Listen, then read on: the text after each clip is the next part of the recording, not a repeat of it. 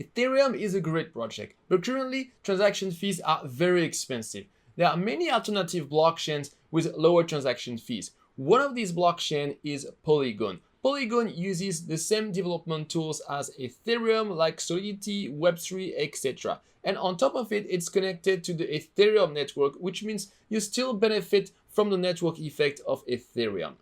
Polygon is getting a lot of traction, and if you are a blockchain developer, you need to understand how it works. This video is a full course on Polygon. If you don't know me, I'm Julian, and on Eat the Blocks, I teach blockchain development. In the first part of this course, you will learn about the Polygon ecosystem. Then you will learn Matic.js, the JavaScript library of Polygon that makes it easy to interact with the Polygon network. Then you will learn how to move tokens between Ethereum and Polygon by using a token bridge. Then you will learn how to create and deploy a smart contract on Polygon. After that, you will learn how to send transactions without paying for gas by using MetaTransaction. And finally, you will learn how to use Chainlink oracles on Polygon to access off-chain data. For this course, we have selected two amazing instructors. First, there is Druvin Parikh, an expert in Polygon who already taught a course on Eat the Blocks. And after, we have Patrick Collins, a developer advocate who works at Chainlink. Quick note, if you want to test your knowledge with Q&A test, you can also watch this course on the Eat the Blocks Academy. This course is free, you just need to register. I put the link in the description. Let's get started.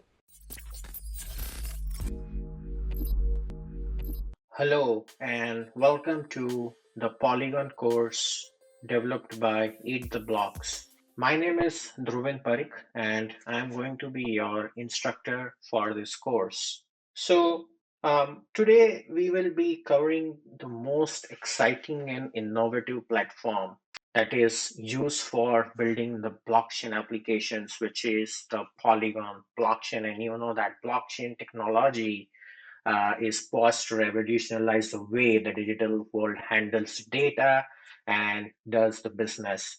So in this course, you will be the part of this, you will be enabled to be the part of this revolution, and you will get a head start with the decentralized application development on the Polygon.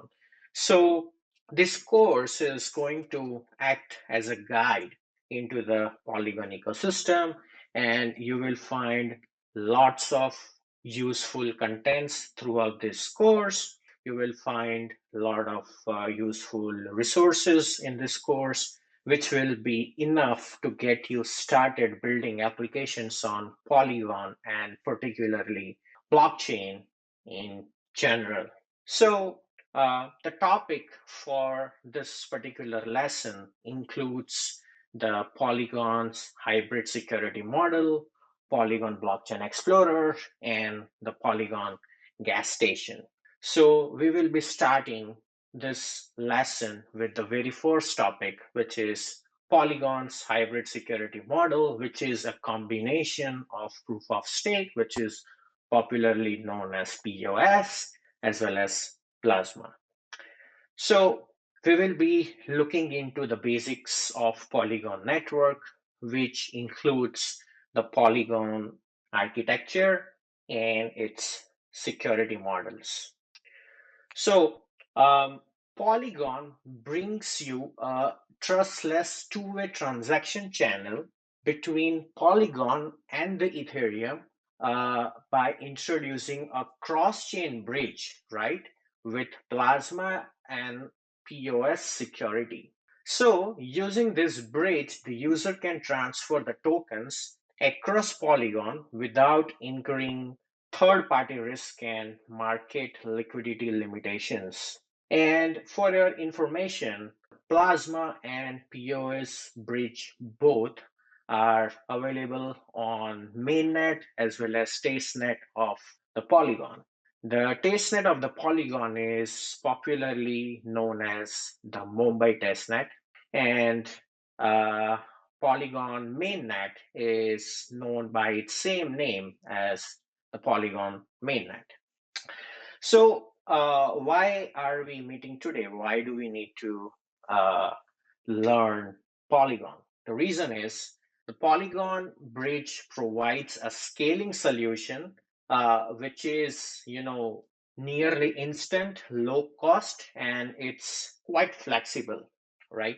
Um, and the fact that Polygon uses a dual consensus architecture, which we talked in the previous slide, which is a combination of Plasma and proof of stake platform, that basically optimizes the speed as well as decentralization, right?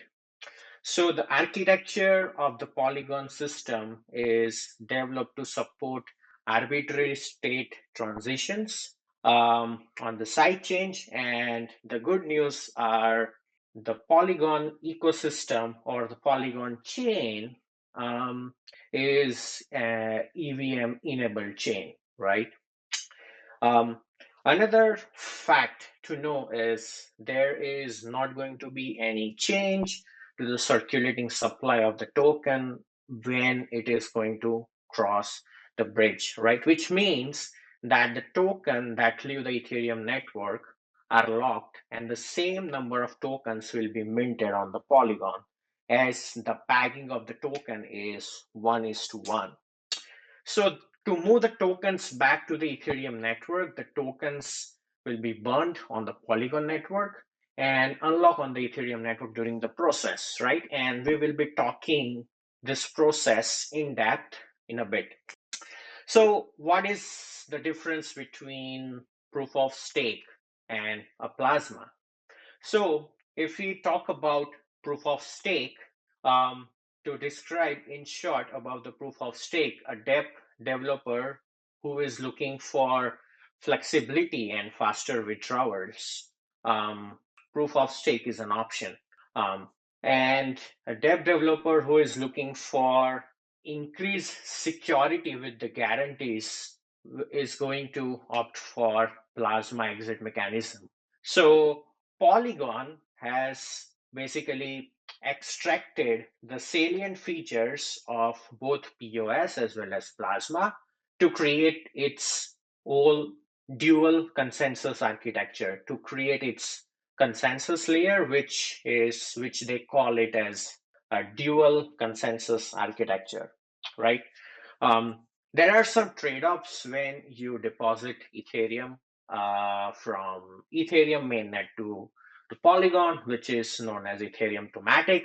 Just to let you know that Polygon was previously known as Matic Network, and now it is known as Polygon, right? So the deposit of assets, for example, from Ether to Matic takes like 3 to 5 minutes.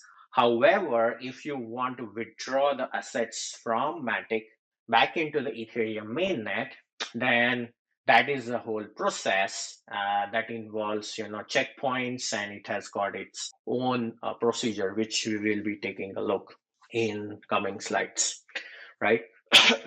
So, as far as the security of proof of stake system goes, the security is basically provided by the external validators in proof of work chains like Ethereum. We call this validators as miners because they have to basically do the work in order to validate a block, which is a group of transactions before it is brought to the main chain. Whereas in proof of stake, it basically uh, validates a particular transaction, and hence those are termed as validators, right? And what is Plasma in terms of security? Basically, they have got Plasma contract, which are deployed on the Ethereum network, um, and that's how the security is being provided. The asset standards which are supported by proof of stake includes all the popular token standards like ERC20, which is a fungible token standard, ERC721, which is a non-fungible token standard, ERC1155, which is a multi-token standard, and of course, ETH. However, in the Plasma bridge, as of now, the standards which are supported includes ETH, ERC20 fungible token standard, and ERC721 non-fungible token standard, right? So let's go. Let's do a deep dive into the Polygon architecture, right? So Polygon network, as you know, that it's a blockchain application platform that basically, provides a hybrid proof of stake and plasma enabled side chains. Having said that, the beauty of Polygon is in its elegant design, which features a generic validation layer, which is separated from varying execution environments like plasma enabled chains, full-blown EVM side chains, and in the future there will be other layer 2 approaches such as optimistic rollups, which is being promised by the Polygon team. As of now, like as I'm saying, the developers can use the Plasma for specific state transitions for which the Plasma predicates have been written.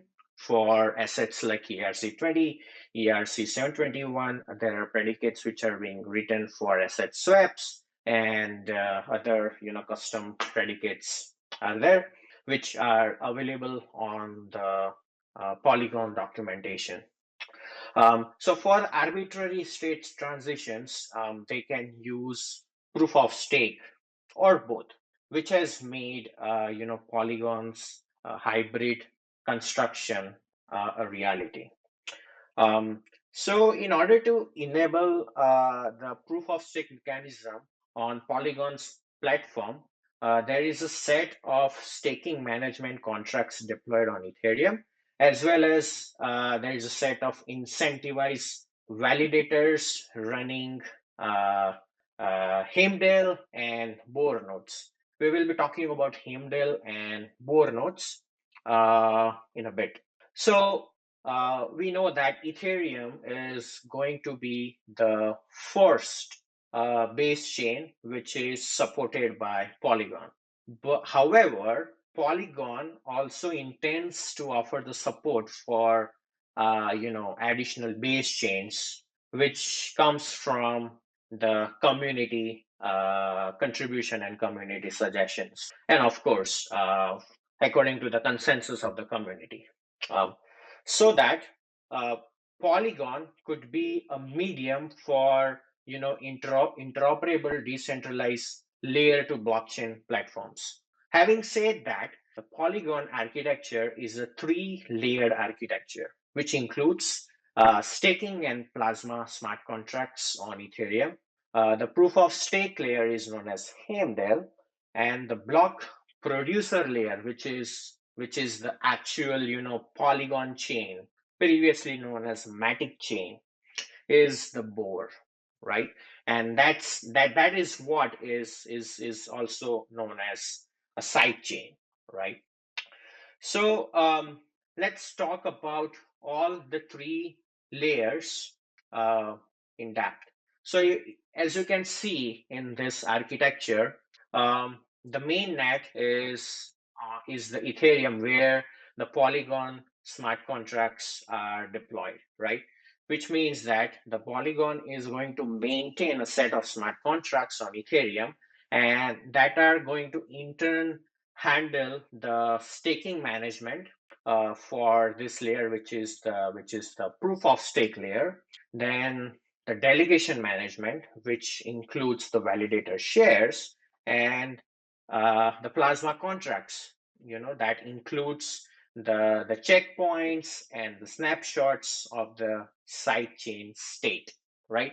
Which means that if you are doing a transaction on the Matic or on the Polygon sidechain, every 20 minutes or every 3 hours or every X amount of time, there is a state sync mechanism that basically does a snapshotting to the Ethereum mainnet via a proof of stake layer. And this proof of stake layer is basically run by a group of validators.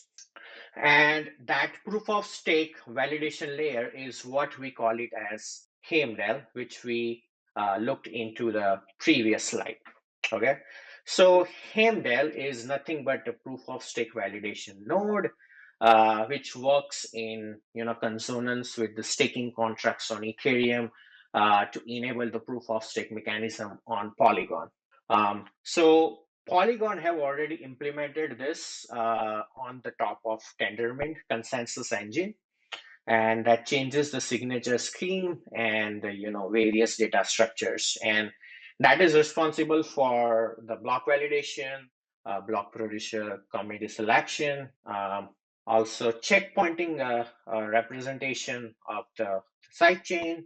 I mean the blocks of the sidechain or through the Ethereum in the architecture, and there are various other responsibilities that are held with Hamdel, which means that the Hamdel layer is going to handle the aggregation of the blocks produced by the board into a Merkle tree and then publishing the Merkle root periodically to the root chain, which is the Ethereum mainnet. So this periodic publishing are nothing but the checkpoints, right? For every few blocks on a board, like a validator is going to validate all the blocks since the last checkpoint. It is also going to create a Merkle tree of the block hashes, and it is going to publish the Merkle root to the main chain. There are some reasons where these checkpoints are important, right? Because it provides a finality to the root chain, and also it provides a proof of burn in withdrawal of the assets. Now, when we will be talking about proof of stake breach, we will be taking a look into the process of depositing and withdrawal. That's when we will get to know about, why do we need to have a proof of burn while withdrawing the assets. So, in a nutshell, the process is something like, you can think of a subset of active validators from a pool are selected, which are going to act as block producers for a span, right? The selection of each span will also be consented by at least 2/3 in power, and these block producers are responsible for creating the blocks and broadcasting it to the remaining of the network. So basically, this checkpoint is going to include the root of all the blocks that created during the given interval, and it also has like all the nodes to validate the same and attach the signature to it. And also what happens is the selected proposer from the validator set is responsible for collecting all the signatures for a particular checkpoint and committing the same on the main chain, right? So the responsibility of creating the blocks and also proposing the checkpoints is variably dependent on validator stake ratio in the overall protocol. And then we have board, which is the block producer layer, right? So board is what is the Polygon's block producer layer. It is nothing but it is an entity which is responsible for aggregating transactions into the blocks, right? So block producers are basically periodically shuffled via committee selection on Hamdel, which is the proof of stake validation layer, uh, uh, which is in durations termed as a span in Polygon. And the blocks which are produced at the board nodes and the sidechain VM, which is EVM compatible, right? So the blocks produced on the board will also be validated periodically by the Hamdel nodes, and a checkpoint consisting of the Merkle tree hash of a block on board is committed to the Ethereum periodically. So what is the flow of a set in the plasma bridge, right? So as you can see here, it starts with a deposit step, right? So as you can see in this diagram, it shows the asset flow in a plasma bridge. So what happens here is the first step is the depositing of the crypto assets into the Polygon contract by the user. So once the assets are or the tokens are deposited, and when it gets confirmed on the main chain, the corresponding tokens will get reflected on the Polygon chain, right? So the user will be able to now transfer the token to anyone they want instantly with negligible fees, right? So the Polygon chain has faster blocks. That way, the transfer is going to done, instantly. Once the user is ready, then they can withdraw the remaining tokens from the main chain, um, and the withdrawal of the funds is initiated by the Plasma sidechain. Okay, so a checkpoint interval of 5 minutes is set where all the blocks on the Polygon block layer are validated since the last checkpoint. And once the checkpoint is submitted to the main chain Ethereum contract, an exit NFT token is created of equivalent value. And user will have to wait for 7-day challenge period. So once the challenge period is complete, the withdrawn funds can be claimed back to your Ethereum account from the main chain contract using a process exit procedure, right? Where the user can also get fast exit via 0x or Dharma. So let's break down the deposit and withdraw steps in much more detail, right? Now, before we start the deposit and withdrawal step, there are some uh, assumptions which we need to know. So the root token and the child token are actually mapped on the proof of stake bridge, right? Which means that I have a token on Polygon, and I need to map that token onto the Ethereum mainnet, which means that I have a version of USDC on Ethereum, and then I have a version of USDC on Polygon, which means that my root token is on Ethereum, which is the USDC on Ethereum, and I have a child token on Polygon, which is known as USDC PoS. Let's put it that way, which means that the token contract on the root chain and the token contract on the side chain have to maintain a connection or a mapping in order to transfer the assets between them. And by the way, Polygon has a structured way of submitting a mapping request.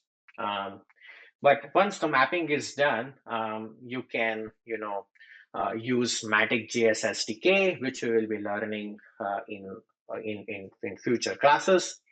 You can use Matic.js SDK to interact with the contracts, or what you can do is you can also interact with the contract without using the SDK. However, the Matic.js SDK is actually designed in a very user-friendly way to make the asset transfer mechanism very easy to integrate with any application. So basically, the complete cycle of transferring the assets from Ethereum to Polygon and then back to the Ethereum is what explained in this slide and in this slide, right? So what happens is how the things start is the owner of the asset, which means when I say asset, it could be an ERC20, ERC721, or it could be ERC1155 token, will have to approve a specific contract on the proof of stake bridge in order to spend the amount of tokens to be transferred, right? So this particular contract, which needs to be approved as a spender, is known as the predicate contract, and each asset type have their own predicate contract deployed on the Ethereum mainnet. Now, the main functionality of this predicate contract is to log the amount of tokens that needs to be deposited. So once the approval is given, the next step is to deposit the asset by making a function call to the root chain manager contract which in turn is going to trigger the child chain manager contract on the Polygon chain, right? And this basically happens through a state sync mechanism, right? And that we will be covering in our future classes.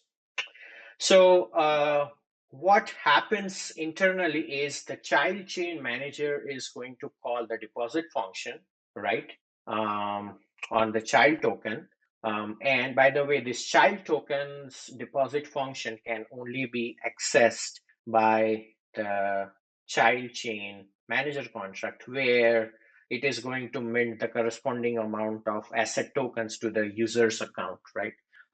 It is very important here to note that the child chain manager has the access to the deposit function, right? So deposit is protected basically here. Now, once the user is going to get the token, you can basically transfer the token instantly with some negligible fees on the Polygon chain, right? So that's basically the procedure involved for depositing of the token. Next we have is withdrawing of the assets. So this withdrawing of the assets back to Ethereum involves, first burning of the token on the Polygon chain, and then you can use the proof of this burn transaction, which needs to be submitted on the Ethereum chain. So that is a high level procedure involved for the withdrawal. So what happens is it's going to take, like 20 minutes to 3 hours for the burn transaction to be checkpointed into the Ethereum chain, which is done by the proof of stake validators, which we call it as HAMDEL, right? So what happens here is once the transaction have been submitted to the checkpoint, then a proof of the burn transaction will be submitted on the root chain manager contract on Ethereum by calling the exit function. Now, this function call is going to verify the checkpoint inclusion, of course, and then it is going to trigger the predicate contract. Now, this predicate contract has locked the asset tokens, if you remember, when the tokens were initially deposited. Now, when a function call is made in order to verify the checkpoint inclusion, the predicate contract are going to release the then locked tokens, and it is going to refund the user's account on Ethereum. So how can you see the blocks, right? How can you see the blocks produced on the Polygon sidechain is through the Polygon Scan block explorer, which is used for exploring, searching the Polygon network for transactions, addresses, tokens, prices, and other activities taking place on Polygon. So this is how the homepage of the Polygon Scan blockchain explorer looks like. So I will be walking you through the homepage, which shows what is the price of Matic token in US dollar as well as in BTC.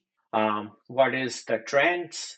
How much is the price, up or down? What is the market cap of Matic on Polygon? Which is the latest block, and how many transactions have been happened so far? And you can see here that it updates every 5 minutes. As of now, in a second, 91.4 transactions are possible, right? And this graph shows the trend for the transactions that have been happening since August 23 to September 6. As and when the block gets produced by the block producer layer of the Polygon network, this latest block section will get updated with the latest block, right? This is the latest transactions section, in which you will be able to see the transactions which are done on the proof of stake chain. So this is a search bar where you can basically search on the blockchain through a contract address, an EOA, a transaction hash, a block number, or you can also search a token.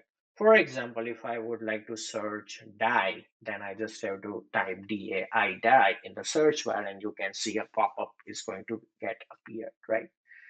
So basically this DAI is mapped with its root DAI in Ethereum mainnet. If you remember, that's what we were talking about a few minutes ago. So this is what is the homepage of the Polygon scan. Next is the list of transactions, right?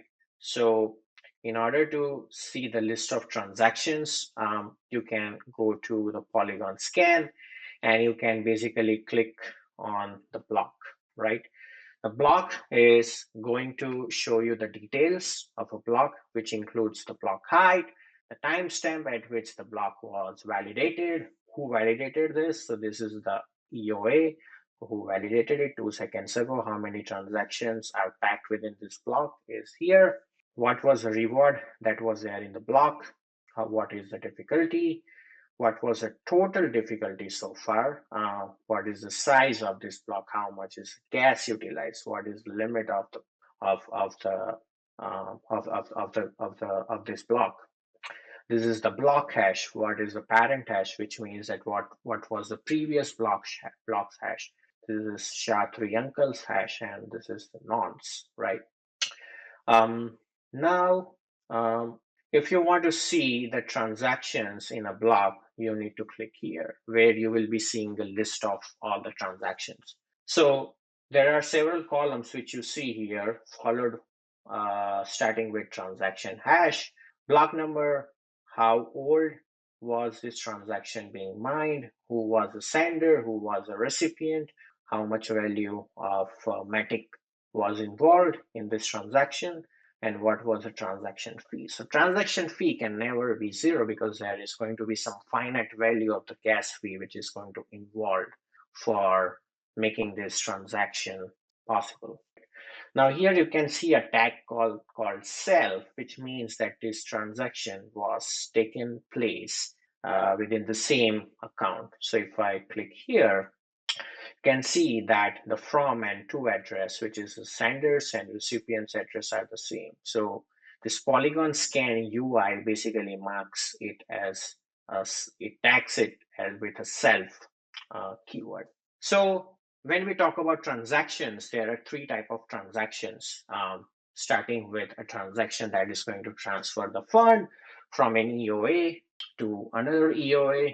Then we have got a transaction that deploys a smart contract, and we have another transaction which is executing a function on a smart contract. So starting with the first type of transaction, in which they are transferring the funds from one account to another account, you can see that this transaction took place like 22 hours ago on this block number, and it was successful with this transaction hash, and the value was 24.61 Matic, which is worth $33.29, right? If you click here to see more, then you're going to see what was the gas used by the transaction, what was the gas limit, and at what gas price was this transaction mined. This nonce is basically the number of transactions that are being performed by this address, right? So this is an example of fund transfer transaction. Next we have is the contract deployment, right? So whenever you deploy a contract, that creates another transaction. So you can see here that this input data is nothing but the compiled bytecode of your contract, right?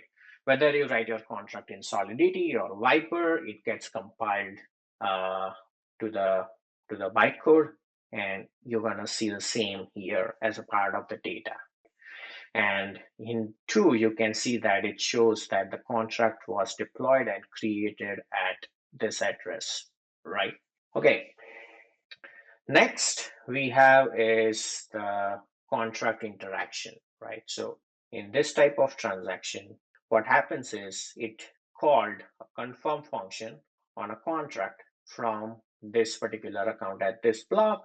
And it basically also did a token transfer of USDC from the contract to another address, right?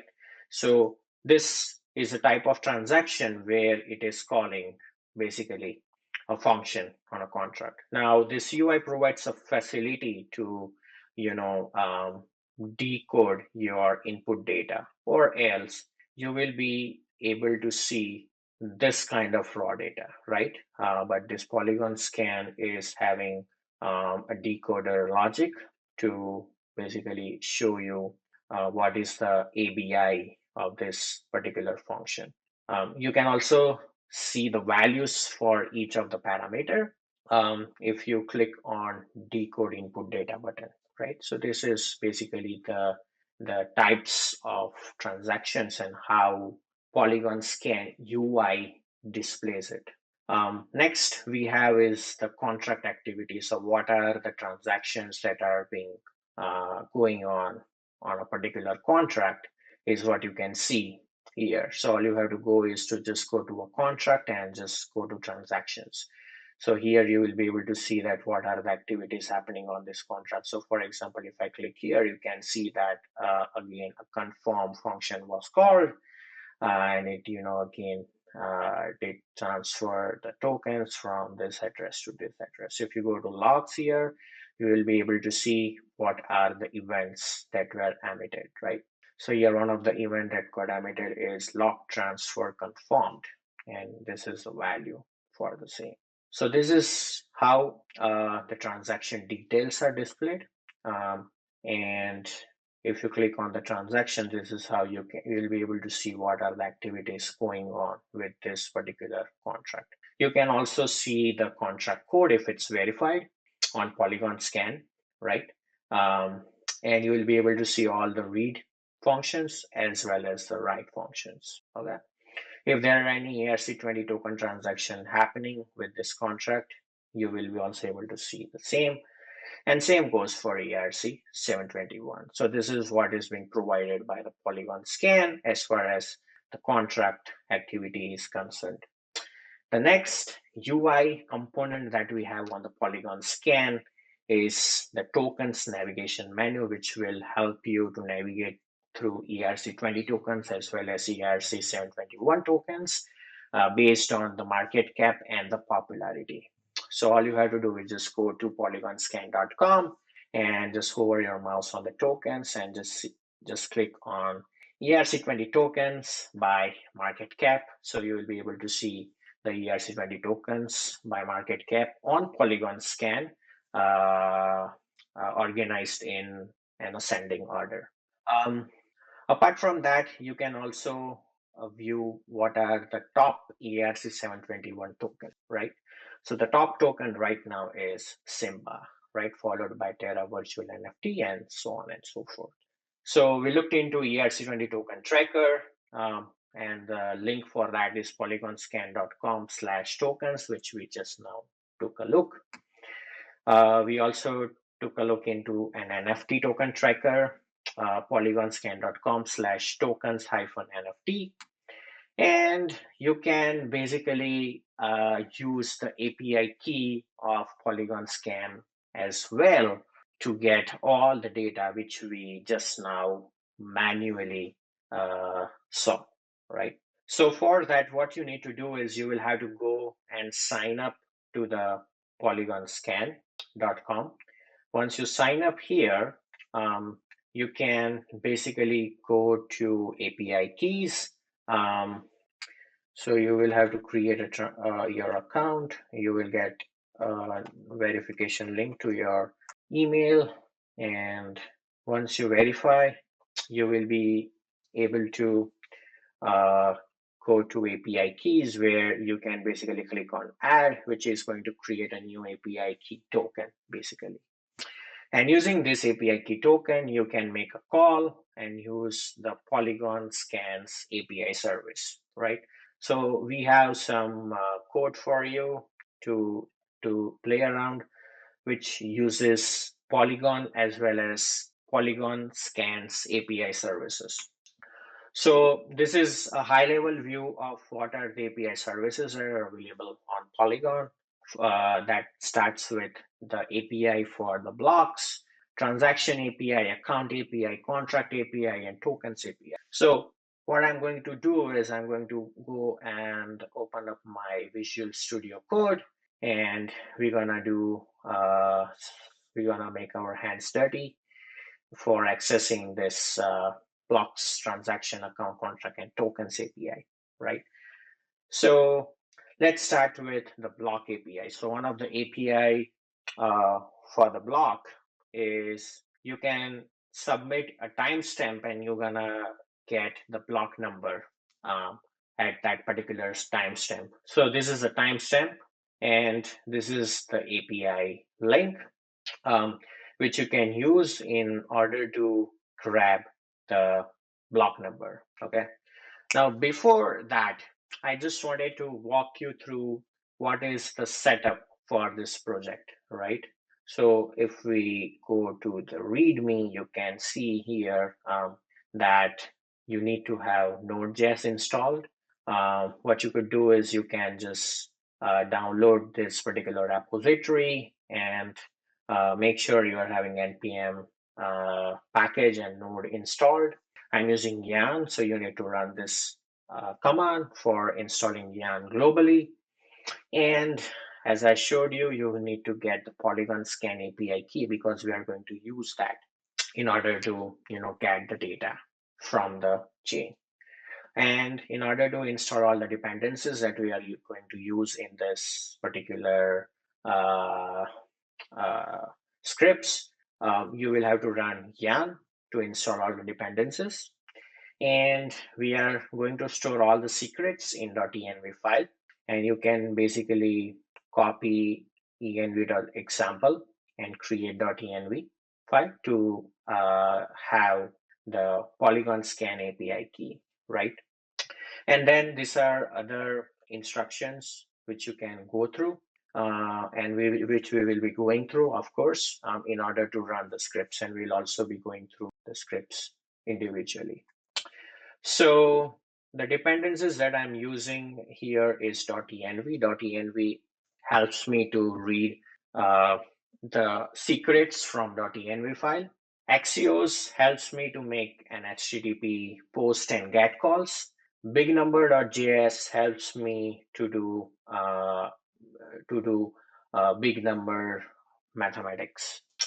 So starting with block number by block timestamp, I'm making an Axios GET request to this URL, and I'm mentioning the timestamp as well as the API key, right? So these are all the path parameters which you need to mention. It's available in the documentation of Polygon Scan API. The response type I know is going to be JSON. So whenever this promise gets resolved, the result will get assigned to response, and then I'm making sure that the response is successful by asserting it to OK. And once it's OK, then I can print that the block number at timestamp this is this, right? So whatever result that you are going to get will be accessed through response.data.result. So in order to run this script, you need to open up a terminal. You can open up a bash terminal or a terminal which is available natively inside the VS Code, just like I am doing here. And you can just run the script prefixing it with a node. So node dot slash, I will have to give the path, which is get block number by timestamp .js. And once I run, you can see that I got the output, right? Next is I can also check the status of a transaction through the Polygon Scan API. So this is a transaction hash, and I'm making another get HTTP call to this particular URL that is going to help me grab the transaction receipt status by providing the transaction hash and of course the Polygon scan API key. So here you can see that I'm creating an instance of Axios as well as I am importing .env so that it is going to read the secrets and then I will be able to access it through process.env object. So here I'm again checking whether the call was successful using line number 10, and then I'm printing that the transaction receipt status of the transaction hash is either success or fail. So if the status value is 1, it's success. If it's 0, then it's fail. So again, use node and run this command, and you can see that the status of this particular transaction hash is a success, right? Next, we can also check the balance and EOA. EOA is nothing but an externally owned account. Here I am importing bignumber.js library in order to make some mathematical calculations. So what I'm doing is I said that the result is going to be available via response.data.result, which is going to be in way. So I need to convert that into Matic. So in order to convert that into Matic, I will be dividing it by 10 to the power 18 because Matic has 18 decimals. This is the API URL that I will have to use in order to get the balance of Matic in this guy's account. Once everything is fine, this line will get printed. So I'm going to run get Matic balance.js. So you can see that this particular account has this much amount of balance at current block. Next, I am going to get the total supply of ERC20 tokens, right? So here what I'm doing is I got the contract address of USDC coin on the Polygon network, and this is API URL to get the total supply of the tokens, right? And again, I'm using bignumber.js in order to display in a human readable format and also to have ease in mathematics. So I'm again making Axios get request, and I'm basically checking if the response data is going to be successful or not. If everything goes well, I'm going to do math and I'm going to divide the result by 10 to the power 6 because USDC has 6 decimals. So the token supply of USDC will get printed. So currently this is the total supply of the USDC token on Polygon. We are going to take a look into the gas stations, right? So Polygon gas station basically recommends the developers about the gas prices. So these are, some of the shortcut ways to grab the gas price through the code snippets in Python, JavaScript, and curl, which means that you can make a call to this particular URL and you will be able to get a response in JSON. So the response includes this kind of a JSON object, which has safe flow, standard, fast, fastest, block time, and block number. So the safe flow, standard, fast, and fastest are the gas prices in GWay. The block time is the average block time of network in seconds. And this block number is basically the last block that was mined. Okay. Now, I'm going to show you the code that can help you to fetch the gas price. So I have created a get recommended gas price function here. I'm using Axios again to make a get call to this URL, which is gasstation-mainnet.matic.network. The response type is going to be in JSON, and whatever the response is there gets assigned to this response argument, which is a callback. And I am checking whether this call was success or not by assigning response.status to be equal to 200, right? So once everything goes well, I'm printing line number 9, which is the recommended gas price. and the result is going to be there on the data key of the response object. So I'm going to have this script run, which is prefixed with node dot slash get recommended guest price.js. So currently, if you would like to make your transaction to be get validated fastest, then you will have to spend 2280 GWay, right?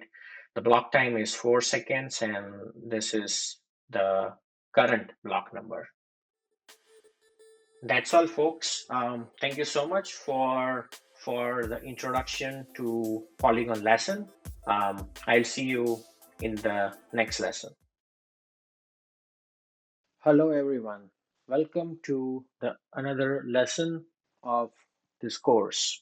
My name is Dhruvan Parikh, and I am going to walk you through the Polygon SDK. So in this lesson, I am going to introduce you to the Polygon SDK. This is a library built using JavaScript that you can easily install in your application in order to interact with the Polygon network. So in the last lesson, we took a look that Polygon network consists of three-layer architecture, right? The first layer is the mainnet, which is the Ethereum mainnet. The second layer is the proof of stake validation layer. And the third layer is the sidechain, which is the block production layer.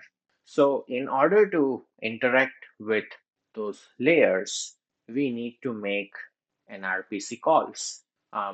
One of the way to interact with those layers is through raw HTTP post requests and GET requests.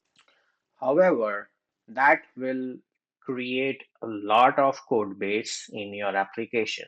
So the Polygon team is kind enough to provide a convenient library, which is popularly known as Matic.js. And it is also known as the Polygon SDK. So in this lesson, we will study how to use the Polygon SDK or Matic.js library. And we will also take a look into the examples where you will be doing your hands dirty, accessing the functions which is exposed by this library, which are related to ERC20 and ERC721.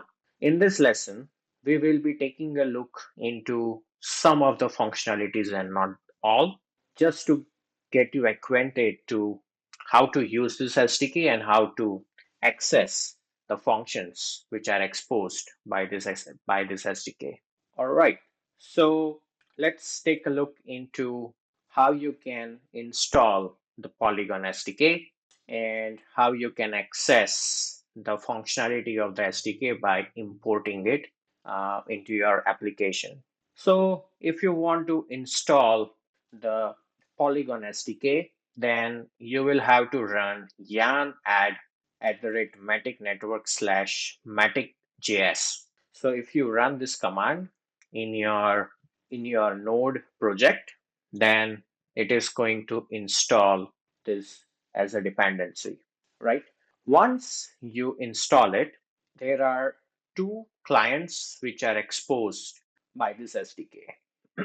Because we know that we are having a Plasma bridge as well as we are having a proof of stake bridge. So we need a sort of a client that will help us to access the functions. So there are two clients that you can import it. One is the Plasma client for accessing the smart contracts on the Plasma chain. And then we have the PoS client for accessing the contracts on the proof of stake validation layer, right? One of the client, which is the Plasma client, has a default export, whereas the PoS client has a named export, right? So if you will go and take a look into the implementation of this library on GitHub, then you will get to know about how this is working behind the scenes. However, the reason that we don't want to go into the complexity of how it works, that's why. And in order to develop the application faster with a very little code base, that's the reason we are using this abstraction layer, popularly known as Matic.js, right?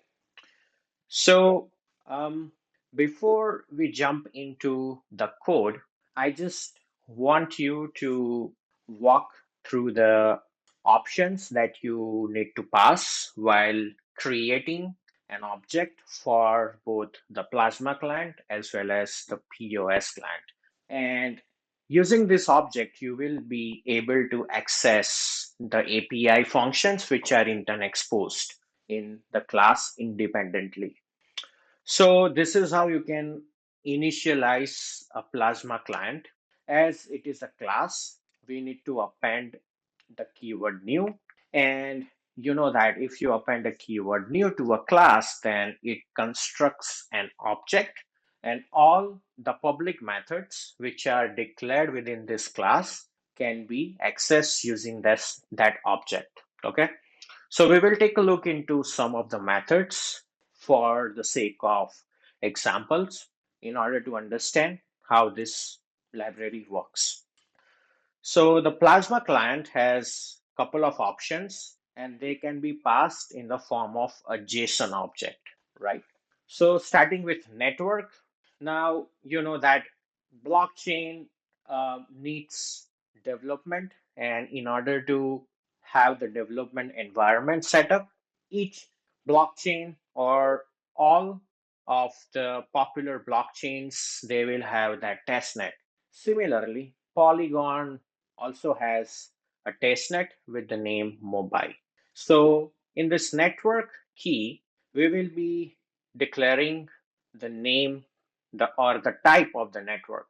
If you want to interact with the mainnet, you can specify mainnet or you can specify testnet, right? If you are specifying testnet, then the version is going to be Mumbai. If you are specifying mainnet, then the version that you need to specify is V1.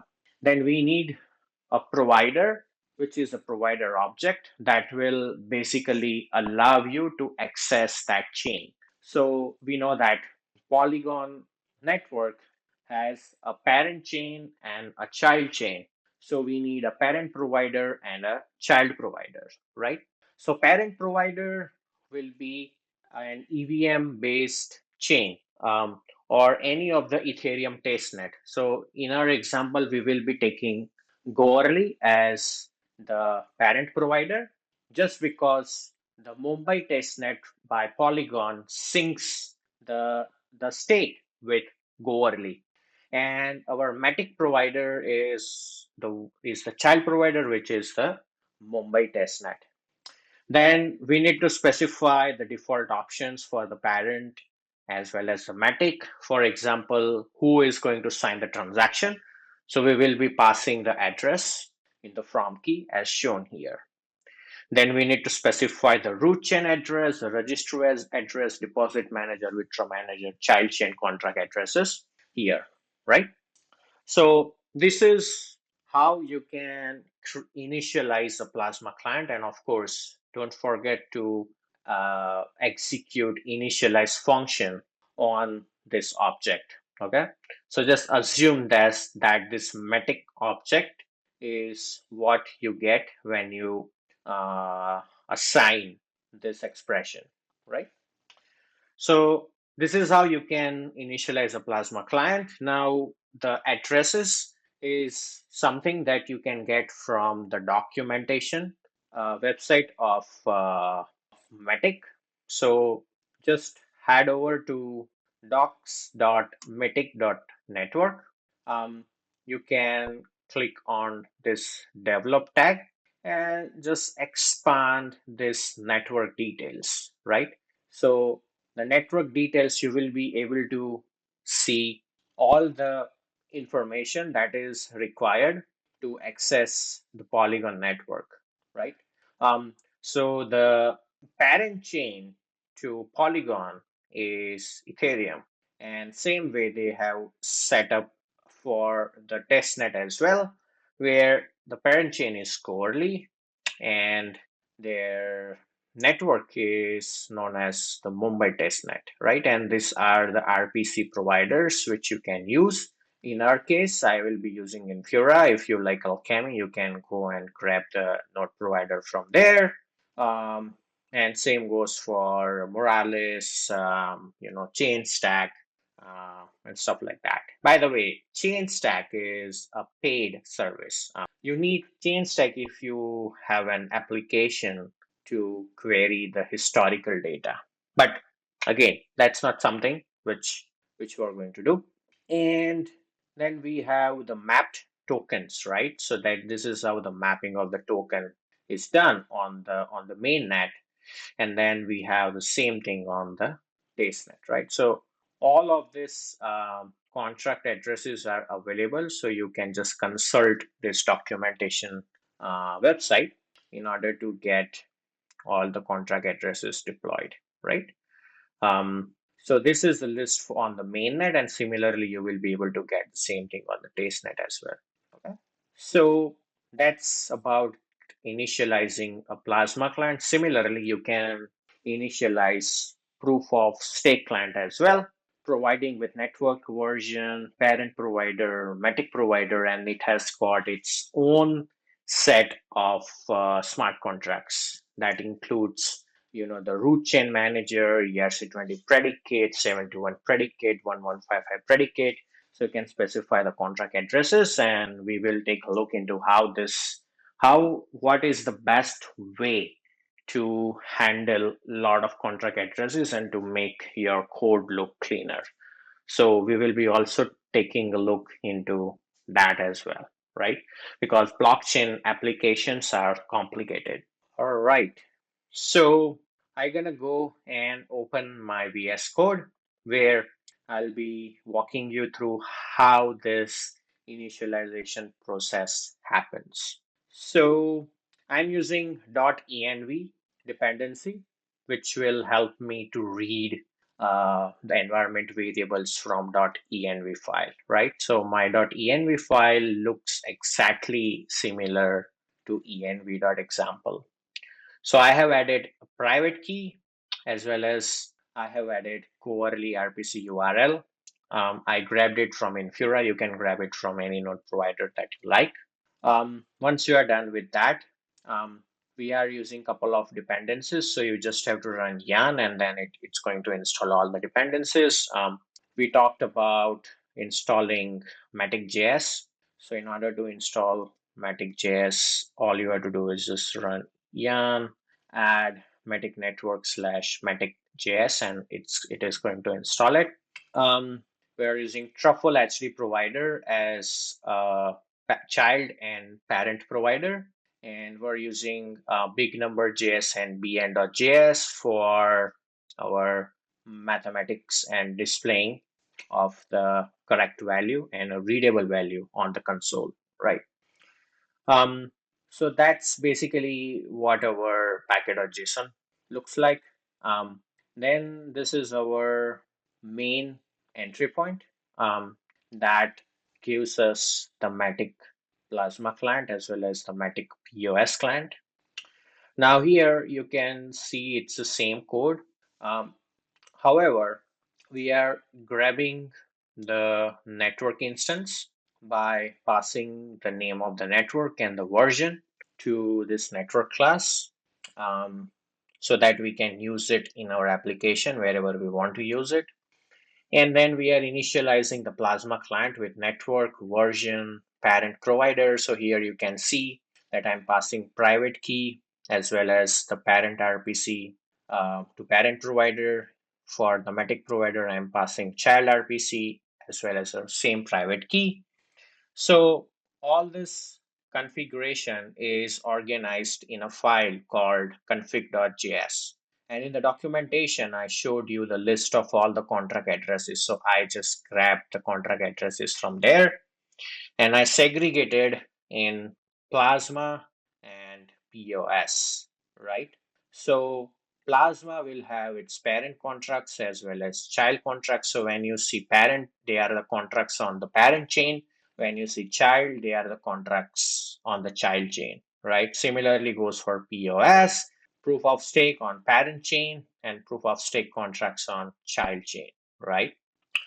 Um, we also need RPC to access parent chain and child chain. So here I'm using Go early RPC URL, which is my parent chain, and this RPC is provided by Matic. So you can just copy this and just use it as your child chain RPC. Um, these are some extra information which is provided by the Matic documentation website, where you can find the syncer URL as well as the watcher URL. So these are basically the backend services for syncing up all the data with some centralized DB, so that it can have very ease in querying the data. Then we have the watcher URL. So that basically syncs the Matic Plasma contract event on Ethereum main chain to MySQL database for the faster querying, right? So all these are the convenience URLs. Then we can specify the user. So here we are specifying the user account details. So for user one, I need to specify the private key, which is coming from my .env file, and its corresponding contract address, right? So whenever you declare the private key, don't forget to append it with 0x. And this is user two, because I just want to, do some transfer and all that stuff. So I need another account address. So that's where I'm passing that to user two. Okay.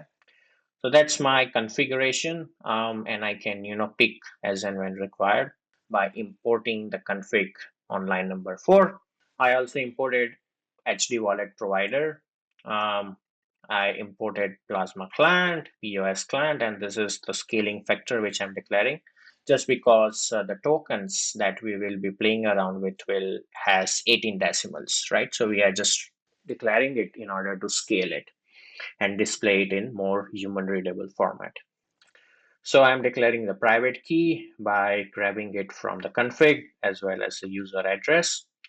So this will be my signer for all the transactions that I'll be doing. And similarly, we have the Matic POS client. So it includes all of the details shown above, um, but it has a different set of options as far as the contracts goes, which means that it has a root chain manager, ERC20 predicate, 721 predicate, and then we need ERC1155 predicate. So all these are optional, and they are only required if you are working with these standard tokens, basically, right? And then we are exporting it, which we declared here using module.exports. So we are exporting the proof of stake config, the plasma config, the child config, the parent config, private key, recipient, which is 2, POS client, Plasma client, as well as the scaling factor, right? So that's basically how you can use Matic.js to get Plasma client as well as proof of stake client. Okay. All right. So next thing is we are going to use these declarations or these initializations, which we did, in order to retrieve the balance of ERC20 token from the proof of stake as well as plasma bridges. We'll be retrieving the balance of ERC721 token from the same POS and plasma bridges, and we will use a function to basically transfer ERC20 tokens on the plasma bridge. Now, in order to play around with this API library, we need some, fake tokens. So for that, you can head over to faucet.polygon.technology to get the fake tokens. So let me show you how you can get it using the Polygon faucet. So this is already opened up here, which is faucet.polygon.technology. And I have choose the network mobile. Okay. Now I'm trying to get, say, Matic token. So just open your MetaMask, grab the account address from here and just click on submit. Okay, so it will give you 0.1 Matic token. Just don't worry if it is failing.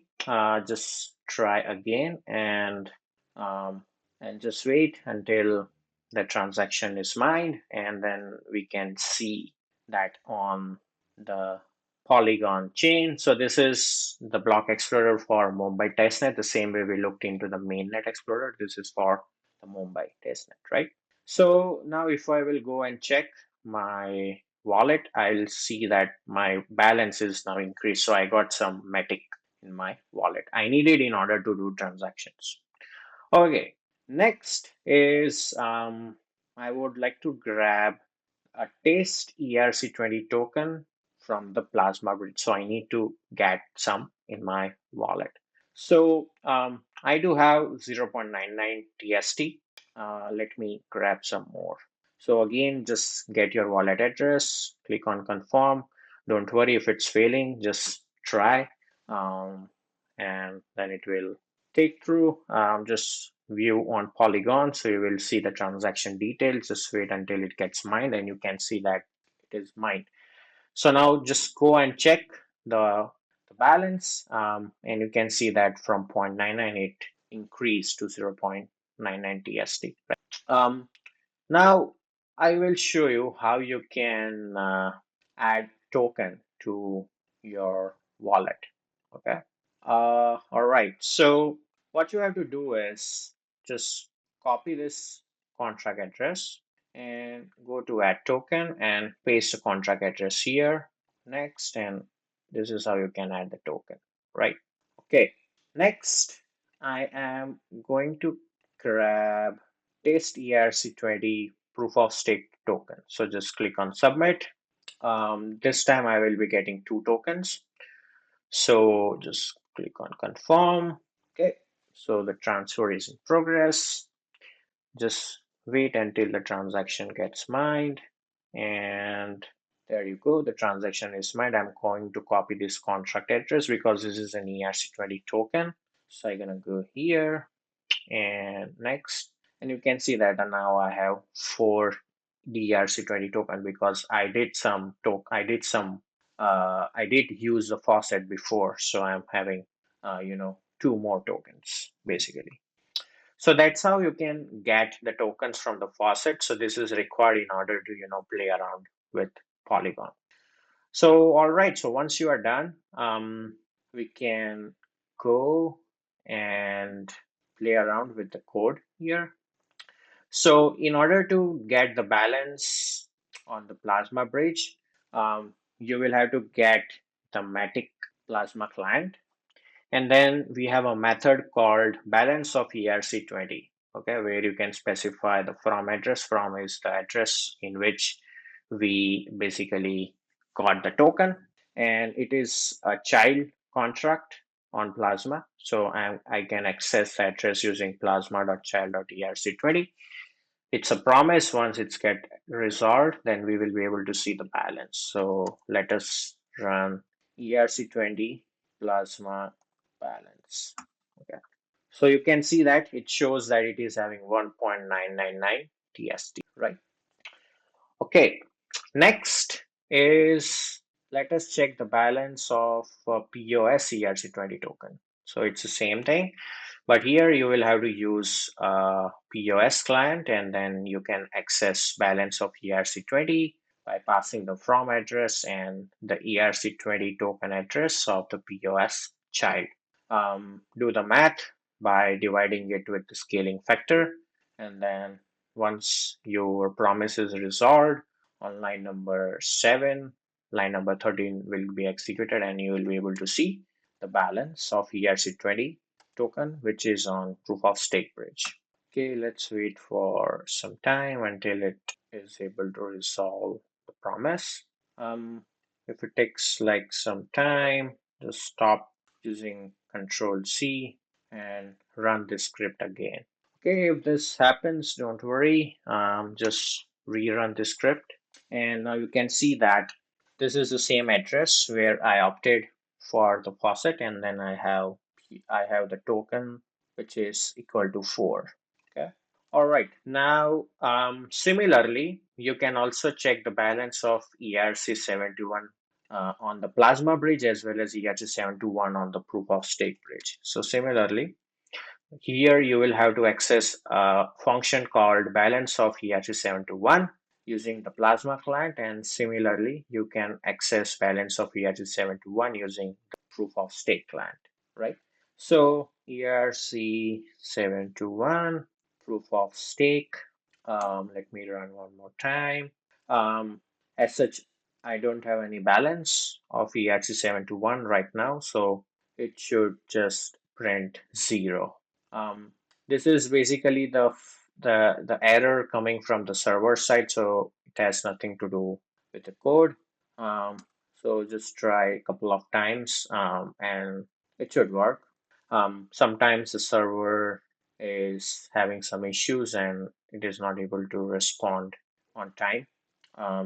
But anyway, you can just try to ping more time. So you can say it's 0 because I don't have any balance on proof of stake. Similarly, I don't have balance on the Plasma as well. So let me just correct the name and let me run one more time. Okay, so for proof of stake, I do have 0 balance of ERC721 token. So it printed 0. Now we took a look into the balance API for ERC20 and ERC721 on Plasma and PoS both. Now, what if you want to transfer your ERC20 token on the Plasma chain, right? So you need a Plasma client object, which is Matic, and then you can access transfer ERC20 tokens, where you need to specify the token address, recipient, the amount of token that you want to send, and from which account you want to send, right? So if you are doing this transaction on mainnet, then you have to keep the parent to be true, right? If the transfer is going to be done on the mainnet. Right now, we are just doing it on the Plasma, so we can just keep this option as well. All right, so once this transaction is success, we are printing the transaction hash. So this transaction hash will tell us whether the transaction was successful or not. Okay. So let us now make a transaction. So the script that I'll be running is ERC20 plasma transfer.js. As this is a transaction, it's going to take a bit of a time compared to the get calls, which we did. All right. Okay. So don't worry. Let us try one more time. It's just the issue related to the provider.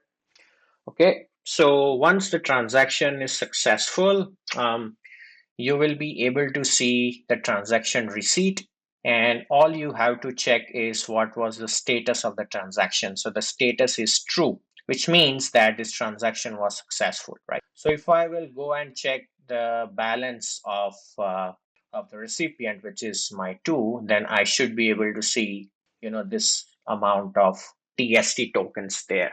Okay. So what I'm going to do is I'm going to go to plasma balance.js, and I'm going to check that is the sender's balance got reduced or not. Okay, so that's how we can make sure that the transfer of tokens actually happened. So I'm going to run this balance.js script. Just see that I'm passing the sender's address, which is from.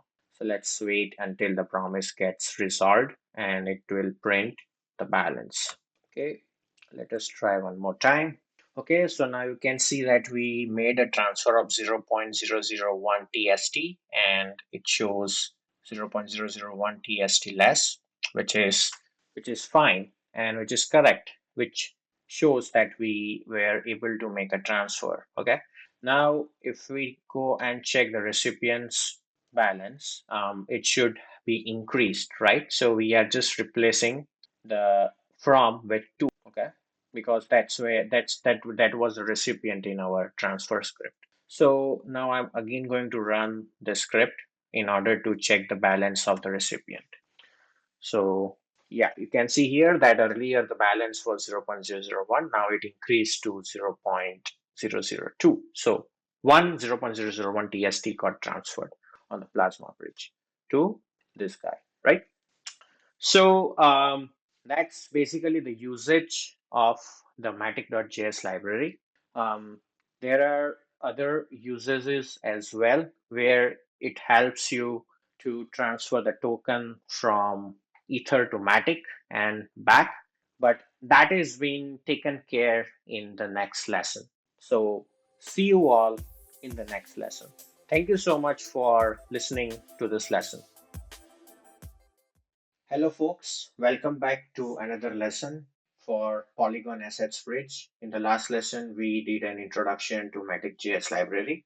In this lesson, we will be using that knowledge in order to transfer the assets from Ethereum to Matic and back. So again, my name is Dhruvin and I'm going to be your instructor for this lesson. So in this lesson, we will be covering the configuration for the MetaMask that is required to basically make the MetaMask compatible with Matic chain. We will need some test faucet in order to do the demo, for which we will be taking the help of Polygon and Corely faucet. Next, we will need a library that is going to facilitate our dApp to connect to the MetaMask. And finally, we will be writing a code that is going to make the transfer of assets from the Polygon proof of stake and Plasma bridges to the Matic chain and to the main back to the main chain. So let us take a look into how we can configure the MetaMask by adding the Polygon test network. So this is the details which you need to fill up, and you can head over to MetaMask. So I'll just give you a quick demo on how you can add a network. All you need to do is just click on this account symbol, go to settings, go to network, click on add network, and you need to fill up the details as shown in the slide.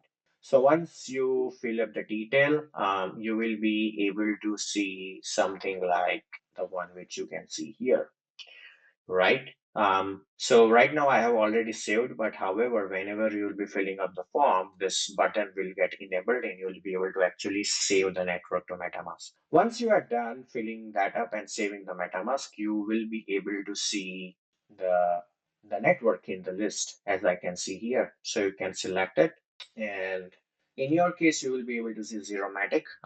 I have filled up my account with some Matic tokens, so I am able to see some finite value.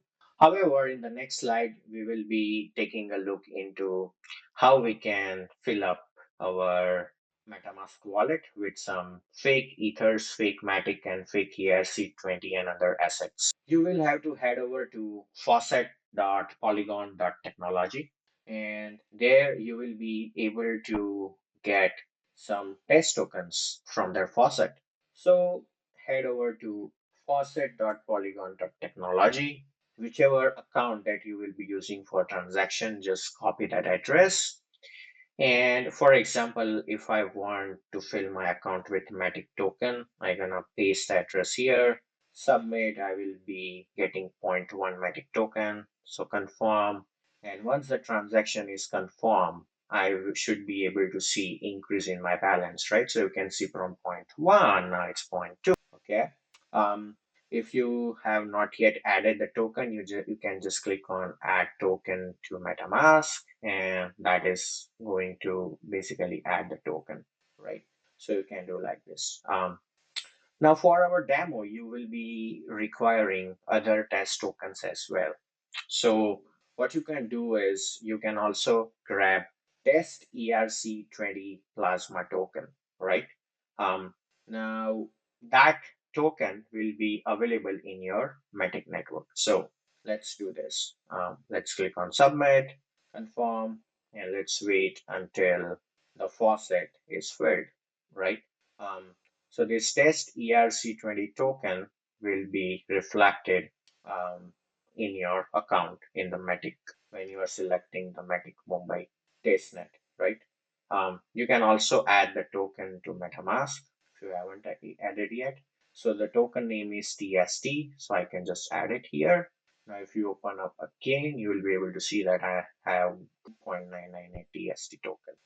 Next is add test ERC20 token for proof of stake. So again, click on submit. You will be getting two tokens, which you can see here. Confirm and wait until the transaction is successful, and you should be able to see the increase in your balance. So all you need to do is just add the token, and you can see that earlier I had 4, now I have 6 ERC20 token, right? Which are of the proof of stake token on the child chain. Okay, next we need to grab um, the test ERC1155 proof of stake token. So click on submit. Again, you will be receiving two tokens. Confirm and let us wait until the transaction is successful. Once the transaction is successful, you'll be able to see the transaction on the Polygon chain. So this is the token address. And you can also manually add the token. Just click on add token, and you can just have 0 decimal. And this is proof of stake ERC1155. Okay. And this is the token on the child chain. Okay. Add. All right. Okay. Now, once you are done filling up the faucet in your Mumbai testnet, next step is to fill up your faucet with some tokens in the Corely test network, right? So go to Corely and you can get some Matic tokens. Um, you can also head over to the Corely faucet if you don't have the tokens, right? So the URL for grabbing the Goerli fake ether is goerli-faucet.slock.it. So here you just have to paste your address and request this much amount of ether. Follow the on-screen instructions, and you will be able to see that your Goerli testnet has some fake ethers. I already have, so I'll not be claiming again. Next, you need Matic token. So just click on submit. You will be getting one Matic token on your Corely testnet. So confirm. You need to do this couple of times because of the network congestion, but don't worry. You will be able to things done. Just in case if it's not doing after a couple of tries, just try again after some time. Or as per the documentation from the Polygon team, you can just reach out to them, and you can just connect with them via Discord channel, and you will be able to get it fixed. Okay, so now that we have the Matic token added to our Coverly wallet in our MetaMask, I can just add the token to MetaMask here. So I'll just say add token. So here you can see that I have one Matic token, which is an ERC20 token available in my MetaMask wallet in the Coverly test network. Next, we need test ERC20 token of the Plasma bridge on the Coverly chain. So again, I will request some. So I'm going to get one. So let me just confirm. Because of the congestion, it may fail, but just try a couple of times and it should just work. If not, again, as I said, you can just try again later. Okay, so let us wait until the transaction gets mined. Once the transaction is mined, you will be able to see the balance of the test ERC20 Plasma token in your MetaMask wallet. So now I can just add the token to MetaMask, and I have 2 TST, right?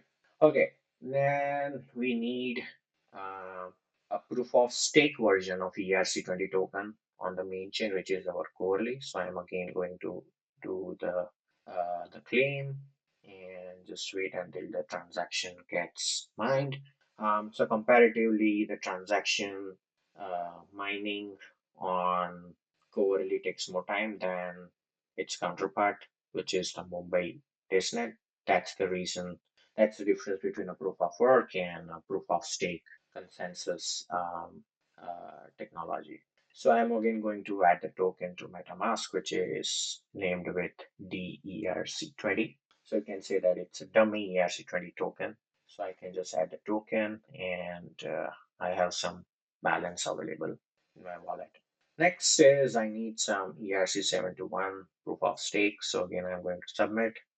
This time, this amount is nothing but the token ID. So when they are showing that this is the amount, this is actually the token ID, right? Because ERC20 has unique tokens. They are not identical unlike ERC20. Hence, we call it as a non-fungible token standard. So I'm going to again to confirm, wait until the transaction gets mined. I can see on Etherscan. Wait until the transaction gets mined. Now this is the contract address, so I'm going to copy this contract and I'm going to add the token again. So just get add token. Now if you already added token, then you will be able to see this message. So I have already added a token. So I have basically added 3 tokens with different token IDs. So you can see here that currently the token ID which got added is 660. So you can see in the transaction details page of the corely.etherscan.io block explorer. And here they basically called save transfer from on the token contract. So now the to address is my wallet address, which is this guy. So I just got this token ID transferred under my ownership, which you can see in the MetaMask wallet. All right. So once you are done with ERC721 on the mainnet, which is the proof of stake version of the token, then you can get ERC1155 proof of stake version on the mainnet. Again, just click on submit. So here you are going to receive, one copy of token ID. Okay. So click on confirm. So the difference between until this gets progressed, let's talk about the difference between 721 and 1155. So if you are a painter, you can create, unique pieces of your painting. So that can be 721. However, if you are a writer, so you can have unique, you can write unique books. However, a book will have multiple copies. So that's where ERC1155 is inspired from. So ERC721 is a non-fungible token standard, whereas ERC1155 is popularly known as multi-token standard, right? So if you can see this on the Ether scan, you will be able to see that the transaction is still getting mined. Once the transaction is mined, you can basically see the token here. So next add. So let us wait until the transaction gets mined. Once the transaction is mined, you got 2 tokens with token ID 123. So that's what is the difference between 721 and 1155. In 721, each token is a unique token, whereas in ERC1155, each token is a unique token. At the same time, unique token can have a number of copies. All right, so this basically gets you ready with your MetaMask being set up for our demo. All right, so let's get to our slide and let's see what's next. So the very first thing that we need is to set up the MetaMask wallet within our dApp.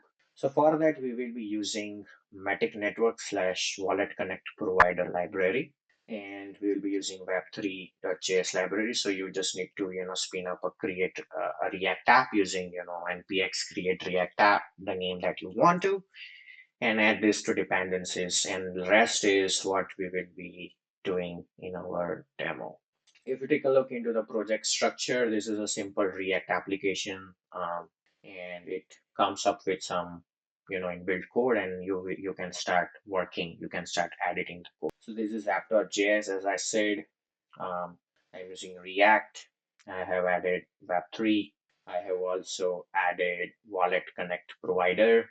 Once you are done with that, you need to start initializing your application to connect it with MetaMask. So the first thing we're gonna do is load Web3. So in the use effect hook, the first call will be made to the load function, which is here. So we need to check whether your browser is enabled with dApp or not. If it has MetaMask installed, then this line will get executed. If you are using a legacy version of Web3, then this code will get executed.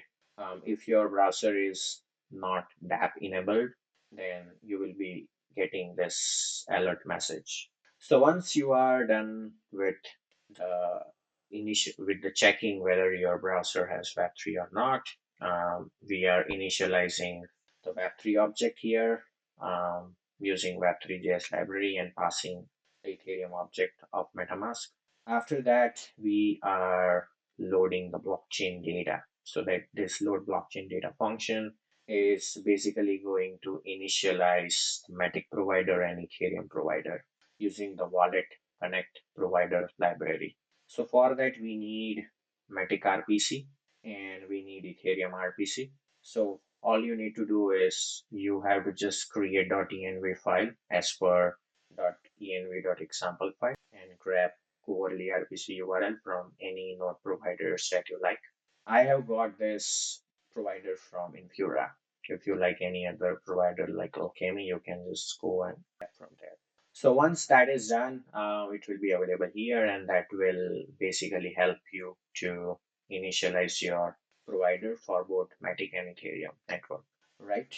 Um, then we are having some callbacks when your wallet connect provider gets connected and disconnected. So we are just doing a console log and the inspect window, and then we are setting the state for the Matic provider and Ethereum provider both, and we are grabbing the accounts that will basically useful for signing of the transactions, network ID based on which we will be making some manipulations on the UI.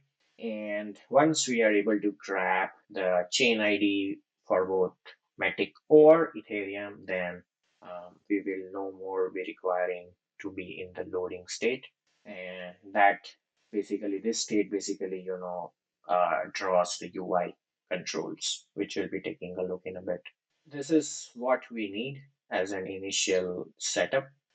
If you would like to take a look into what should be the client configurations required, you can head over to this link for the testnet configuration, or for mainnet, you can head over to this link, right? So I got I got into the testnet, I got the testnet configuration, and I created config.js here where I'm exporting uh, the assets addresses both on child chain as well as the root chain, which is Ethereum and Matic, for both proof of stake and Plasma.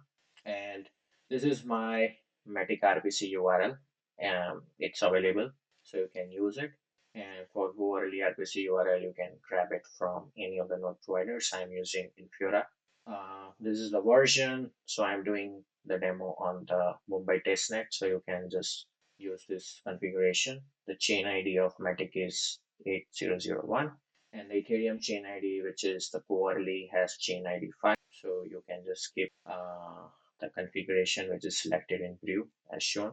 Um, However, if you are missing out on anything, just head over to the README, and there are all the instructions available to how to get started, how you can do the configuration in config.js, and what are the sources, and how you can basically operate the dApp as well, which we are going to do in a bit. So after you get all the configuration done, we need to set up the POS client for parent and child, and same goes for Plasma. So we are using Matic POS client from this Matic.js library, which we of course got a chance to look into our previous lesson. So we are using network version, Matic provider, parent provider, some of the default option for parent and Matic. Um, and we are getting the configuration from the config.js, which is imported above in this file. And then this configuration object, which is Matic POS client, is being returned. Similarly, in order to facilitate the burning of the tokens on the Matic chain, we need the Matic POS client for the child. it takes the same configuration. Okay. And then we need the Plasma client parent for burning of the tokens on the Matic chain. And this is the configuration. The object which is being exposed by Matic.js library is known as is what we are naming it as Matic. And here is our network and version coming from the arguments. We have parent provider, Matic provider, and the default configuration for parent and Matic. And then don't forget to call the initialize function on this object. And then we can basically return Matic and network from here. Similarly, we need to create an object for the Plasma child that facilitates some of the operations like approve deposit, confirm withdraw, and exit. So similarly, it takes network version, parent provider, and Matic provider as well.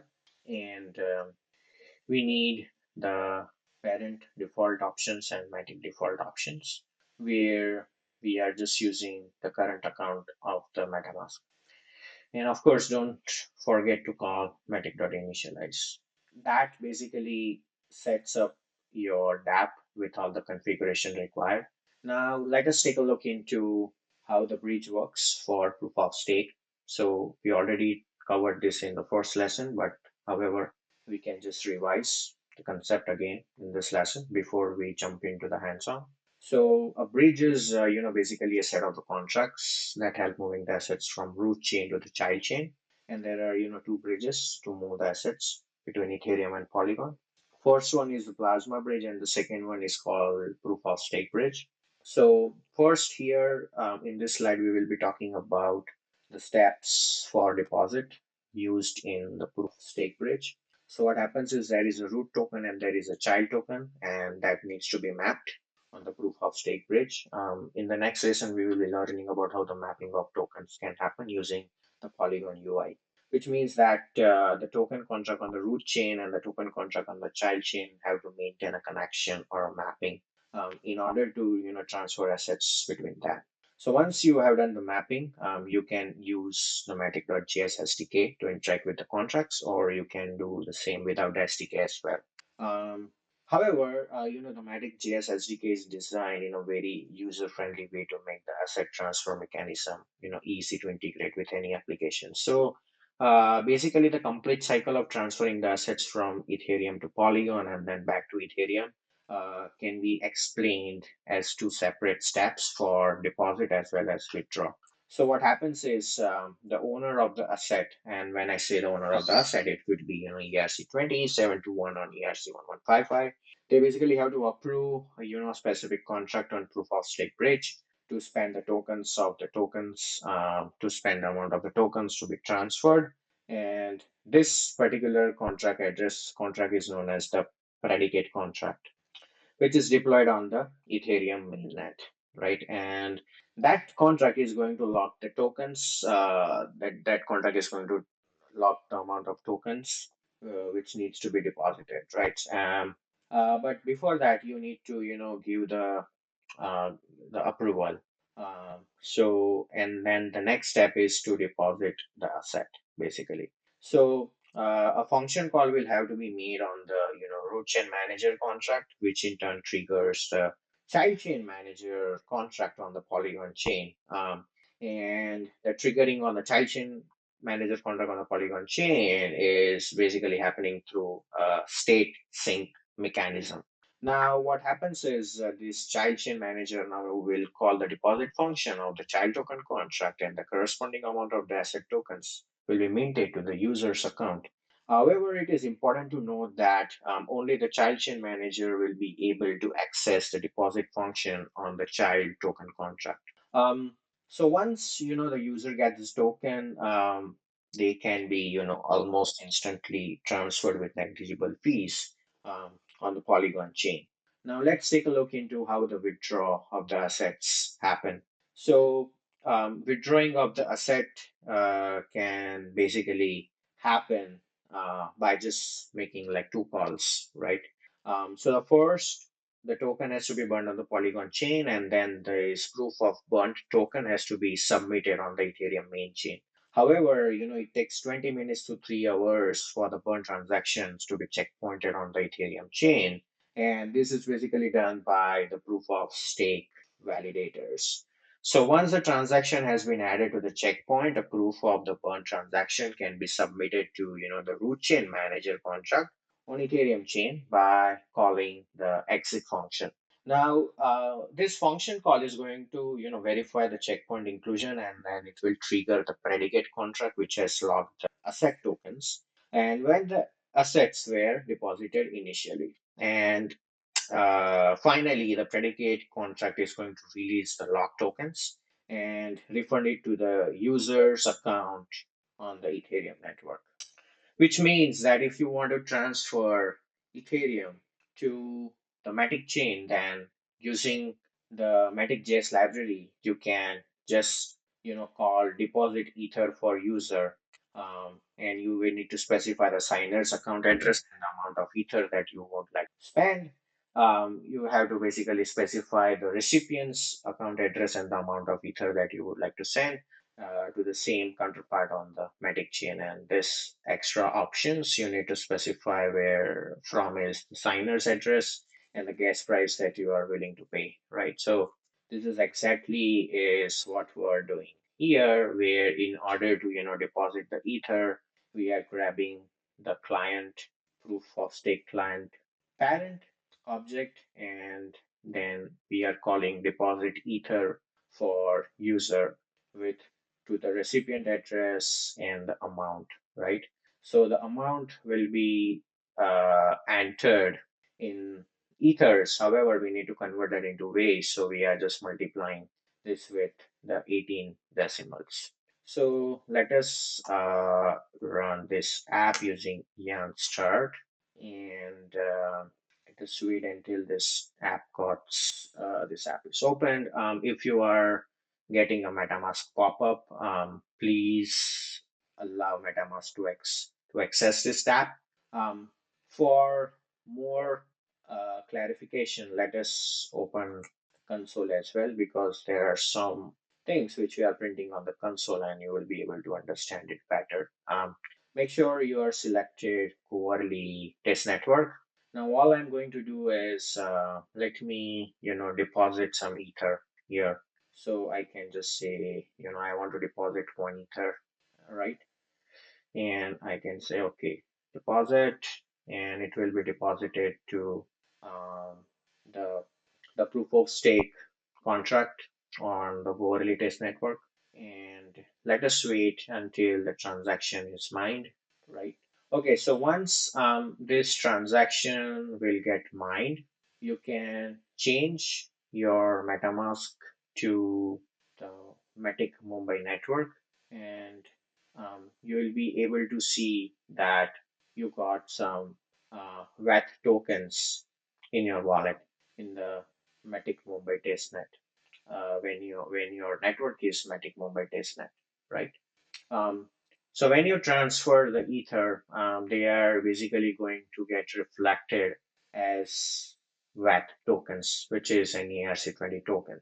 Um, now, this process of deposits from Ethereum to Polygon happens using the state sync mechanism, and that is going to take about 5 to 7 minutes. So you have to like wait for that time interval. Um, and after that, you can just add this token to your MetaMask wallet, um, and just check whether the balance of the token increases or not, right? So that is one way to check. Another way to check is using Matic.js or Web3 JS library. um, so basically the explorer is going to show the balance only if at least one asset transfer has happened on the child chain, basically. So let us wait for some more time until we see the balance here. Okay, until this checkpointing happens, let us go and see the code.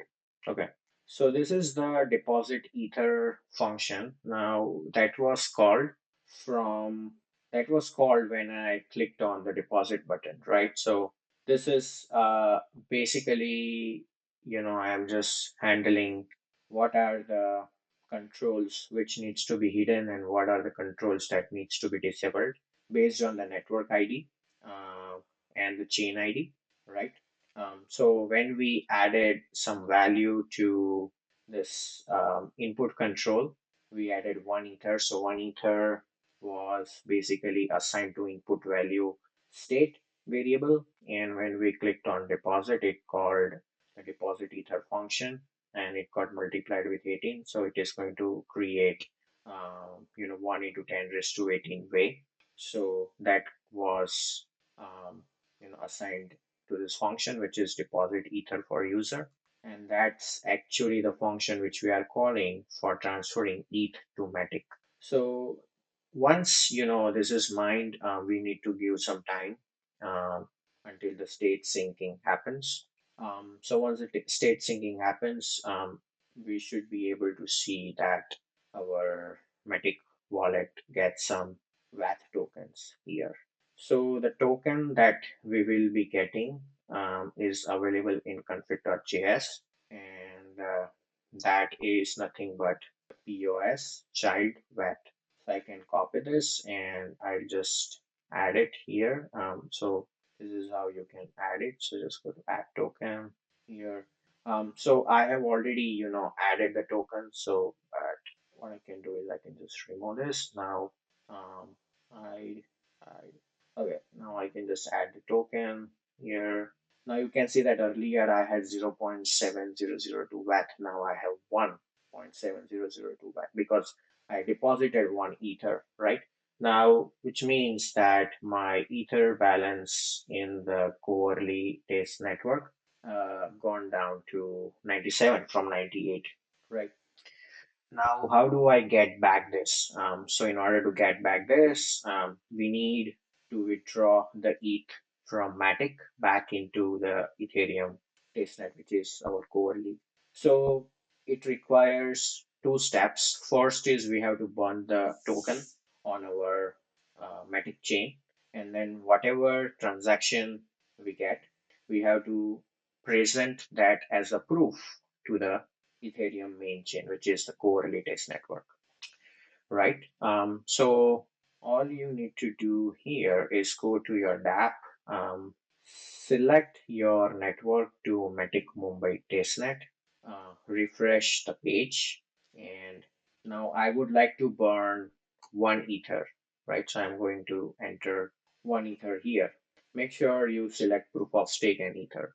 Now just click on burn, and so what burn does is it is going to call withdraw function of this Matic WAT token contract, and this contract will be burning the token. So since the ether is actually an ERC20 token on the Polygon chain, we can use this burn ERC20 token function on the Polygon POS client because it anyway exposes the same. So let us do a transaction, and whatever transaction hash that we will be getting, we are going to store it somewhere as a proof of burn. So let us wait until this transaction got mined. Now the transaction is mined. This is a proof of burn. So you just need to copy it. Now we have to present this burn proof to the to the root manager. So once the checkpoint has been submitted for the block containing burn transactions, um, the user will be calling the exit function of the root chain manager contract and then submit the proof of burn. So once you submit a proof of burn, the tokens are transferred to the user. And the good news are the Polygon POS client exposes exit ERC20 method to make this call internally, right? So this function can only be called after the checkpoint is included in the main chain.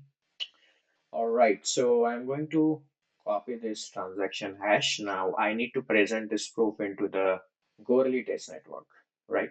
So what I can do is I can now refresh this page, and I'm going to click on exit because I will be, I'll be calling exit function of the root chain manager.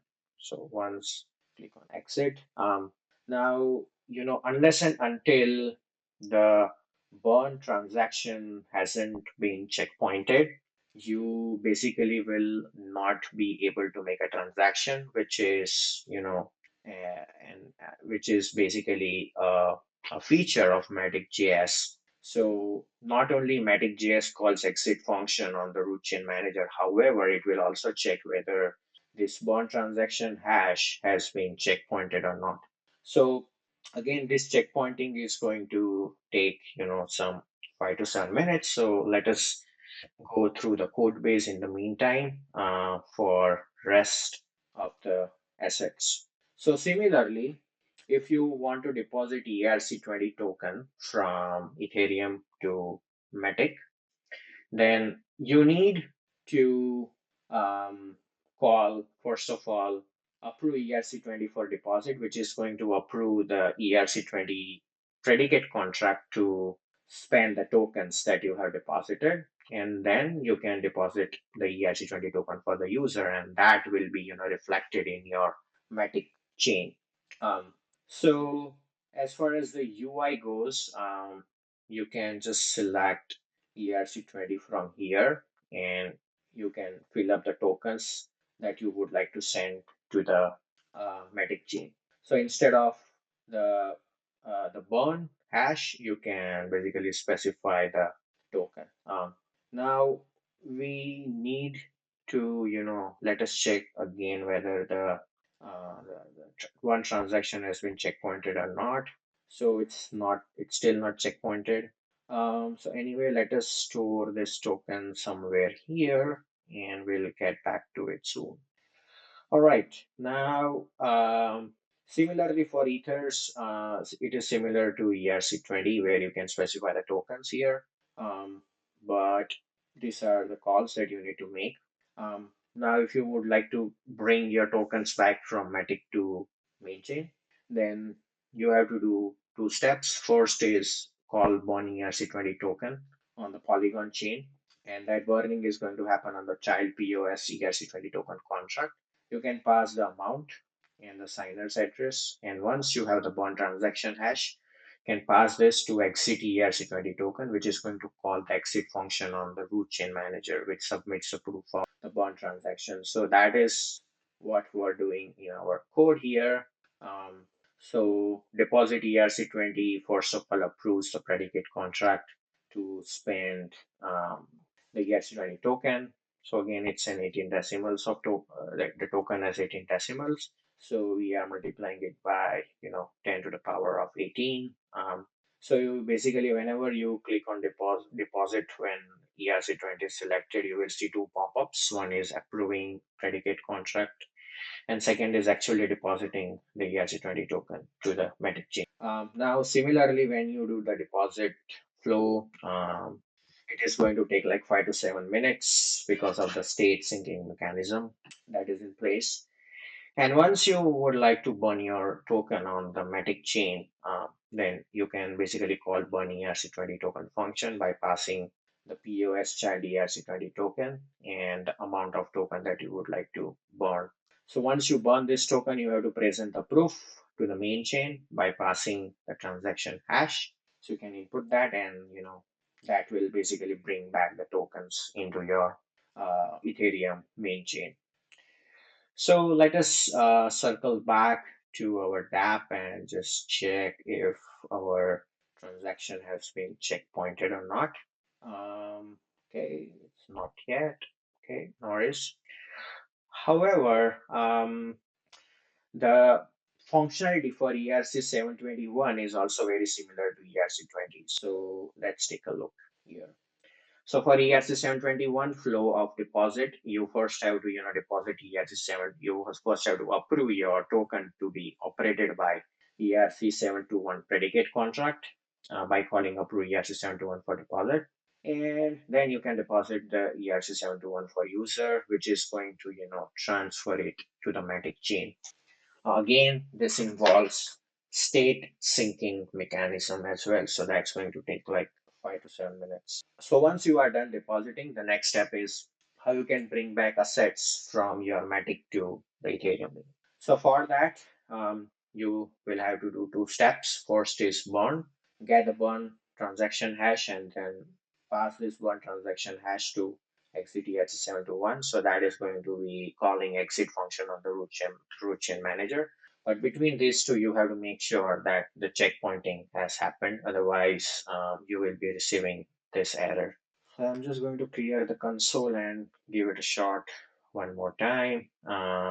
Looks like it will take some more time. So again, this is another good feature of Matic.js where it clearly shows the message that why you cannot call exit ERC20 function, basically. All right, so same way we have 1155 as well. So 1155 requires, token ID, of course, as well as it also requires amount, whereas our ERC721 just requires token ID, right?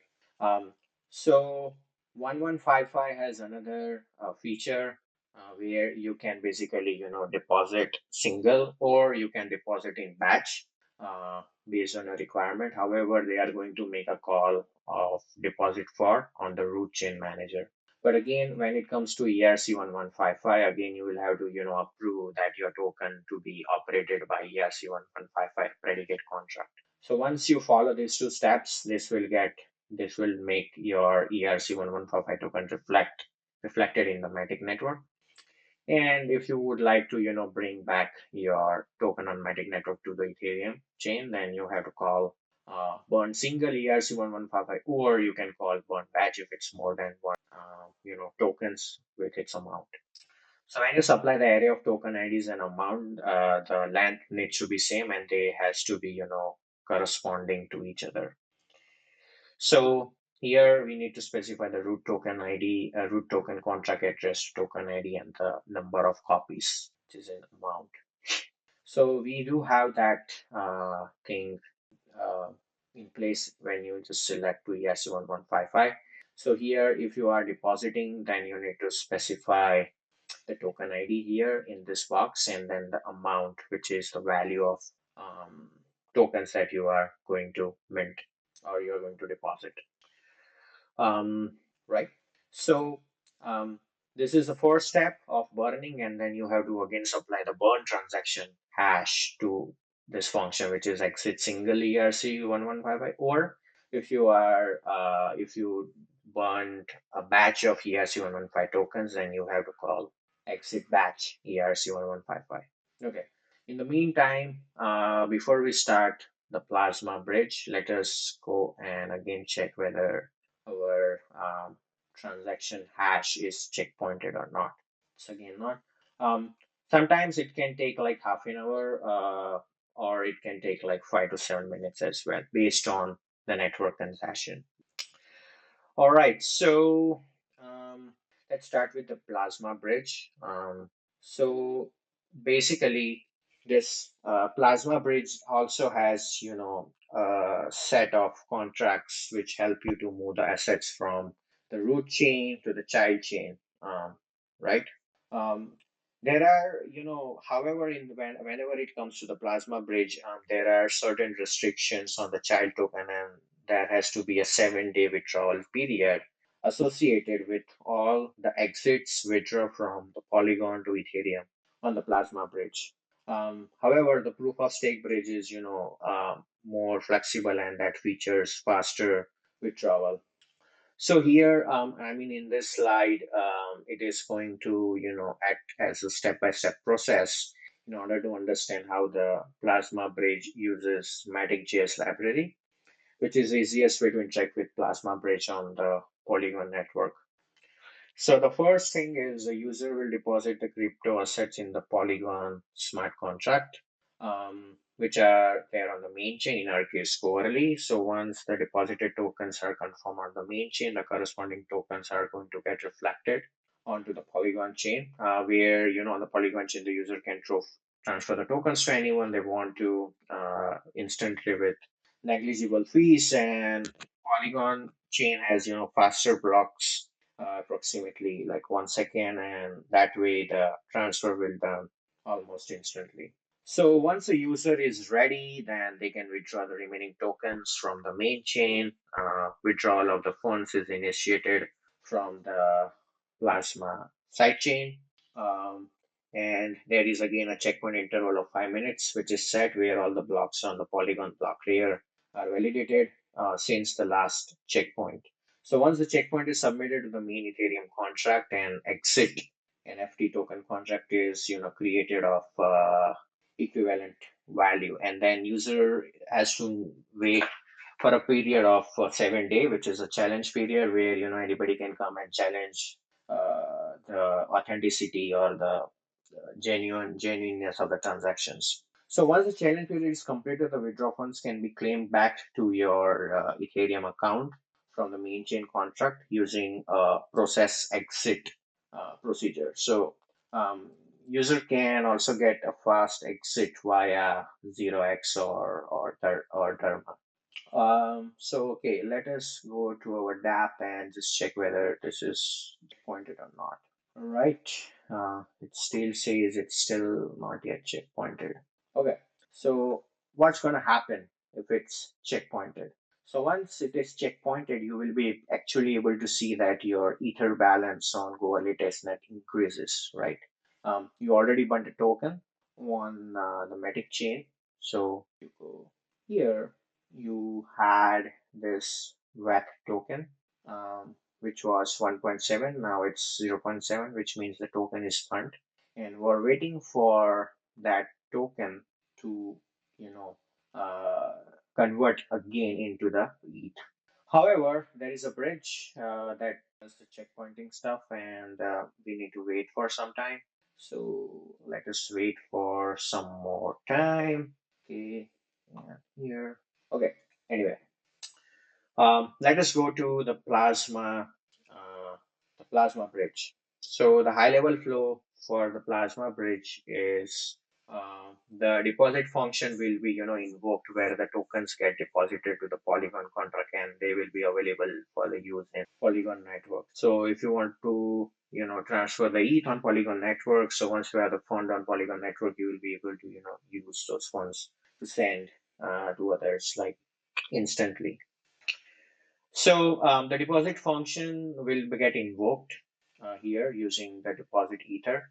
So if we take a look into our code base, this is a deposit ether plasma. So on the UI, whenever you all have to do is in order to interact with plasma, you just have to select plasma and then select the assets available. So here you can basically deposit the amount. Then once you deposit the amount, basically what you have to do on the Matic chain is to burn. So you can just burn the value that you would like to burn, right?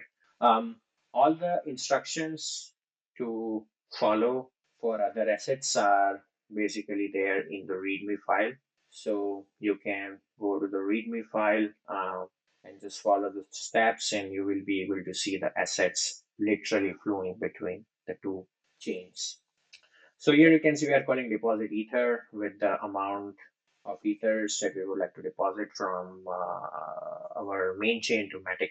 All right, so let us go back to our slide. So this is a function to call to deposit ether from Matic from Ethereum mainnet to the Matic chain. Next is once you have the ether available in your Matic network, you can then transfer to others, which can be done instantly. Once you would like to burn and bring back your ether into the main network, this is a three-step procedure which you have to follow. Where first you have to burn by calling the withdraw function of get ERC20 token child contract, and this is going to burn the tokens. And the Matic.js library exposes start withdraw function, which is the Plasma client's start withdraw function. So that method can be called in order to burn the tokens. Next is we need to confirm the withdraw by calling matic.withdraw, where the user will be calling start exit with burn tokens function of ERC20 predicate contract. And this token will be burning the tokens. Now the Polygon Plasma client exposes the withdraw method to make this call. And this function call can only be made after the checkpoint is included in the main chain. The checkpoint inclusion can be tracked using Matic.js library. And then we have the exit. So in this exit process, the challenge period has been passed for the transaction present in, and user should basically call the process exits on the process exits function on the withdraw manager contract, and then they have to submit the proof of the burn. So once they have submitted the proof of the valid tokens to the user, and that can be done using basically the Polygon Plasma client process exits method to make the call. So here we need to pass the Matic WETH token contract address. And if you take a look here, when you burn, you need to pass the Plasma WETH token contract address on the child chain. Then you will be receiving the transaction hash, which you need to pass it to the withdraw function. And once after the 7-day period, you can then exit from this process by calling the process exit function by passing the root chain with token contract address, and that will basically reflect the ethers into your MetaMask wallet. So similar procedure is there for ERC20 token as well. But for ERC20, we need to approve the predicate of the Plasma predicate contract to act as a spender. So basically, in terms of Plasma bridge, they are known as deposit manager contract, and they basically need to call transfer from function on this Plasma root ERC. So that is what is being done when you call this approve ERC20 token, and then deposit function is going to basically transfer the ERC20 token to your to the Matic bridge, to the Matic Plasma bridge. And then for burning, again, you need to pass the child ERC20 token with the amount that you want to burn. Once you are burned, the transaction hash can be useful to present it to the main chain, which is basically the Plasma contracts deployed on the main chain, where it basically calls the start exit with withdraw bunt tokens function of the ERC20 predicate contract, and this will basically burn the token. And that can be done using withdraw function, which is exposed by the Plasma client. However, you can only call this function if there is a checkpointing done after you call this function. And then finally, once the challenge period has been passed for the transaction present in the checkpoint, user will have to call the process exit function of the withdraw manager contract and submit the proof of burn. So upon submitting, the valid proof of tokens are transferred to the user, and that can be done using process exits function, which is again being exposed by the Plasma client, and that internally is going to make the call. And similarly, we do have the bridge between ETH to Plasma Matic for 721 tokens as 721 tokens. All right, let's circle back to here. I'm going to select proof of stake. The bond transaction proof needs to be sent to the Goerli testnet. So I have to select it and just refresh the page. Now let me again check whether okay. Now it looks like the checkpointing was done. And if you remember, we need to call the exit function, right? And this exit function will be called on the root chain manager contract, which is there on the main chain. So I will confirm this transaction and just wait until the transaction got mined. Once it is mined, you will be able to see that the balance of ETH is increasing, right? So we got our ETH back basically. Okay, so the moment transaction got mined, we can see that we got our balance back. So that is an example of how ETH can be transferred from Ethereum to Matic, and from Matic we brought it back to Ethereum, right? So that was for ERC20, and similarly you can do it for other assets on both PoS and Plasma Bridge. This displays the ERC20 deposit flow on Plasma, and once you have ERC20 available on the Matic chain, you can then transfer it to others with very less amount of gas fees. Then we have the withdrawal flow for ERC20 that requires to call three functions, which is exposed by Matic Plasma client. Then we have deposit flow for ERC721, and this is the withdraw flow for ERC721.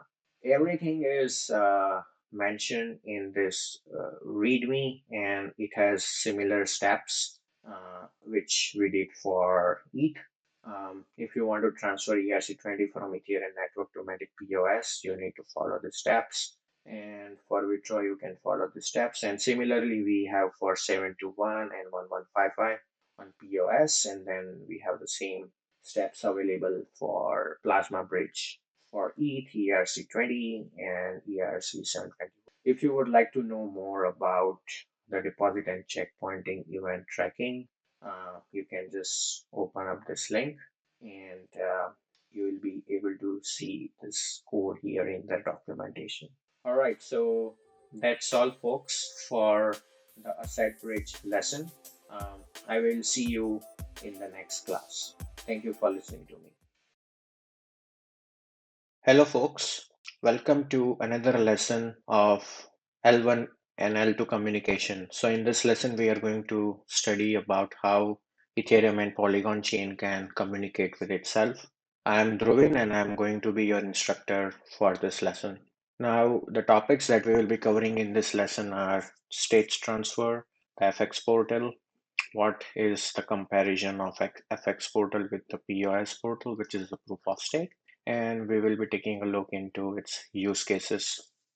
We will also do a demo of arbitrary state transfer, where I will be showing you how the message passing happens between Ethereum and Polygon chain using smart contracts and bridges.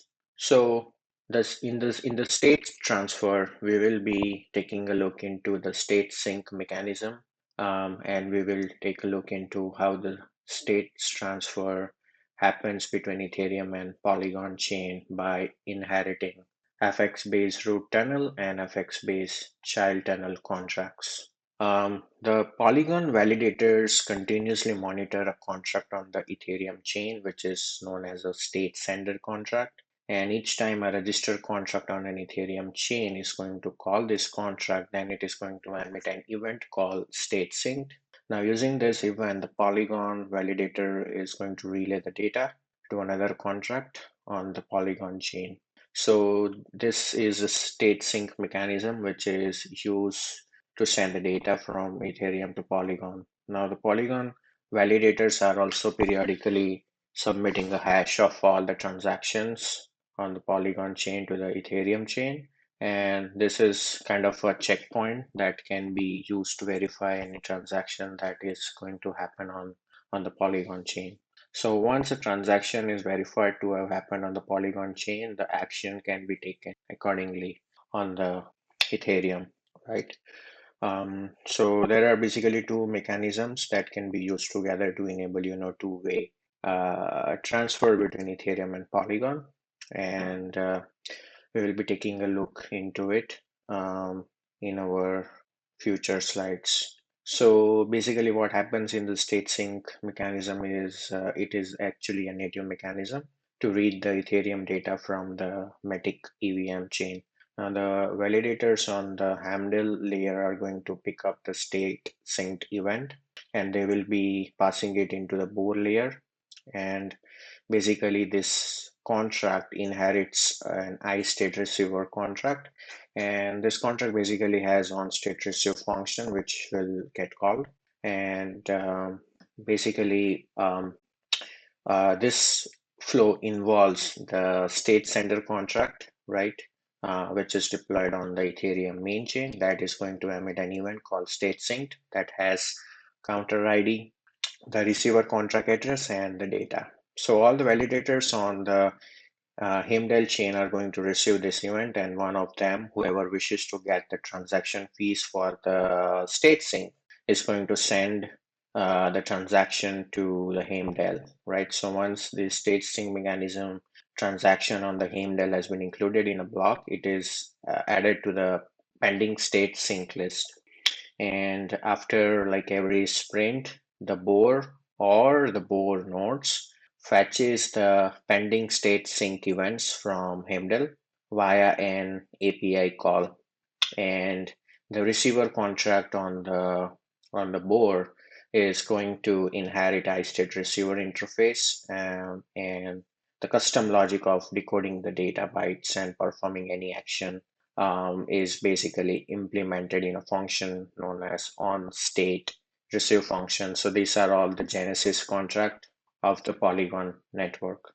So basically how this state sync works. So what happens is this state management is going to send the state from Ethereum chain to the Bohr chain, and that is what is known as the state sync. So the state transfer from the Ethereum to Bohr is going to happen through the system call. And if I can explain you through an example, for example, say a user deposits USDC to the deposit manager on Ethereum, then these validators are going to listen to those events and they will be validating and storing them in the Heimdall state, and the Bohr is going to get the latest sync records and is going to update the Bohr state. For example, means equal to amount of USDC on the Bohr using a system call. So in the state sender, the contract called the sync state is going to get called, and internally it emits the state sync event, and then we have the receiver contract which must be present on the child chain. So this is the receiver contract that is going to receive the data once the process is complete, and the sync state is going to emit sync state event on Ethereum, right? So once this event is emitted on the state sender contract on the Ethereum chain, the Heimdall is going to listen to those events and is going to add to the Heimdall state after two-third or more than two-third validators agree on this. So after every sprint, there are currently like 64 blocks on Bohr. The Bohr is going to fetch new state sync record and is going to update the state using a system call, right? So what happens during the commit state is the Bohr is going to execute on state receive with state ID and data arguments on the target contract, right? So when we talk about the system call, so there are like only system addresses, which is 2 raised to the power 160 minus 2 is going to allow making a system call. So Bohr calls it internally with the system address as message.sender. So it changes the contract state and updates the state root for a particular block. Basically the system call is helpful to change the state to the contract without making any of the transactions. So this event emitted by the system calls are handled in a different way than the normal log. So Bohr produces a new transaction receipt just for the client and includes all the log for the state sync in it. So the transaction hash is derived from the block number and the block hash, which is the last block at that sprint.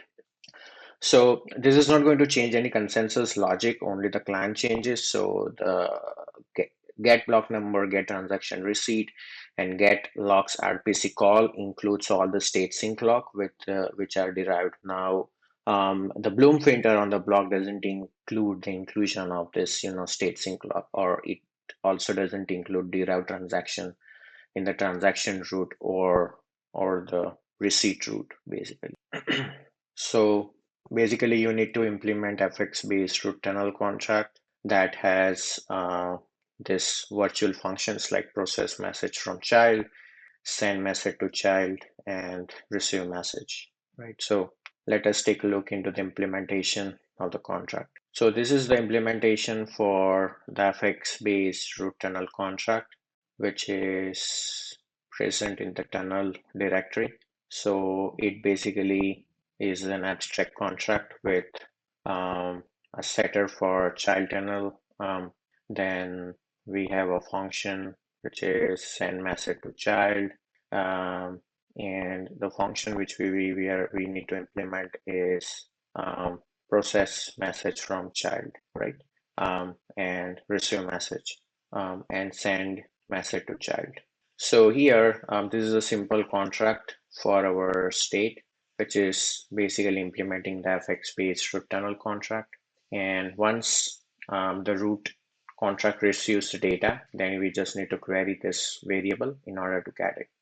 If you want to send the data to the child contract, then you can pass any arbitrary random data to this function call.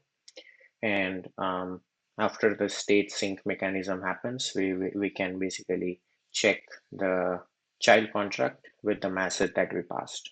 So after developing the root tunnel contract, the next thing that we need to develop is the child tunnel contract. So child tunnel contract basically implements the FX-based child tunnel contract, and there we need to implement process message from the root and send message to the root. Now this process message from the root is basically a virtual function which is going to handle the logic to handle the message sent from the root tunnel, and send message to root is a function which is called internally to send any byte message to the root tunnel contract. So basically, if I want to send a message from child to the root chain, which is Ethereum, then I will have to call this function from the child chain, which is Matic, and then I can query the root chain latest data state variable to see the data which is received.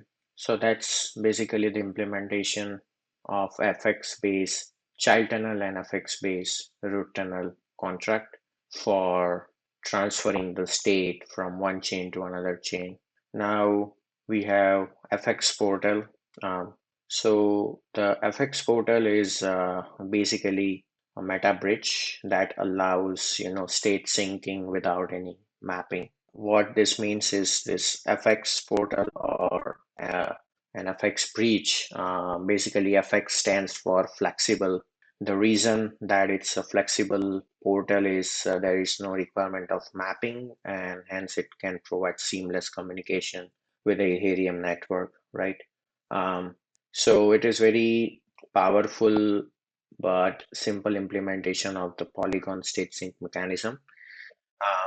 And basically Polygon proof of stake bridge is actually based on it, right? So in short, FX portal is a meta bridge, and this bridge allows any state syncs without any mapping. And the usual mechanism to natively read the Ethereum data from the Polygon chain is using the state sync. So which means that it enables the transfer of arbitrary data from Ethereum to Polygon. However, this approach also requires a mapping of the root and child contract if the default interface cannot be used. So that's where FX Portal is going to offer an alternative where ERC standard tokens can be deployed without any mapping involved and simply using the deployed, base FX Portal contracts. So this Polygon PoS bridge is actually built on the same architecture. So how does it basically work is we have got FX child and FX root contracts, which are the main contract on which this FX portal works. So it calls and passes the data to the user defined method on the other chain without any mapping using the state sync mechanism. So in order to use this deployed contracts, you can implement FX portal's base contract in the smart contract that you deploy, which are the FX base root tunnel and FX base child tunnel. So if you build on this contract, then your deployed contract will be able to communicate with each other using the data tunnel mechanism. Or you can choose to map your tokens with already deployed tunnel contracts, right? So which means that FX portal or the flexible portal focuses on the permissionlessness, whereas the POS just works for the ERC standards. Sorry. And another another thing is the proof of stake portal is more developer friendly.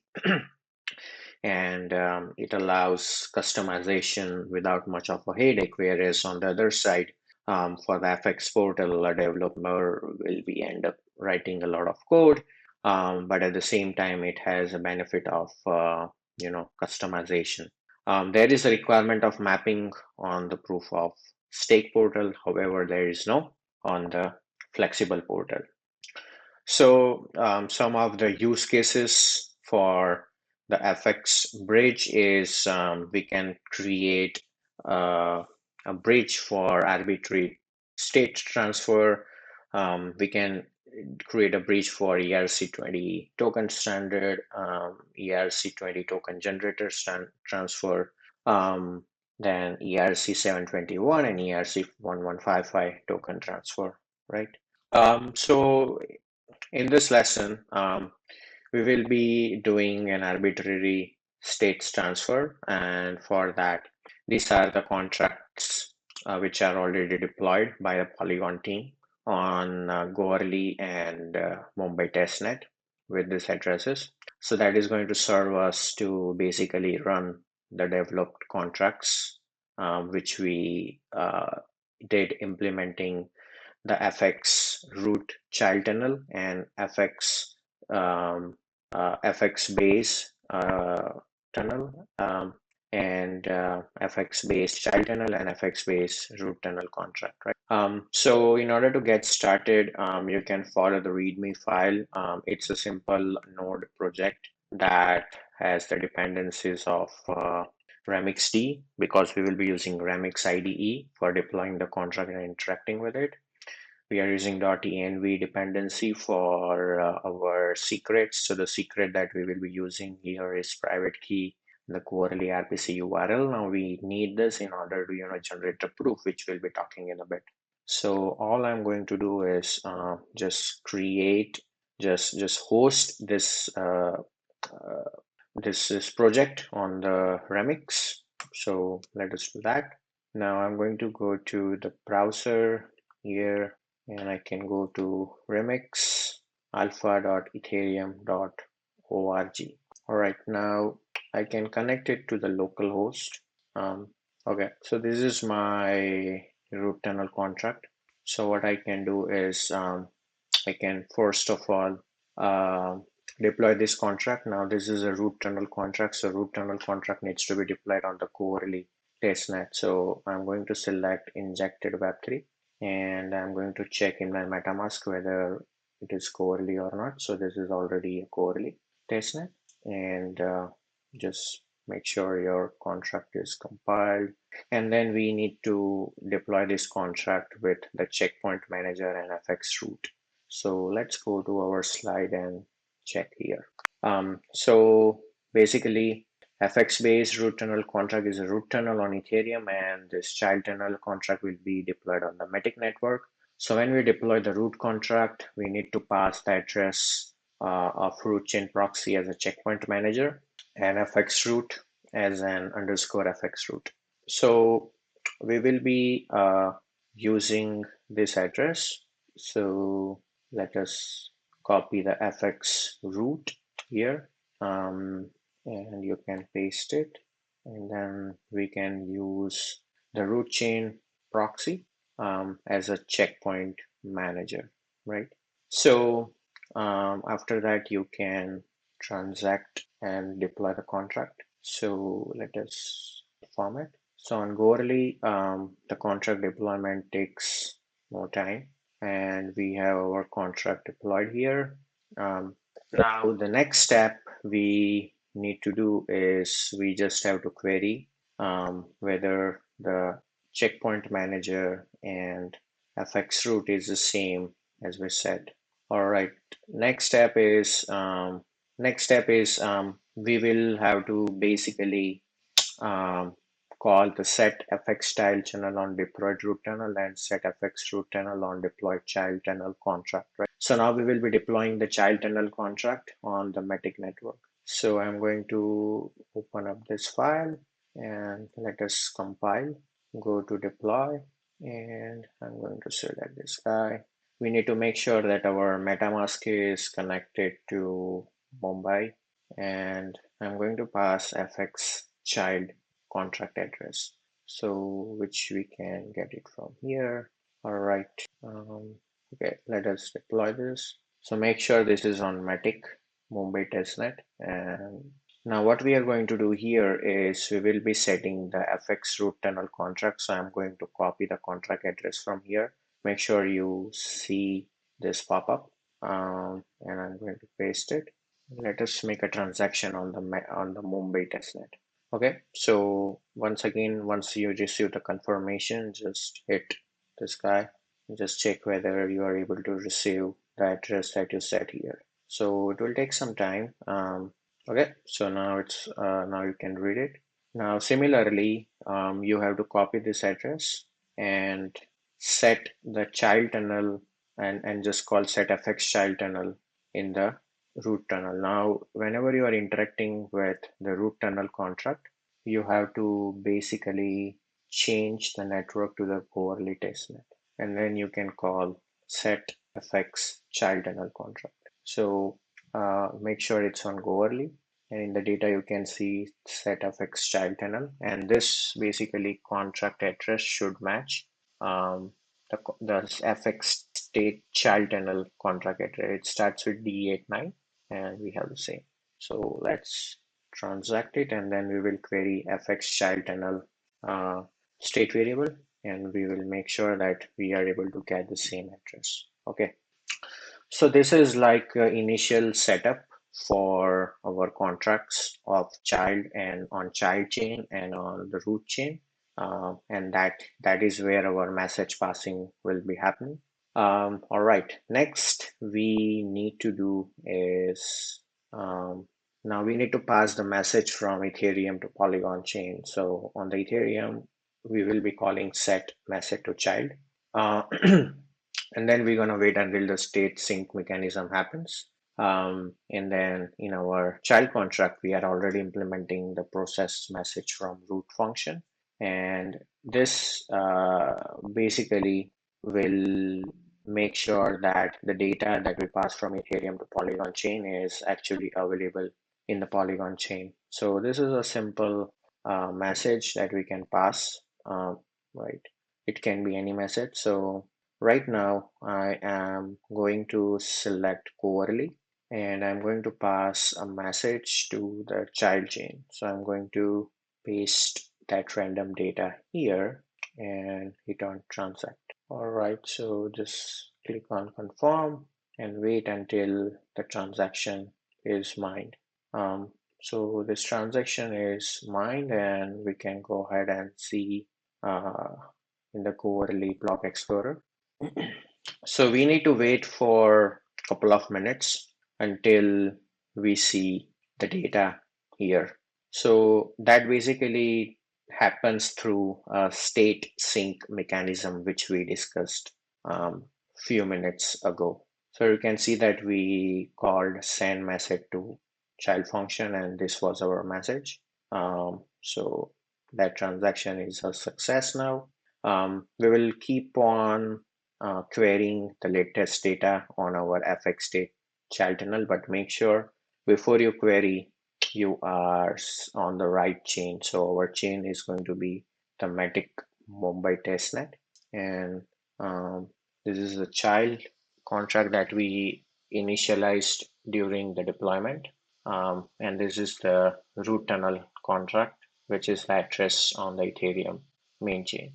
Now, when you will be querying the latest data, the state sync mechanism will make sure that it is going to call process message from root, and that will basically, make some data assigned to latest state ID, then latest root message sender, and latest data. So the latest data will be the same data that we sent, which is equal to this message. Okay, so let us query one more time and see.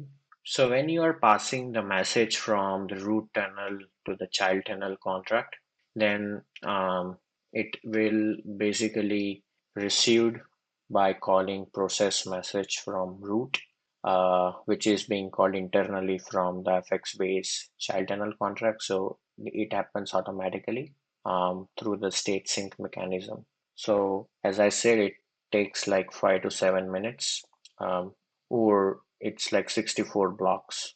So basically, this process message from root is being called from a function called process message from root, which is an external function, and this function can only be called by fx child, right?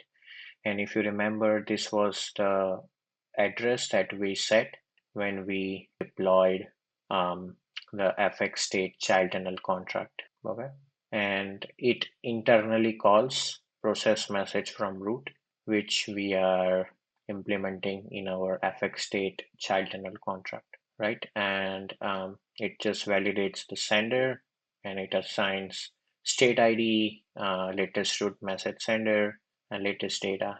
So let's make a query to latest data. So now you can see that the state sync mechanism has already happened, and this is the same data that we sent from the Goerli testnet, and now it's available in the Matic chain. And this is the address of the root message sender, and this is the state ID, which is 20063. Um, so similarly, we can also send a message from Polygon back to Ethereum. So for that, we will have to send message to root from the child chain. So for that, we can use the same data, for example, and we can call send message to root. Okay, make sure you are on the Mumbai testnet. So I'm going to make a transaction, and you can see here that it's a contract interaction on the Mumbai testnet. Just click on confirm. Now the way that message passing from the child chain to the root chain work is little bit different than its counterpart. So what we're gonna do is we need a transaction hash in order to generate a proof. So now we called send message to root. Now just grab the transaction hash, and we will use you know we will use a transaction hash and send message event signature to generate a proof by using Matic.js library. So let's go to our VS Code and go into the script slash proof.js. So here we are basically initializing Matic POS client using Matic.js library, and we are passing the Matic provider and the parent provider. Our Matic provider is going to be the Mumbai testnet RPC URL, and parent provider will be the Goerli RPC URL. I'm using Infura URL. You can use any node provider which you like. Then in order to generate a proof, we need to basically call POS root manager function and pass a custom payload of the transaction hash as well as the send message event signature. Now this you can get it from our root tunnel contract, and just query the send message event signature. Now it's showing 0 because we are on the wrong network. We have to change the network to now Goerli. Okay, and let us query again. So we need to go ahead and copy this signature, and this is the transaction hash that we get it from the transaction that we did on the Matic Mumbai network for when we call send message to root on the child tunnel contract. So this is the same transaction hash, just copy it and paste it here. And then we can use Node to run this script. I am having .env.config so that I will be able to access the environment variable. So let me run the script. Okay, let us go into the correct path. Okay, so again, as I said in the beginning, that whenever you pass a message from the root chain, from the child chain to the root chain, then there is a checkpointing which happens, and after the checkpointing will happen, that's when we will be able to generate the proof. So this is again going to take a little bit of time to happen. So once the checkpointing will happen, that's when we will be able to get the proof printed on the console. So here, if you read the error, it says that the burn transaction has not been checkpointed yet. So we will be waiting until the checkpointing is done. We will be able to get the proof. And then once we have the proof, we will make sure our MetaMask is connected to a Coverly testnet. And then we will be calling the receive message function by passing the proof as an input data. So I'm going to show you here.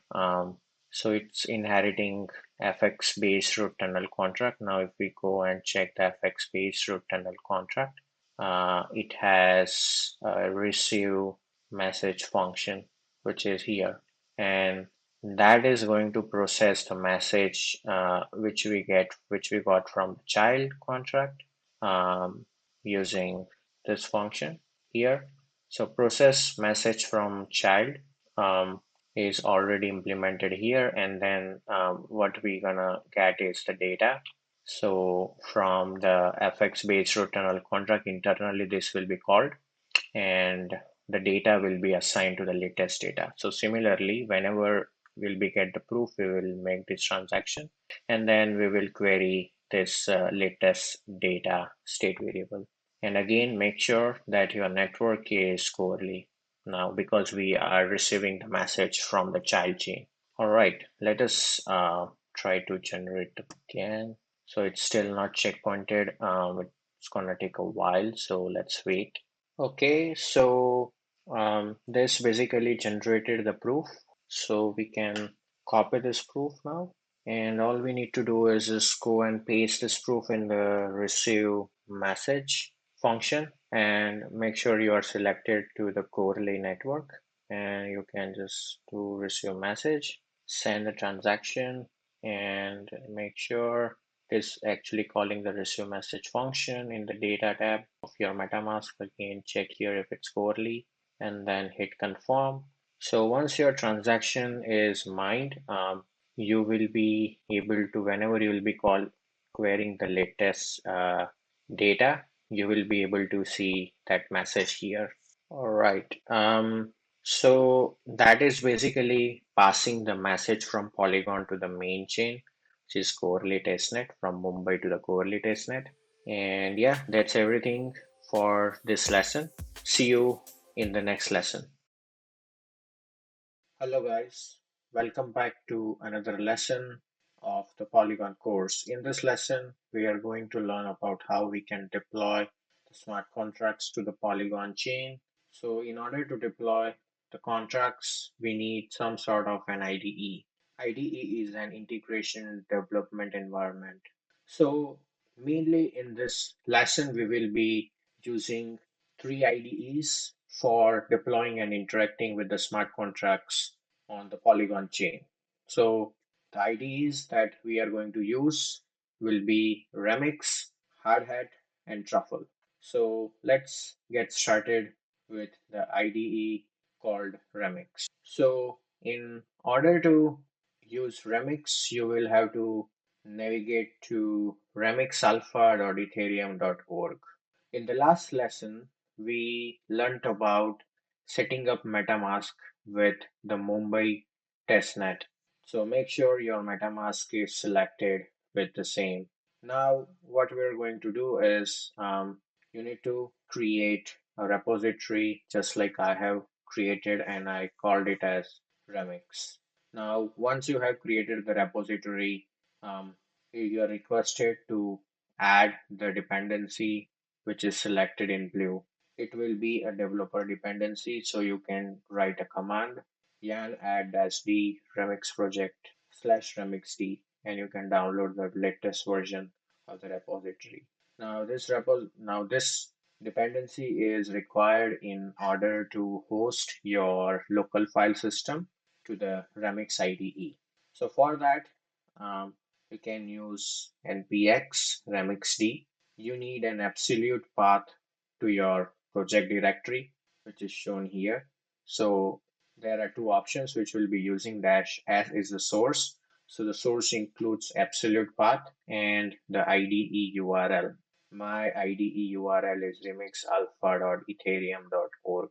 I'm going to run this command. Okay, so you will get this error if your path is not correct. Now let us correct the path and then rerun this command. Okay, so now my local file system is now available on the Remix IDE. So I'm going to go to Remix IDE, and below the workspaces, I'm going to select connect to localhost. Now they are asking to make sure that the RemixD version is the latest, which we have it. So I'm going to click on connect. After a brief loading interval, you will be able to see the same file system available here. So under the contracts folder, I created a contract called greeting. Now the good news are Polygon supports same smart contracts that are supported on Ethereum because Polygon is an EVM based chain. So you can write your contracts in Solidity, compile it, and then you can deploy it on the Polygon mainnet and testnet. So this is a simple greeter contract that accepts a greeting message where you can set the greeting and you can give greeting message. Now, in another step, we are going to click on the deploy and run transaction plugin. If in case your IDE doesn't come with a plugin, just click on this plug symbol and just search for compile and then click on activate, then search for deploy. You can click on deploy and you will be able to see that the plugins that starts with T will be available here. So this is required if you cannot see the plugins which I am having in my browser. So go to deploy and run transaction. Under the environment, change it to injected Web3.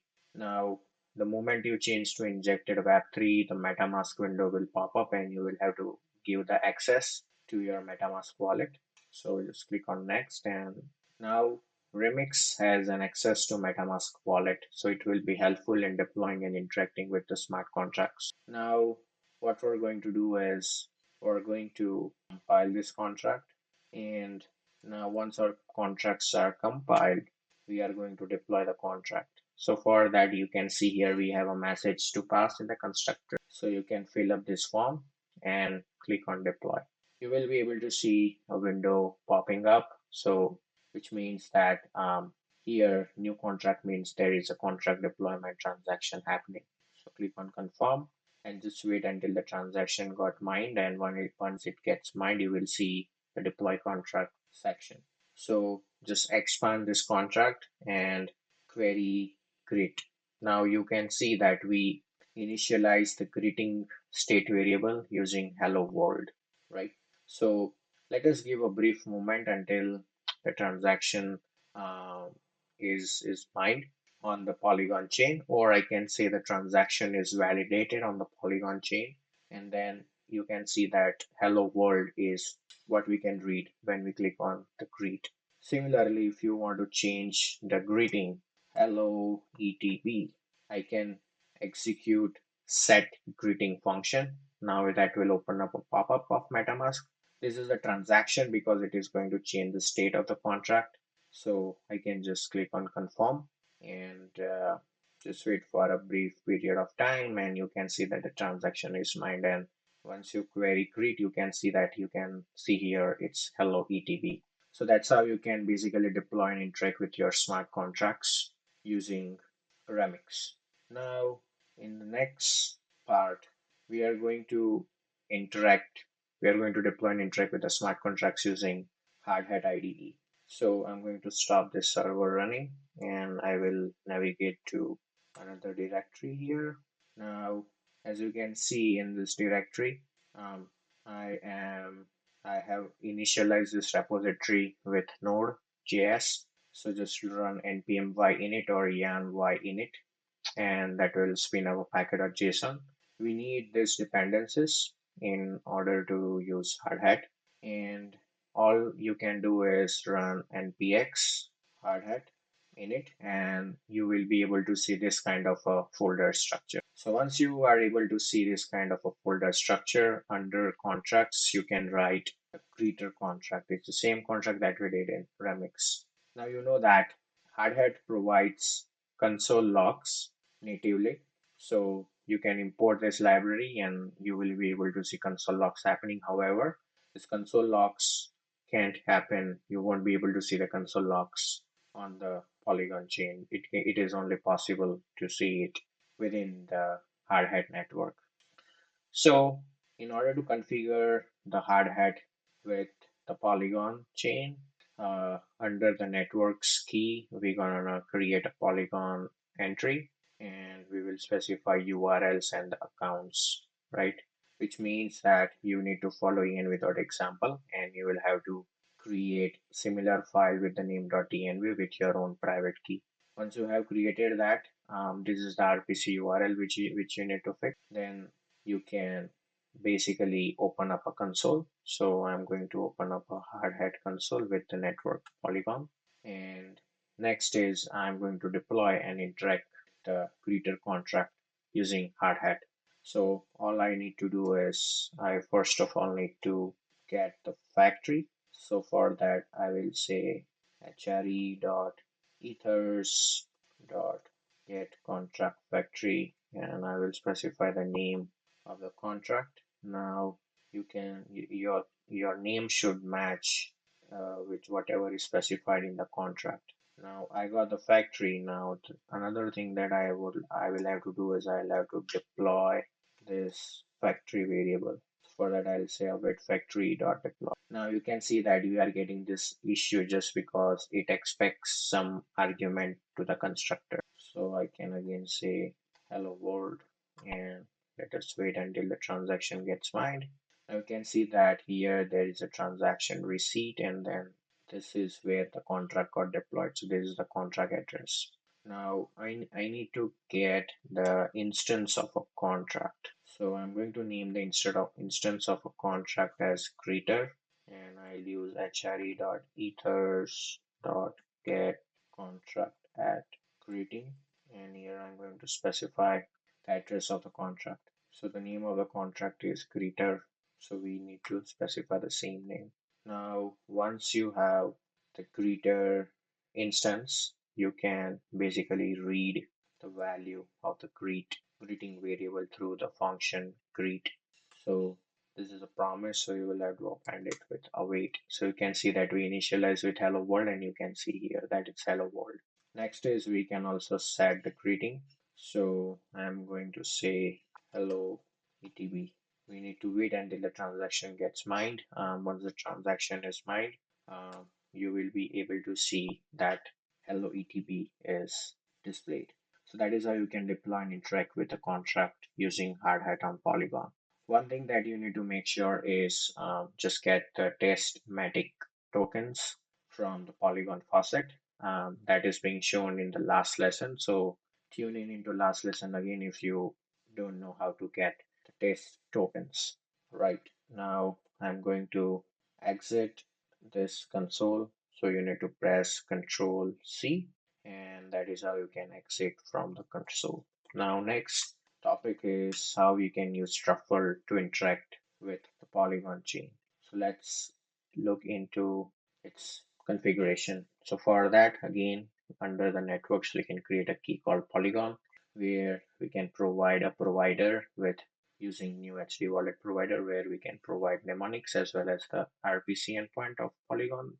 Mumbai testnet is a network ID, confirmations, timer blocks, and we are skipping the dry run. So using this configuration, let us do using console using Truffle. So again, you can initialize a directory with npm-y init or yarn-y init. And for Truffle, you need to install these dependencies. The Truffle HD wallet provider, the Truffle IDE, npm package itself, and .env file. Right now, in order to get the mnemonic, you need to create .env file as shown here. So just copy env.example and just rename it to .env. Get your mnemonic from MetaMask and just paste it here. And truffle dash config will be is created when you run px truffle unbox metacoin. So that will give you this kind of a project structure. And under the contracts, you can see here there is a metacoin contract created that basically, mints some token to the deployer of the contract, and then the deployer of and then you can basically transfer the token from one address to another address. You can also check the balance and the balance in ETH. Also, you can see here that we have a convert library that basically converts the amount of tokens into its equivalent ETH value. So that is a simple contract. And now, in order to deploy this contract, we need to create a migration. So under migrations, you can see that we are here deploying the contracts, and um, this truffle, when this migration is run using truffle, um, you can get the deployer object, which can be useful for deploying the contracts as well as linking the libraries to the contract, right? So when you basically deploy the contract, truffle calls it as migration, right? So now what we can do is we can similarly in hardhead we did using console, truffle we can do using console as well, right? Now, if you want to check what are the accounts which are available, which you can use it, just to web3.eth.get accounts, and you'll be able to see the list of 10 accounts that are derived from your mnemonic. Now, there is a command called migrate that will basically deploy the contract. So when you run migrate, it is going to basically run the script. So all the scripts which are under the migrations directory will be run. The first thing is it will deploy the migrations contract, and then it is going to deploy the contract specified in this file. Now, in order to deploy the contract, you will have to run migrate in the Truffle console. So I'm going to run this command. Um, and in the meantime, let us take a look into the Truffle config. So you can get the mnemonic from um, process.env.mnemonic. Now this is available because I am importing .env in the beginning of this file, and this HD wallet provider will help me to initialize the provider for Polygon. Um, Now, the cool part about Truffle is if you have previously deployed the contracts, then it will not redeploy it. Right? So what I'll do is I'll delete the build folder and I'll try to run the migrate again. So every time you run migrate, the contracts will be compiled. The default version that Truffle provides as of date is 0.5.16. If you want to change the version of your Truffle IDE, then, or if you want to change the version of the Solidity compiler in your Truffle IDE, then you can go to the documentation of Truffle and tweak your config accordingly. So in the meantime, you can see here that there are transactions happening for the contract deployment. In the meantime, if you want, you can also go through the README file that specifies all the instructions which I'm showing you in this lesson. So we are in the Truffle console. We first did the migration. Second, after the contract deployment is done, what we're going to do is we're going to interact with the deployed contract using the console. So in order to interact with the contract, I need a contract instance which I can get using metacoin dot deployed. So I can directly use the name of the contract, and dot deployed will get me the deployed contract instance. Now I want to grab the account using which the deployment was happened. So by default, it will be always the first account, which is going to be acting as a signer. So now I'll just say web3.eth.get accounts, and it's an array. So I'll just grab the first element, and that will be my account one. So I'll just say account one equals this guy, account two equals sky. And now we deployed the contract. So let us check balance of account one. So account one, so this is a promise. So let me just append it with a wait. So account one has 10,000 tokens. Now, if I want to transfer this token to say account 2, and I want to transfer 2500 tokens. So this is a transaction. We'll have to wait, and then we're gonna check the balance of account 1. So account 1 will have a deduction of 2500, and those 2500 will be reflected in account 2. Similarly, you can also check the balance in it for account 2 and for account 1 as well. So this is everything about using different IDEs for deploying and interacting the smart contracts on the Polygon chain. So that's everything in this lesson. See you in another lesson. Hello everyone, welcome to another lesson on the Polygon course. Today we are going to learn about mapping the assets using proof of stake bridge on the Polygon. So far we have seen that in order to transfer the assets from the main chain to the Polygon chain and from Polygon chain to main chain, there is some sort of mapping that happens. So the tokens that we used for the demo in our previous chapters were already mapped by the Polygon team. So we use basically, that token. However, in this lesson, we'll be deploying our own asset contracts, and we will be submitting a mapping request to the Polygon team, and it will get mapped, and that's how we'll be using our own asset contracts deployed and make the asset transfers between the two chains. So basically we need a mapping in order to transfer the assets to and from Ethereum and Polygon. So for that we need the root chain, the child chain, where the root chain refers to either Goerli or Ethereum mainnet, and the child chain basically refers to either Polygon Mumbai or the Polygon mainnet. So basically if you already have your token contract deployed on the root chain, and if you want to move it to the child chain, then basically you should follow this lesson. Or if you are intending to deploy the contract on Polygon mainnet first, mint the tokens on the child chain first, and then you can move back them to the root chain.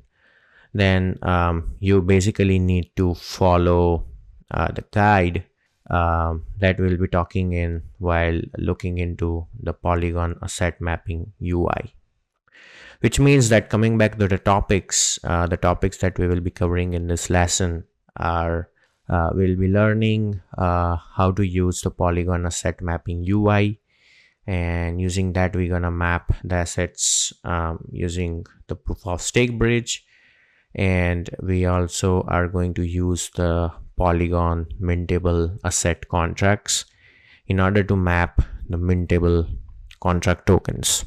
So let's take a look into the asset mapping UI, where it basically lists the map assets, as well as it is useful for submitting the mapping request to the Polygon team. So if you head over to mapper.matic.today/map, then you'll be seeing the UI which is shown here. So let's navigate to the UI. So when you go to mapper.matic.today, then you'll be able to see the list of all the map tokens that is shown between the Ethereum address and the Polygon address, which means that the column which says Ethereum address are all the assets that are deployed on Ethereum, whereas the one that you see in the Polygon address are all the one that are deployed on Polygon.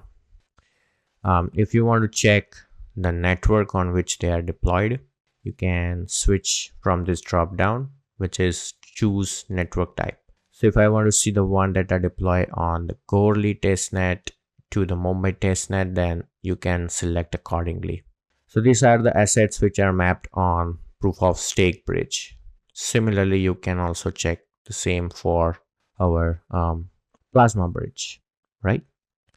So here you can see that if you want to map a new token, if you want to create a new request, then you actually have to click on the map new token. Make sure you are choosing the correct bridge type. In our case, we'll be using the proof of stake bridge, and you can select any of the token type which is displayed here in the tabs. We're gonna do ERC20. On the network, you can basically select the network which you would like to do the map request for. So we'll be doing on the testnet, which is Goerli to Mumbai. So select that, and then whatever root token asset contract that you have deployed on your root chain, you can get the Ethereum address of the same. You can paste it here. And if you want your own version of root token and child token to be mapped, you can also specify the same in the Polygon token address field. It is optional because you can leave this blank. In this case, the Polygon is going to auto deploy the child token contract on the root chain, right? After you are done filling up, you will have to specify your email address. This is basically required from the Polygon team so that they can notify you via their email when the mapping request is done, or if they would like to reach out for anything in future. There are basically two types of tokens available. One is about mintable and non-mintable, which means that when you ask to deploy a mintable token contract, it will be having a function to mint it, whereas in non-mintable, it is basically not having the function to mint it. So we will take a look into both mintable and non-mintable Polygon assets categorically in our future slides. So that's basically about how the mapping can be done using the Polygon token mapper UI. So we look into how the form looks like, and now let's take a look into how to map the assets using the proof of stake bridge. So here we're gonna map the root assets to the standard child token, as well as we'll also take a look into how we can develop custom child token contract. So the standard child token contracts are available on the Matic Network's GitHub page. The repository is known as PoS-portal. You can follow this link in order to get the code for each of the asset.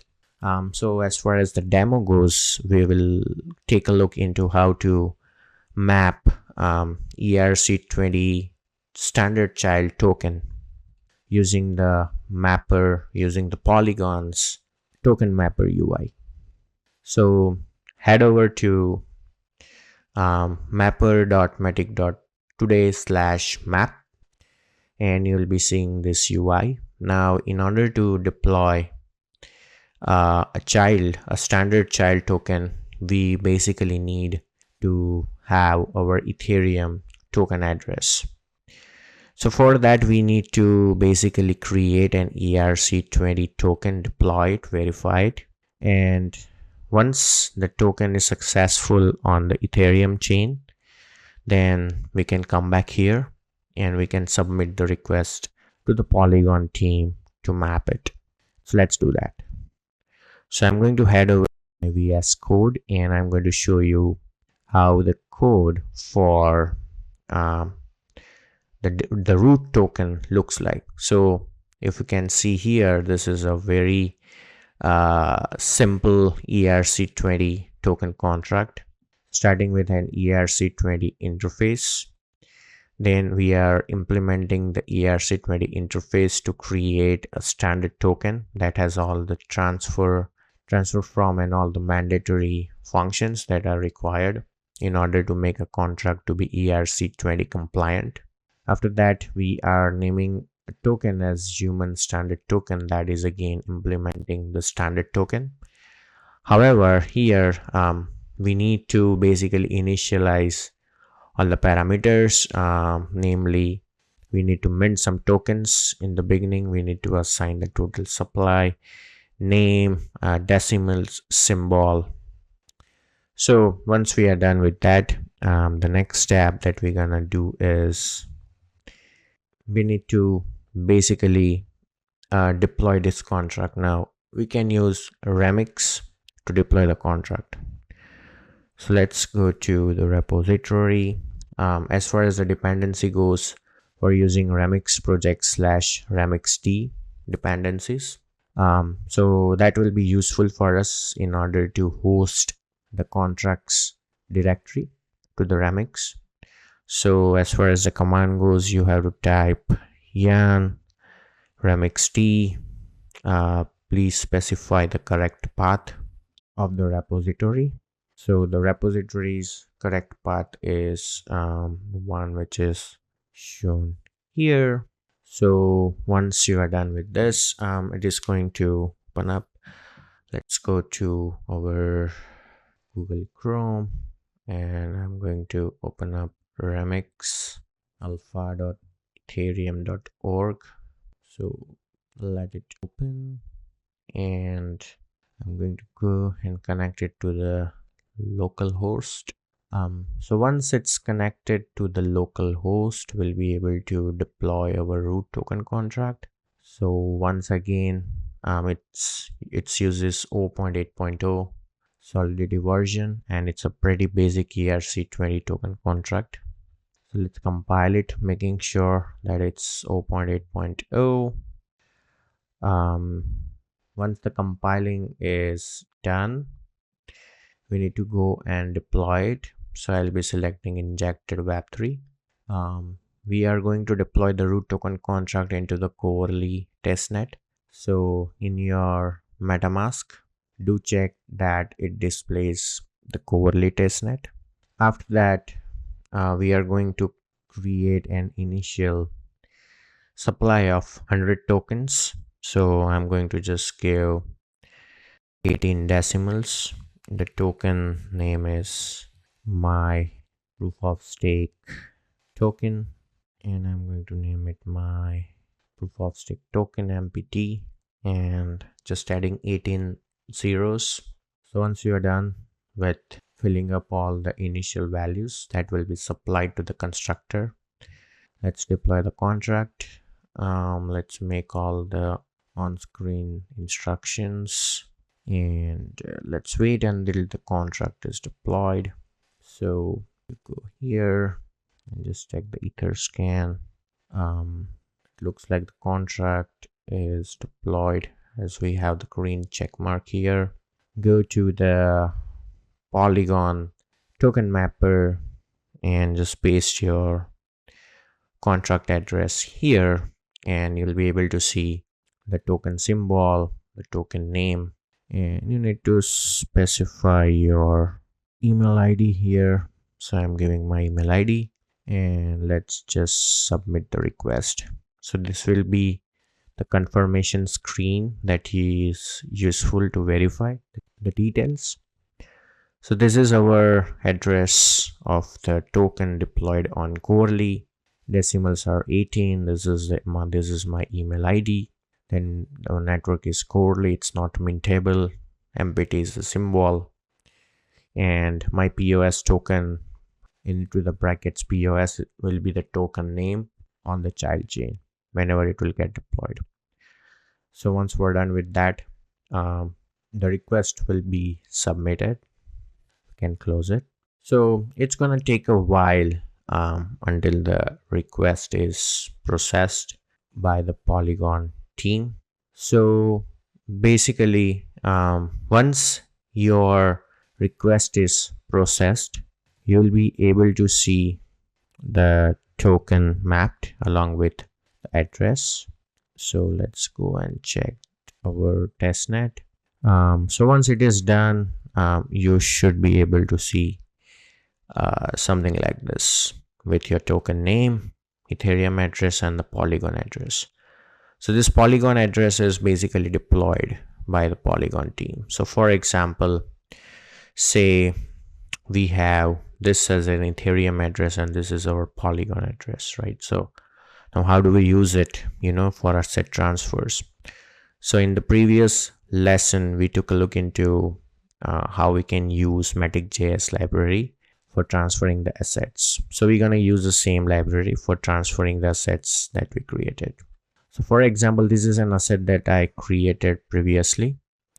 However, as it's going to take a while, let's just use this asset, right? So all you need to do is just copy here. So you can just copy the Ethereum address, and we're gonna go and open up our bridge code base, go to src, go to config.js, and just modify the root ERC20 token contract address. So this is the root ERC20 token contract address, and you can see the decimals are 4, which was previously mapped. And then we have our Polygon address. So that's our POS child ERC20, right? So I'm going to split the screen, and I'll be going to the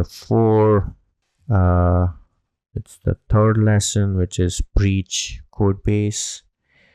And in order to start the UI, I'm going to say yarn start. So let us wait until the UI is up. So let's open up the UI here. Now one thing that you need to make sure while deploying the root token contract is it should be verified, because that is a requirement from the Polygon team. If it is not verified, please do verify. Please go to Etherscan and you will see here verify and publish instead of the UI that you are seeing here. So you can just follow the on-screen instructions in order to verify and publish. So now we'll be using the same UI that we use, but right now we'll be using this token that we just deployed using the Polygon token mapper UI. Now we're gonna do a demo of transferring ERC20 tokens between Ethereum and Polygon and Ethereum. So we're gonna need to do a small tweak in the code where whenever we are transferring ERC20, we need to make sure that we are matching the decimals. So there are 4 decimals which we are using. So here I'm just going to make that change so that there is no issues in the calculation. So this deposit ERC20 is for depositing to the child chain, and burning ERC20 is burning the tokens on the child chain and depositing it back to our main chain. So all I'm going to do is I'm going to select proof of stake ERC20, and say for example I want to send 0.3 tokens to the child chain, right? So before that, what I'm gonna do is I'll be going and adding this token into my Goerli testnet in the MetaMask. So go to add token and add token. So I already have one Supari token. So let's go and click on deposit. So first it will ask you to approve. So we're gonna approve the ERC20 predicate proxy contract. So let's do that.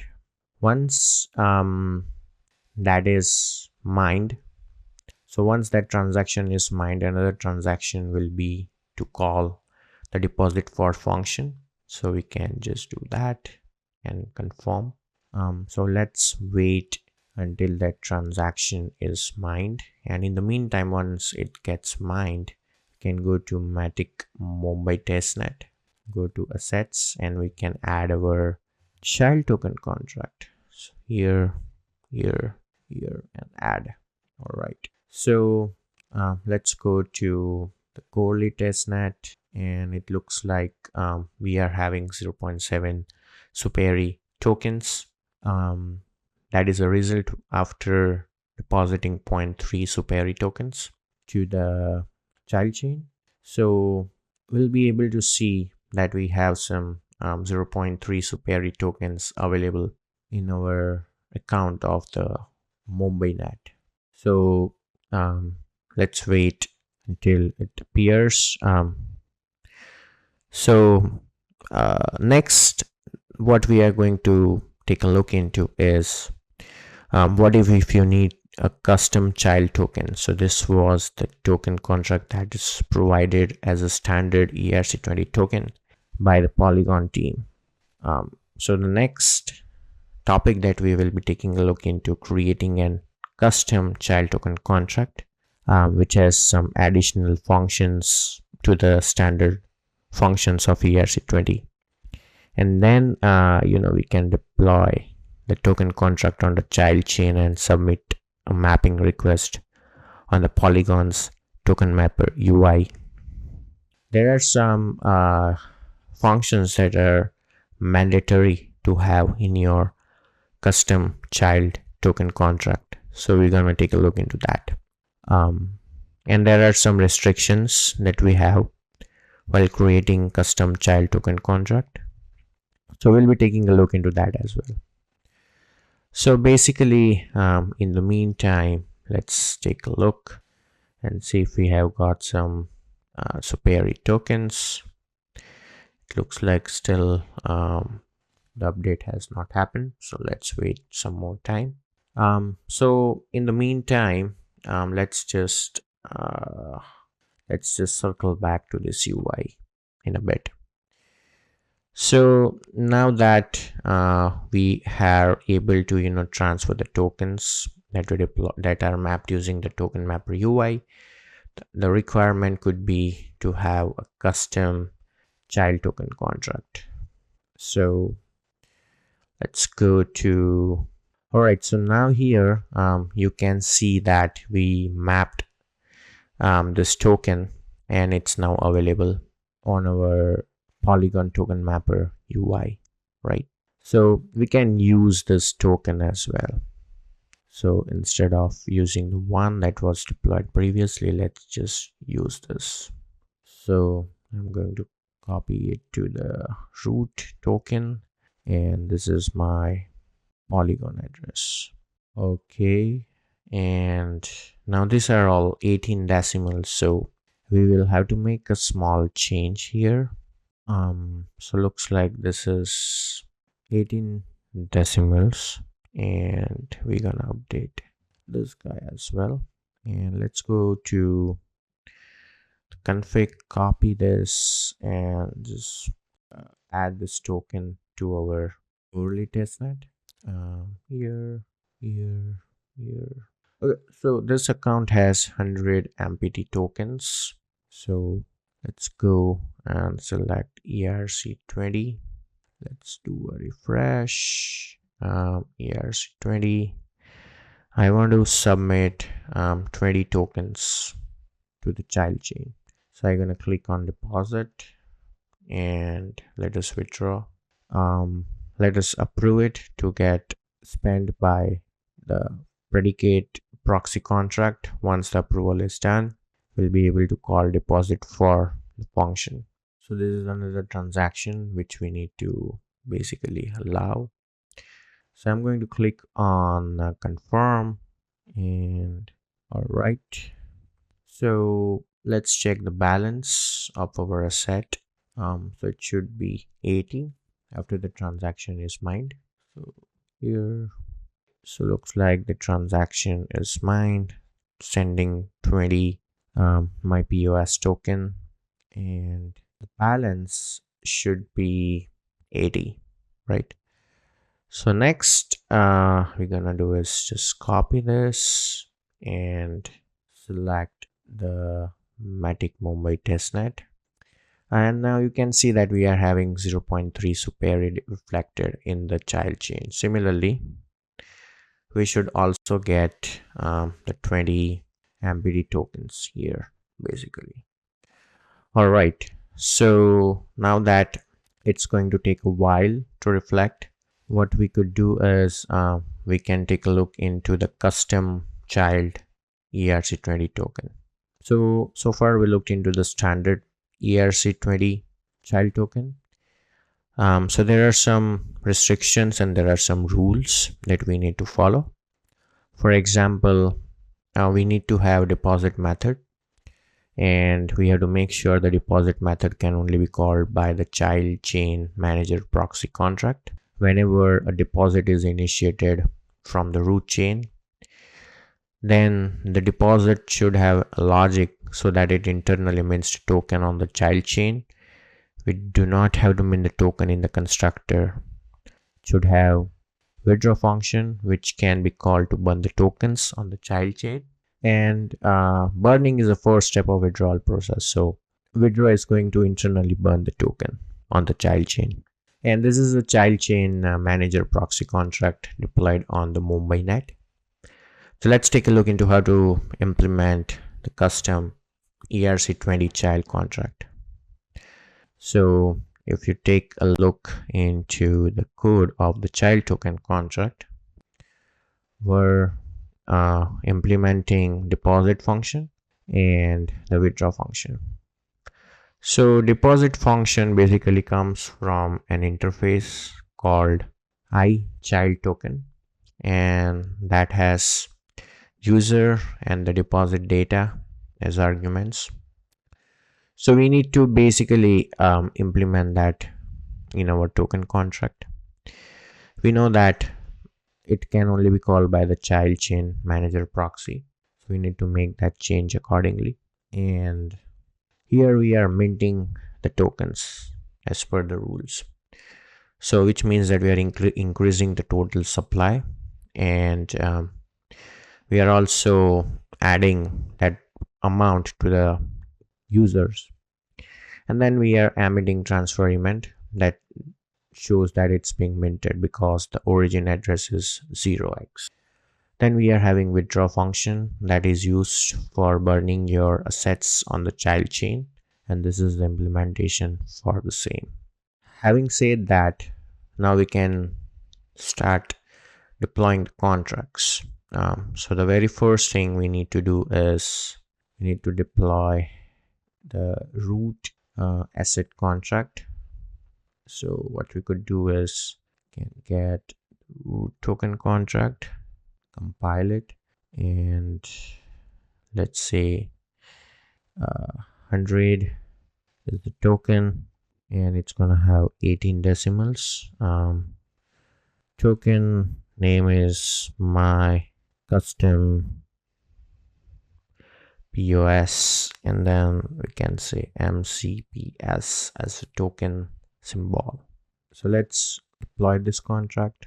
And all right, so the next step that we can do is deploying the child token contract. Let's wait until the root token contract gets deployed, and next we can go and select the Mumbai testnet, and we can compile the child token contract.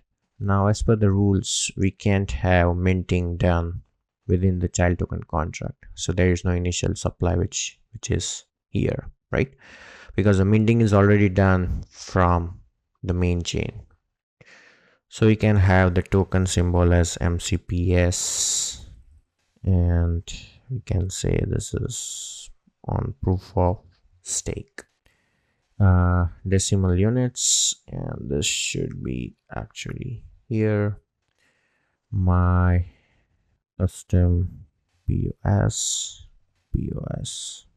Okay, let's check the name of the root token. Oh, we don't get because we have not selected the correct address.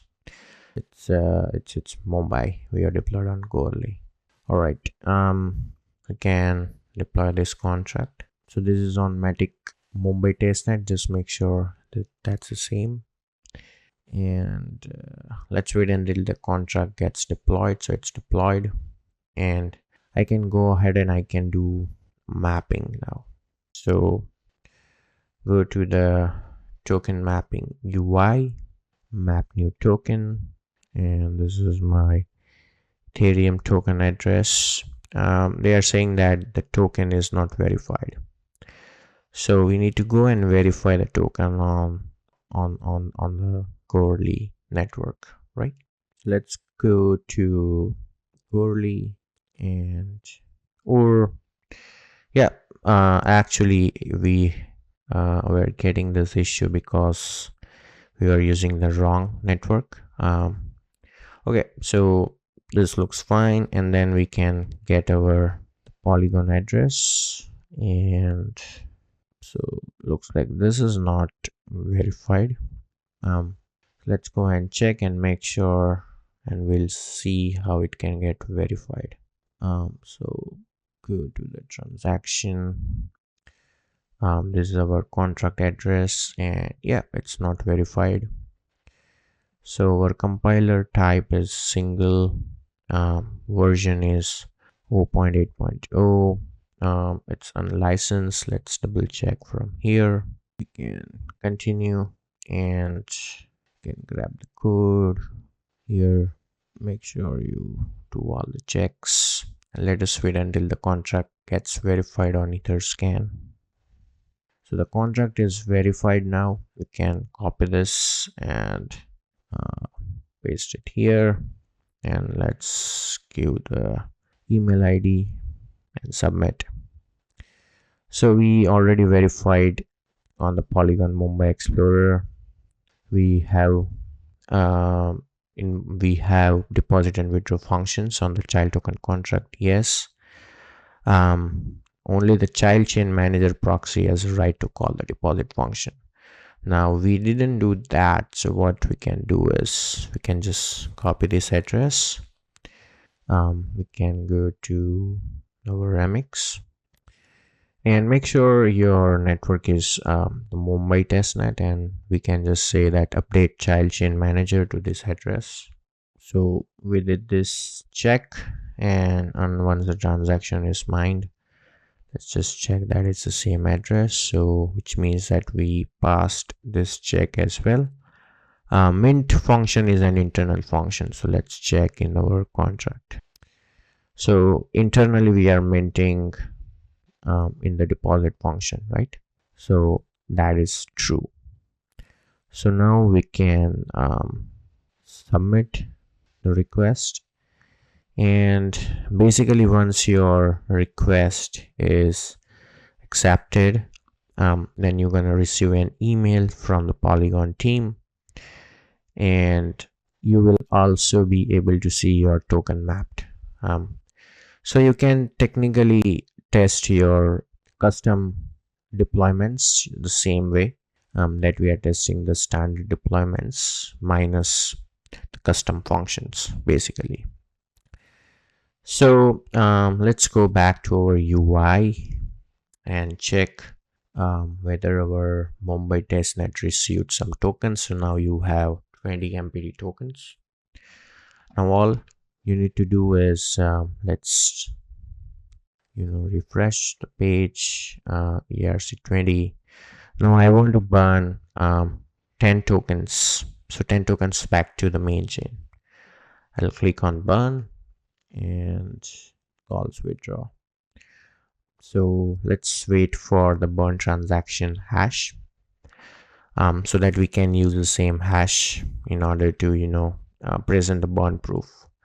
However, in the meantime, until we are able to get the burn thing done, let's go and explore our next topic. So here we gonna take a look into the Polygon mintable assets, and in that we will be taking a look into the requirements for deploying mintable assets on Polygon. So in order to deploy the Polygon mintable tokens, so what happens is basically the assets can be transferred to and from across Ethereum and Polygon chain. using the proof of stake bridge. Now this basically asset include ERC20, ERC721, ERC1155, and there are many other token standards. So most of these assets are pre-existing on the Ethereum chain.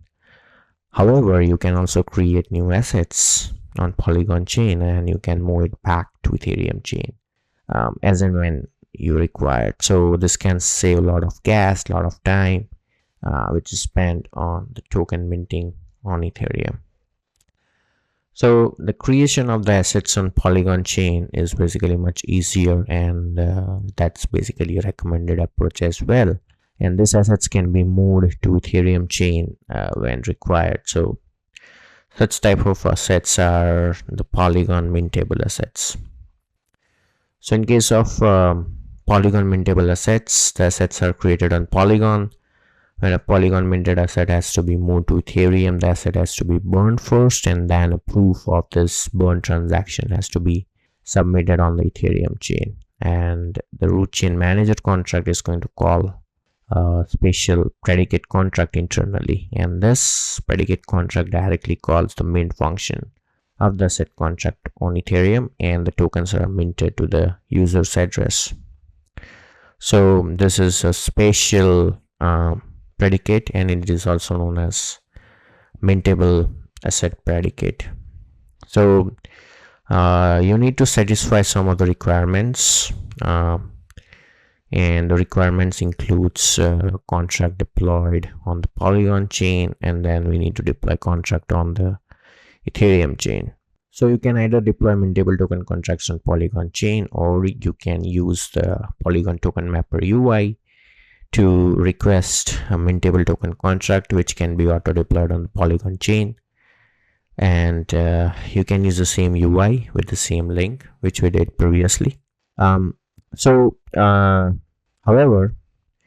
we can also deploy a contract by ourselves by having the child contract that have deposit, withdraw, and mint function, and it should look very much similar to the one shown in this link.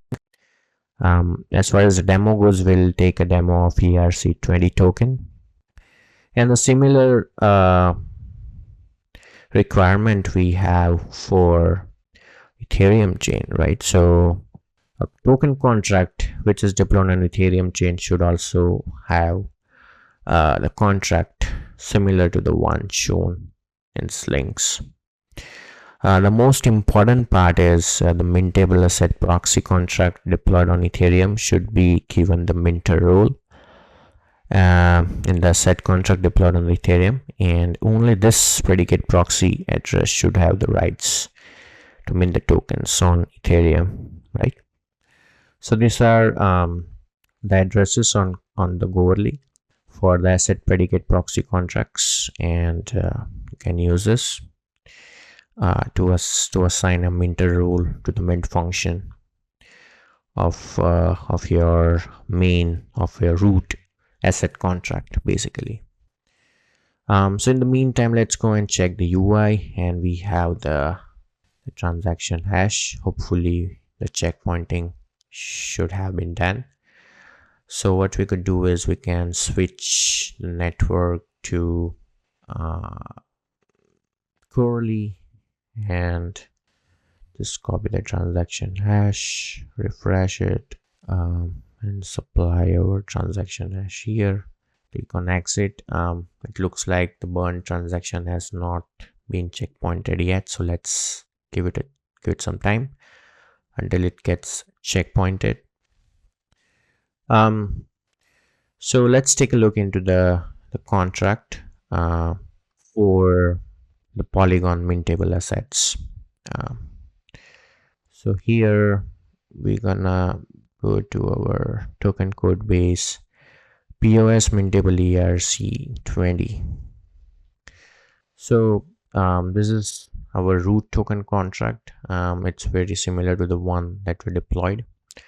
However, we are having a mint function because it is a mintable asset. What we did is, in our basic implementation, we added a mint function, And this mint function is calling the mint function which is implemented in our standard token contract. This mint function does nothing but adds some more tokens to the total supply and the same amount of tokens to the account that holds that amount. And then we are emitting a transfer event. And you can see here that it can only be called by ERC20 predicate proxy. That is one of the tools that we are following. So you can deploy it similarly, and you can use our bridge code base to test the transfer of assets. The next part that we have is the custom root token contract. So in the custom root token contract, as I said, the custom root token contract's mint function can only be useful by the mintable ERC20 predicate proxy.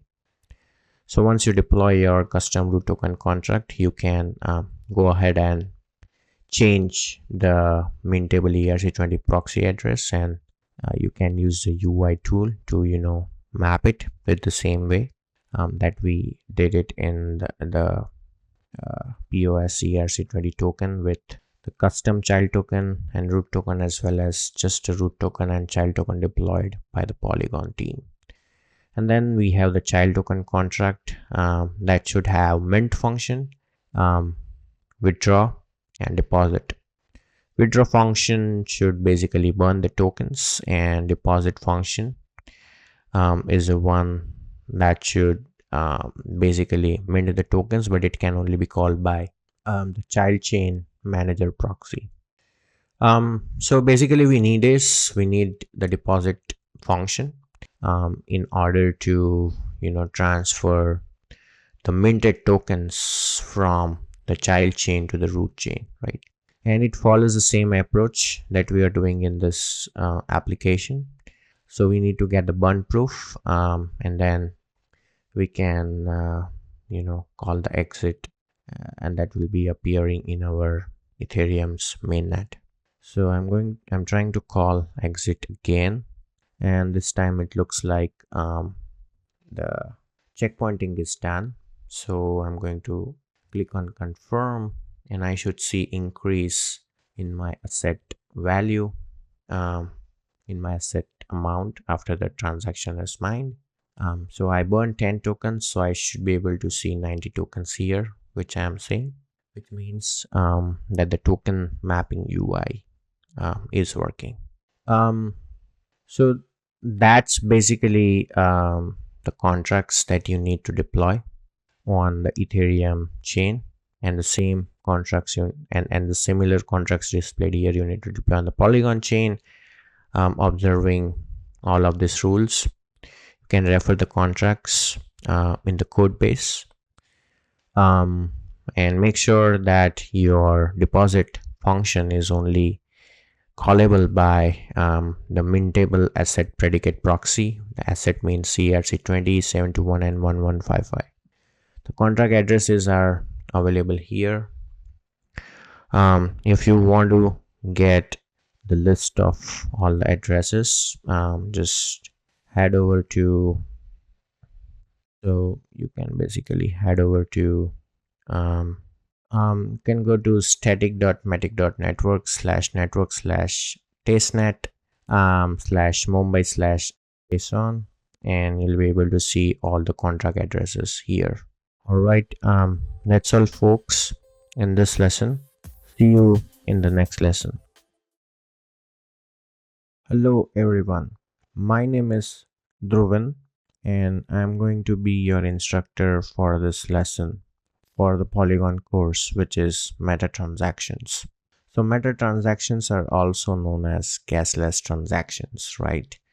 It basically allows the users to interact with the dApps who only has access to public private key pairs, which means that it is basically a way to enable or to onboard a user who has the assets but who does not have the gas to pay for that assets. Of course, there has to be a gas which needs to be paid, in order to change the state of a smart contract and in turn change the state of the chain. But that shouldn't block the user to use the dApps just because of the gas. So basically, a user with an account can craft a transaction in a very similar way how the normal transaction is created. They can sign with their own private key, but instead of sending it to on-chain, they'll be sending it to a so-called relayer, or that relayer is the actual sender. So basically, we'll create a dApp on Polygon network to integrate it with the meta transactions, and we're gonna use a platform called Bionomy to serve to power our dApp with a meta transaction. So there are a couple of solutions available. One of them being Bionomy is what we'll be using in this lesson. So if we talk about Bionomy, Bionomy is actually a scalable transaction relayer infrastructure. It can pay the blockchain transactions gas fee for the dApp user. Also, while it is collecting the fee from you on monthly basis, it can be in the form of some stable tokens.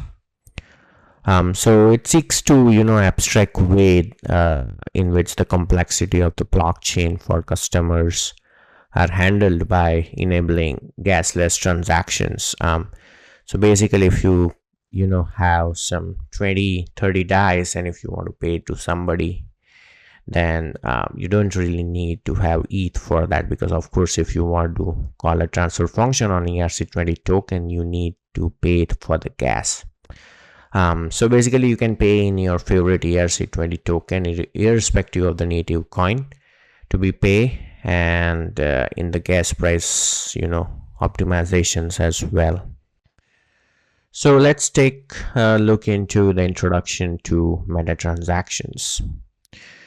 So what happens here is we have got a couple of actors in this sequence diagram, where a transaction signer is an entity that signs and sends to the request to the gas relay. Then we have got the gas relay that receives a signed request off chain from the transaction signer, and it pays to turn it into a valid transaction that goes through the trusted forwarder. Then another actor in the sequence diagram is the trusted forwarder.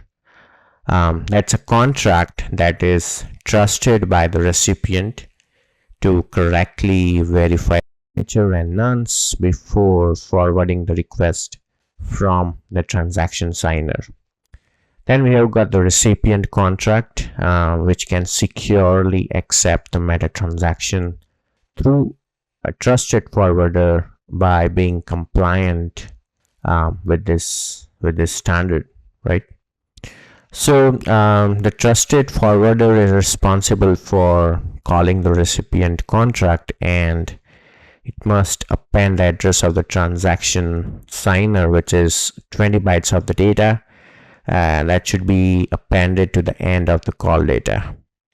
And then we can have the recipient contract extracting the transaction signer address by performing that the forwarder is trusted, and is this implemented is out of scope right now. The implementation of is out of scope of this lesson. However, what happens in another step is extracting the transaction signer's address from the last 20 bytes of the call data, and then we can use that as original sender of the transaction instead of message sender, which means that if message sender is not a trusted forwarder, then return the original message sender as is. So this is basically the workflow for meta transactions, where we have the gas relay network that is responsible for signing and sending the request to the trusted forwarder contract, which in turn calls the recipient contract's intended function. So next, we're gonna take a look into Bioeconomy. So we know that Bioeconomy is very scalable transaction layer infrastructure. It can pay basically your blockchain transaction fee for all of your app users. So before going into the meta transactions, let's see how we can develop a contract which is meta transaction compliant. So here I created a React application with this remixd as a dependency, and then there are a couple of dependencies, one of them being Bioeconomy/Maxa, and we are also using Web3. We're using Material UI for beautifying the UI, and then these are commonly used React libraries. So the very first thing is we're gonna open up and see how the contract looks like. So go to remixalpha or ethereum.org, connect your remix to the project repository. I have created a contracts directory, and the contract that I'm going to show is named as code. So what we have here is a simple example where you can set a code and then you can get the code basically. So we need to basically have like EIP712 domain structure that includes the code itself, the version, chain ID, and the verifying contract. Then our meta transaction will have nonce and from address, sender's address, and the sequence. And then we're having code and owner as a public state variable, and then we are basically incrementing the nonce per the user using this nonce mapping. Then we are having EIP712 domain type hash, meta transaction type hash, and then we're having a domain separator. This is required just in order to make sure that your meta transaction or your signed message in Ethereum doesn't cannot be replicated in Polygon, right? So we need to make sure that each sign is unique to a chain. For example, for Mumbai, our chain ID is 80001. So we need to make it as a part of domain separator. So this is version 1, so we can specify it. Having said that, we need to make sure that while sending the message on the client side, we need to take care of the similar things. The name is code, and once we are done with setting up the domain separator, we'll be expecting that the same domain separator is being used by the client, and then we'll be extracting our signer's address accordingly. So basically what we're gonna do is I'm going to create a meta transaction object. I'm going to reconstruct the message that was signed off chain using the smart contracts get check 256 function, and once I get that, then what I'm going to do is I'll be making sure that this user address is the same user who signed RS and V, which is a breakdown of the signature. So this is an easy recovery inbuilt function in Solidity where you can pass the message and the signature that is going to extract the user's account address. So we're going to make sure that this is the same user. If it's the same user, then we can definitely assign the new code passed here to the code public state variable, and then we can assign the owner. We can increment the nonce of the user who called it, and then this is a simple getter function. So first we can deploy this contract using injected Web3. So go to environment and select injected Web3. We will be using the Matic network. So go and select Matic Mumbai testnet, and all we need to do is click on deploy, select your contract, which is code, and deploy. So once the contract is deployed, we need to grab the contract address, go to src config.js, and then we need to paste that contract address here. And next thing we need to do is we need to grab the ABI. So I'm just going to go and copy the ABI, and I can paste the ABI here, because we need it basically to sign the message and also to send to the relayer of the Bionomy that which function to call basically. So once we are done with that, that's pretty much what we need from the smart contract deployment side. I'm going to stop posting my project to Remix. Now I'm going to do yarn start to spin up the front end. Before that, we need to do a couple of things. So let's take a look into the next slides. So basically, this is an architecture of how the Bionomy works, where the user signs a message and using the MetaMask and your private key. User does not have to have any sort of balance.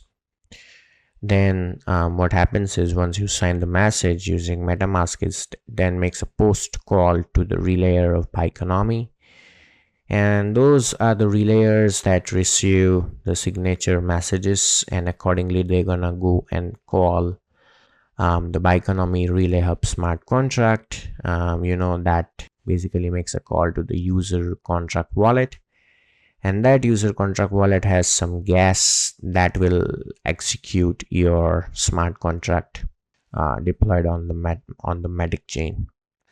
So which means that the relayer should be filled with gas which is off chain from your main contract, because the relayer sends a signed transaction to the blockchain, and it is going to pay for the transaction fee as well.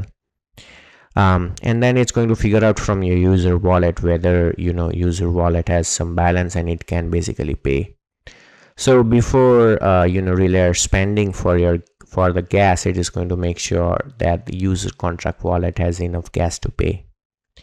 Once that check is done, then the relayer will make a transaction and it will indirectly call the contract. So there is a procedure that you need to follow on Bionomy if you want your dApp to be registered there, and you want to enable your dApp to be meta transaction ready. So let's take a look into that. So the first thing that we need to do is we need to go and register our dApp. So for that, head over to dashboard.bionomy.io. You will be asked to sign up. If you have already signed up, just click on your email ID and just fill up your email ID and password. If you have not, then you need to sign up. Make sure you verify from your email ID. Once you are done with that, and you can log in, the next step is to register a dApp. So just click on register. The dApp name that is I'm going to give is test meta transaction. Network we're going to use is Matic testnet, and click on create. So now you got the API key, and that we can go and in our application just replace this key with the new API key, and we'll be taking a look into the code in a bit, but let's follow the step.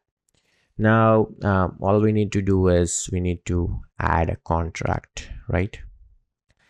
So the contract name is quote, and let's go and grab our contract address, this guy, and the contract binary interface. So this is our application binary interface, and we're gonna keep meta transaction type as custom. Then we can add. So now our code contract is added. Next we gonna go and manage the API. So which means that we will be making a meta transaction call to set quote meta, and this is going to set the quote, and we are enabling the meta transaction for this function. So we can now click on add, and so that's basically what we need to do as far as the registering the dApp on Bikeonomy dashboard goes. Next is we need to start integrating the Bikeonomy's Maxa dashboard. So for that we need to install Bikeonomy/Maxa dependency, which can help us to create a Web3 provider object that has Bikeonomy in it, and we'll be able to communicate with the registered dApp on Bikeonomy dashboard using this API key. So whenever the Bikeonomy is ready, we can basically have all the initialization logic of the dApp here. If there is an error, we can handle it accordingly. So let's take a look into the code. So if we start from the app, we are declaring a couple of state. So our app starts from here. First, it's going to check whether there is a MetaMask available or not through line number 48, and then we need to create a Bikeonomy object by passing the MetaMask Web3 object as well as API key as an option, and then we can initialize Web3 object with Bikeonomy object passing to the Web3 constructor. So whenever the Bikeonomy is ready, we can ask the user to grant an access to this dApp, and we can create a contract instance that has the ABI of quote and address of the quote contract.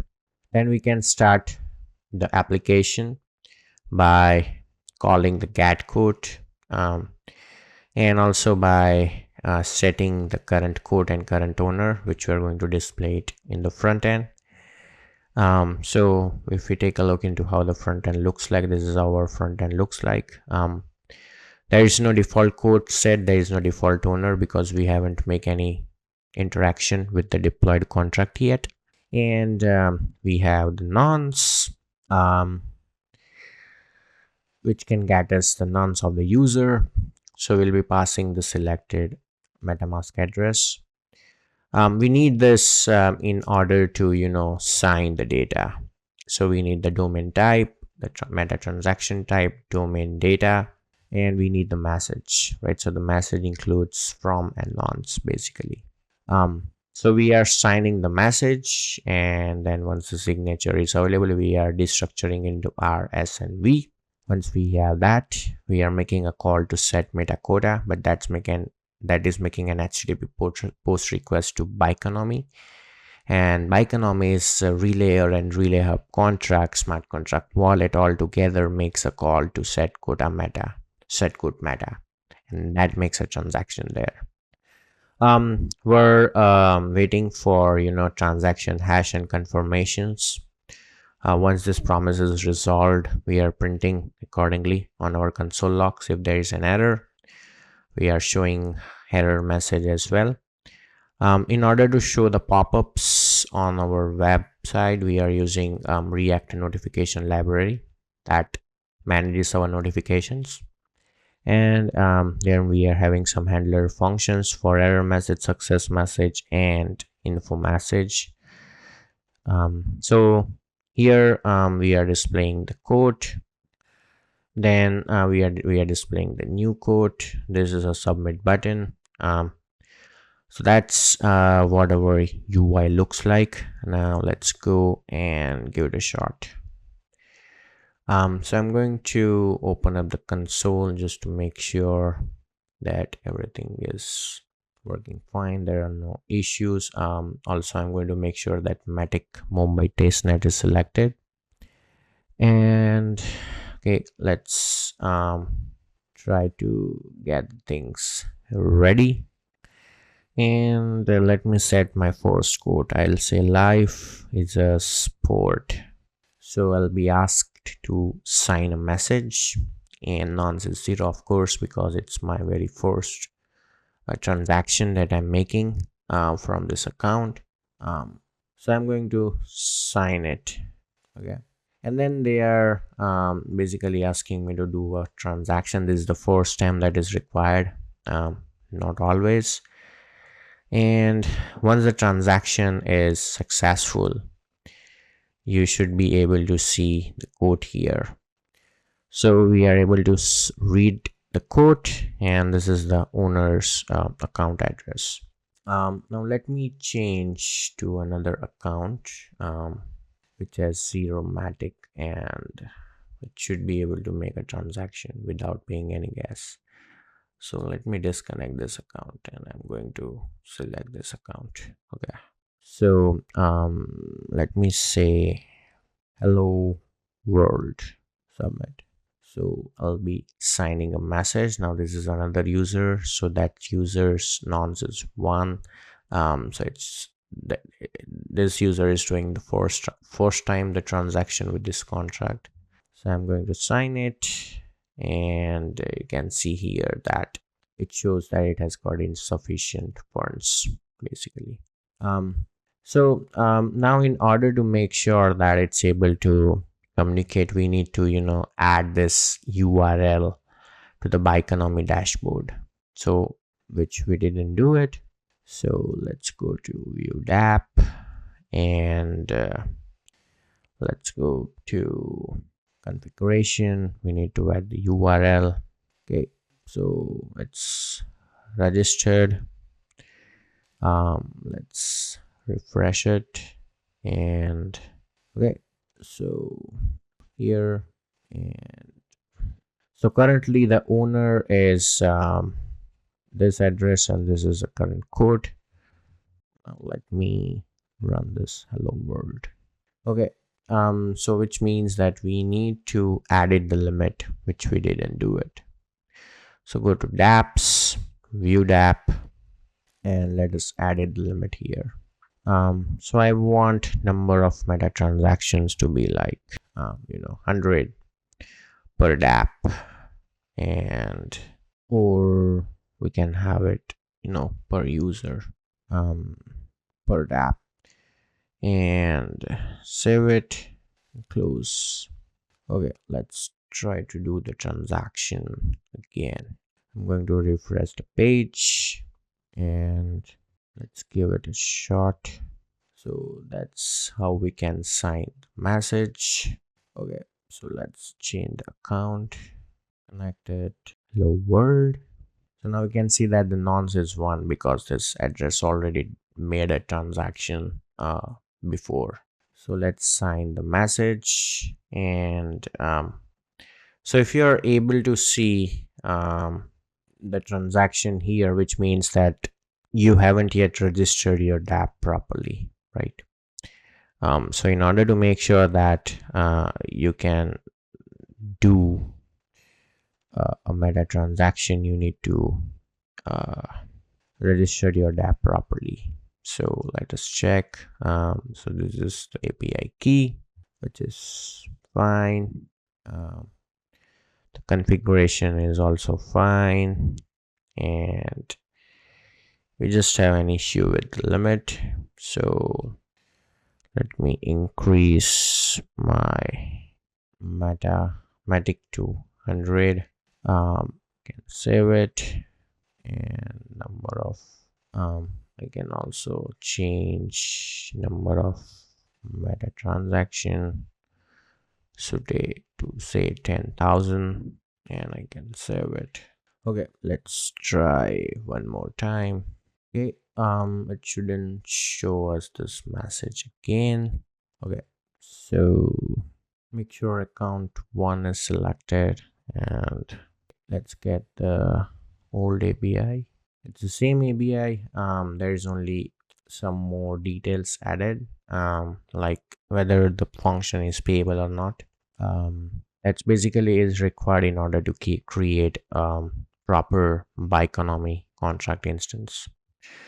So I'm going to give it a shot one more time. Okay, all right. So let's go and check. Let's try to create another dApp instance. So I'm deleting this, and I can register another dApp on the Matic chain on Mumbai. Let's create it, and let's click on view dApp. Let's add the configuration. The configuration is localhost 4002. Okay. Now we can go and add a contract code, and let's go and grab contract address from here. This is ABI. So the contract has been added. Now we can manage the API. So this is set code meta method is right. Then we can add it, save it, and you can see set code meta has been saved. We can copy this API key and just replace it here. Okay, and let's try to call this, submit and sign. Okay, so basically I didn't made any transaction. I just signed it, and has now changed the message to hello world, which means that even if I have zero Matic, I can call set code. So I'm going to disconnect this account which has some Matic, and I'm going to connect this. So let's see. Let's refresh, and I'm going to say Greek grapes, and this is going to be my account address. So let's me go and submit it. So again, zero nones, correct. And okay, so there's a transaction hash. So if you go to mumbai.etherscan.com, this was a transaction hash that is done by the relayer hub of Bikeonomy. So you can see that it's already been changed. So let's wait until this transaction is available.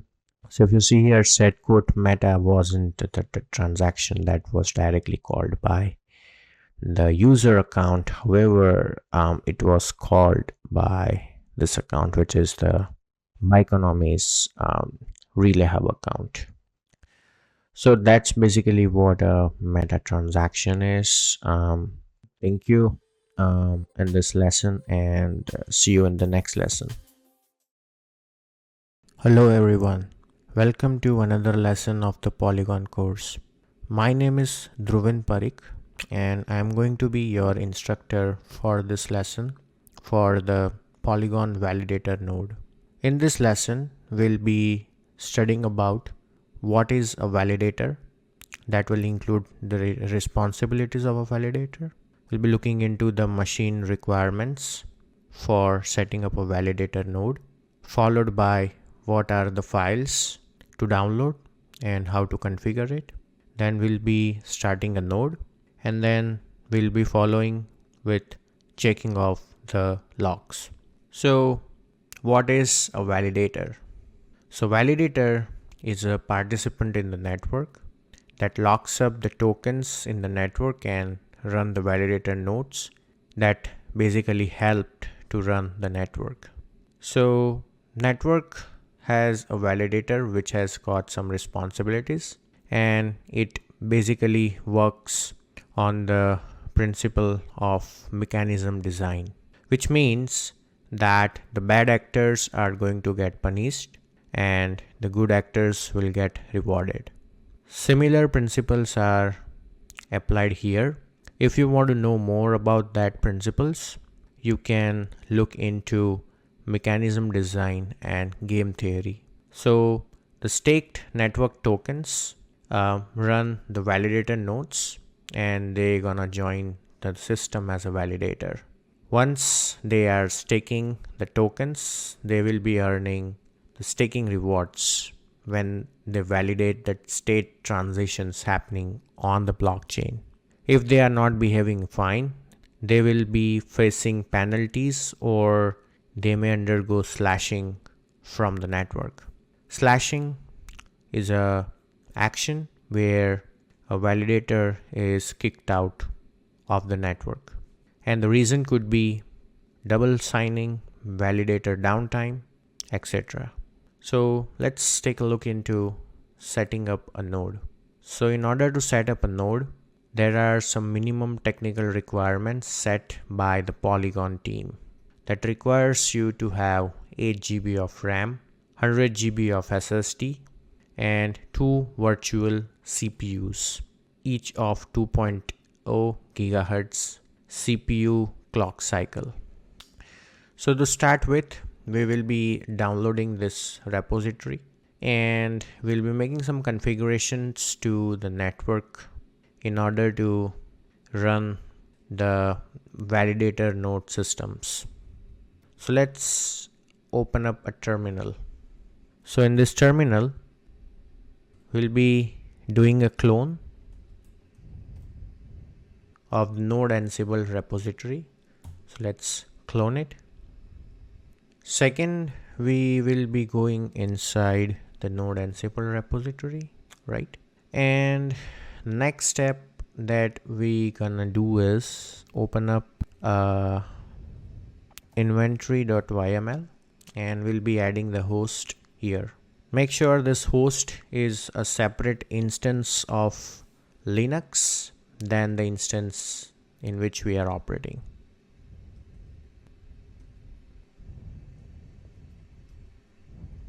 So I'm going to grab the host URL and I'm going to go and insert that URL here, specify the port as 22.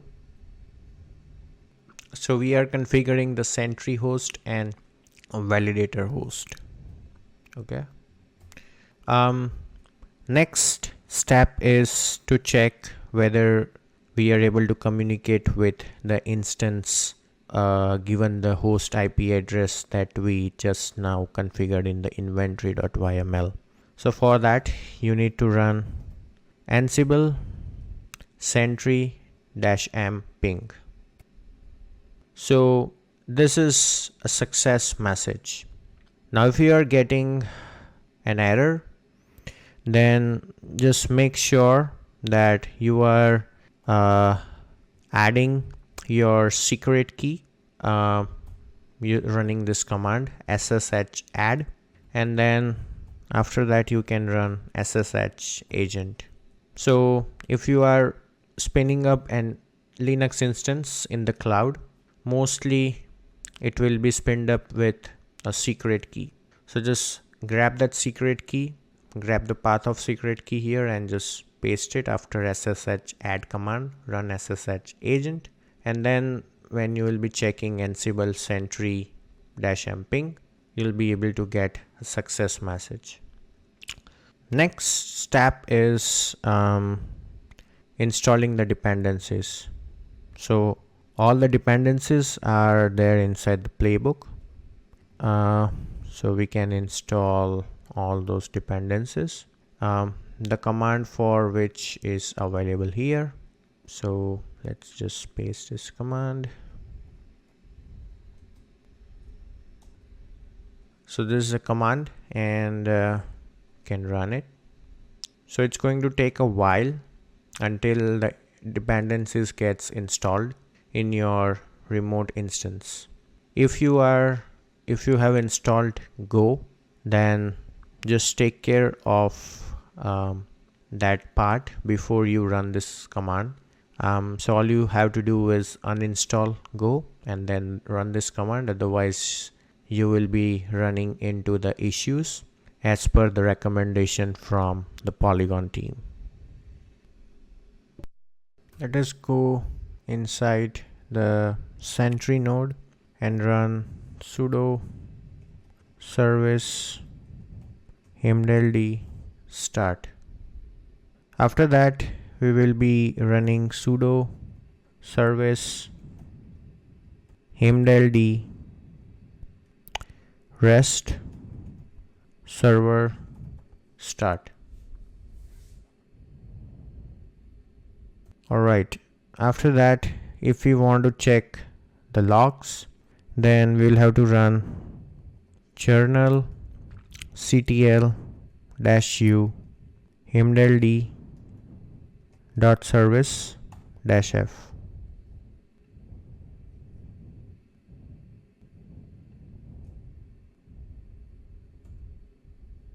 Take a note that it's going to take a lot of time if you want to sync full of your board node. As per the Polygon team, Heimdall usually takes several days to sync to the latest block. So this is how you will be able to see the logs. The way to start the board node requires this command. So you can say sudo service board start, and let's again run the himld.service to watch the logs. So this is how you can basically watch the logs. If you will be keeping on running, you'll be able to see all the updates that happens on the proof of stake validator node network. So that's all about setting off the Polygon validator node. Thank you for listening to this lesson, and we will be seeing you in the next lesson. Hello all, my name is Patrick Collins and I'm a developer advocate on the Chainlink project. I'm here to talk to you about oracles on Polygon and how to make incredibly powerful hybrid smart contracts. Keep in mind that we are the pioneers of this new world, of this new technology, and it's going to be us and you, the developers, learning about all these tools who will be the one to usher in this new age of these smart contracts and these amazing blockchains. So really excited to be talking to everybody today about Chainlink on the Polygon network. So let's jump into it. Here's what we're going to be talking about today. We're going to be talking about the purpose of smart contracts, the Oracle problem, Chainlink features, and then we'll start going into some specific examples here. So in order for us to really understand Chainlink and really understand the offering, we first need to understand the purpose of smart contracts. And I know a lot of you already know what smart contracts are for, but we're going to do a little refresher here. Because in order to understand Chainlink, we need to say, what is a smart contract? Why are these so important? Why do we care about what these do? And in order to really understand smart contracts, we first want to take a look at traditional agreements, right? Or traditional contracts, right? Because smart contracts are exactly what it says in the name, right? They are smart contracts. They are a new iteration of contracts and of agreements. If we look at traditional agreements, typically in these traditional agreements that are written in pen and paper, there is some party that owns the terms of this agreement, of this contract, right? Some institution, some single centralized entity. And often they actually have conflicting interests. For example, if you're an insurance company and you have a contract with a group of people that says if they get hit by a bus or, if something happens to them, you're going to pay them out. But as the group, as the company, you obviously don't want to do that, right? Because you're not in the business of giving out free money. So they have this conflict of interest where they don't actually want to fulfill their end of the bargain. And this has led many times in the past to groups not fulfilling what they said they're going to do. A group or an entity making some promise, making some agreement, and then not delivering. So we have this huge trust, this huge conflict of interest issue. Smart contracts, however, rely on cryptography. They rely on math, right? They allow us to engage in cryptographic agreements where instead of having to rely on the other entity doing the right thing and being honest, all we need to do is rely that math works, right? That our code works, that our code is written in a way that makes sense and that can be, and that will execute the way that we expect, right? And it will execute the way we expect because if we write in a contract 1 + 1 = 2, we don't have to trust that somebody, some human being or some entity is going to do the math right. We can trust that the cryptography of the system, the decentrality of the system will make it so. So these are incredibly, incredibly powerful agreements, and they really kind of cultivate to this one major idea where we get rid of this counterparty risk, right? We no longer have to worry about these brand-based guarantees, these paper guarantees.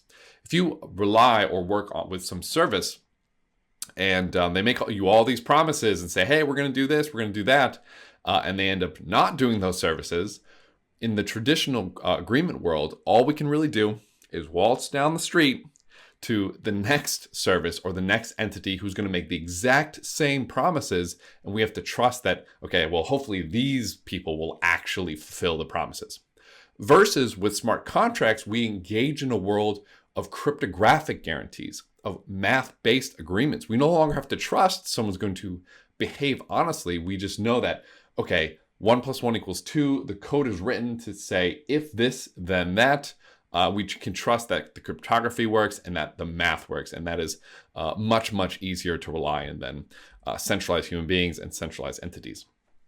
And we've seen a perfect example of this happen very recently with Robinhood, depending on when you're watching this video, of course. Robinhood painted this picture saying, hey, come use our platform. We are democratizing finance. We're allowing anybody to engage in this platform, but they held a centralized key where when push came to shove, if you engaged in finance in a way that they didn't really like, whether or not it was right or wrong, they had the ability to turn off your access to those markets.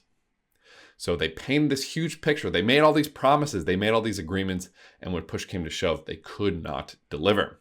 And so this is a major issue, especially with finance, where if you're using an entity, that has this power, you're essentially saying, well, you have control over my ability to engage in finance, to engage in markets. So not only that, smart contracts obviously have other improvements over traditional agreements like security, guaranteed execution, transparency, this trust minimization piece that we just talked about, and efficiency. So they're amazing. They're an improvement on the current ecosystem of agreements and contracts for a ton of reasons here. But that's kind of the basic gist of it, right? They are this massive, massive improvement on reliability, accountability in our agreement world. Now, however, so these smart contracts are fantastic, but they come with a fatal flaw. They come with an issue, right? And this issue is known as the Oracle problem. So what is the Oracle problem? What's up with these smart contracts? What's the issue? We just found out that there are these amazing things. So what could possibly be wrong? Well, these smart contracts and these blockchains, these smart contracts, they run on the blockchain, obviously. And the blockchains have these issues though. Blockchains themselves are deterministic, meaning they can't reach out to the real world. They can't connect to the real world. They can't use any variable non-deterministic data inside their systems. Now, this is obviously a huge issue because if we want these smart contracts to be these superior agreements, then how are they going to do that if they don't even know what's going on in the real world? How are you supposed to create an agreement that doesn't care about the real world? How are you going to create an agreement that's supposed to affect the real world when it knows nothing about it, right? So that's obviously a massive issue. And one of the questions that gets asked a lot is, okay, well, why can't they just make an API call? Why can't they just connect to the real world? What's the deal? And again, the issue here is that they are deterministic, right? Variable data can't live in these deterministic systems. It'll break consensus. If you ask one node, hey, can you make an API call to some random API? All the nodes will go, yeah, sure, we can do that. One node will make the call, and maybe another node gets rate limited. Maybe another node gets a different answer because they called it a second or a half or a millisecond later and the answer changed. Or maybe you want some random number and each node's going to have a different idea of what a random number is. They're never going to be able to reach consensus with non-deterministic data. So blockchains by design are deterministic, and it's one of the major security properties of these smart contracts and of these blockchains. Oh, excuse me. So how do we solve this? How do we get around this? And the answer is with a blockchain oracle. So a blockchain oracle is going to be any device that interacts with the off-chain world to provide external data and computation to our smart contracts. Okay, great. We solved it, right? We did it. We have these blockchain oracles. Case dismissed, right? Not quite. That's not quite the whole story. So a centralized oracle is going to be a single point of failure for your smart contract, for your application. You've done all this work, if you've built a decentralized protocol, on Polygon, to make this logic layer truly decentralized, and then you have a single centralized node or a single centralized data source, you've essentially done a ton of work to remove that centralized key away from a party, and then you just reintroduced it by adding this centralized node or a centralized layer. So having a single node or a single data point reintroduces this centralized piece and is no bueno. It's no good, right? We want to make sure both our logic layer, our on-chain settlement layer, and our off-chain data and external computation layer are both truly decentralized. And that's why a centralized node is going to be no good here. So this all comes down to the solution here, which is going to be Chainlink, which is a decentralized Oracle network. Chainlink is a modular framework which allows users to build networks and work with external data, and external computation in a truly decentralized fashion. So you can get data, you can do event-based triggers, you can get random numbers, you can do all these fantastic you can kind of have all the feature richness that traditional agreements and traditional traditional web applications have in the context of a decentralized smart contract. And this gives rise to something called a hybrid smart contract, where you have a contract that has some off-chain component, whether that's working with external data, enterprise system, traditional payments, or what have you. And then your on-chain contracts, which again here is going to be on Polygon to enable us to once again engage in the censorship-resistant, decentralized finance, NFTs, gaming DAOs, etc. Some examples are going to be, for example, weather insurance or insurance here, right? In order for you to build an insurance contract, which there are plenty of those in the real world, you're going to need to get the data on whatever you're insuring, right? So if you're insuring crop insurance, for example, you're going to need the rainfall, the temperature, any other product evaluators. That's going to need to go through a decentralized network of Chainlink nodes to go to some on-chain contract, which then you can build an insurance protocol out of that. DeFi, obviously massive.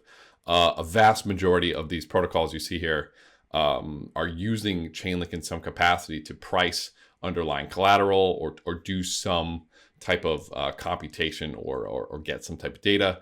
NFTs, gaming, DAOs, the use cases go on and on and on. Maybe you want a random number to create some really verifiable NFT, or you want to do some random attack stat for some character. But the use cases go on and on and on.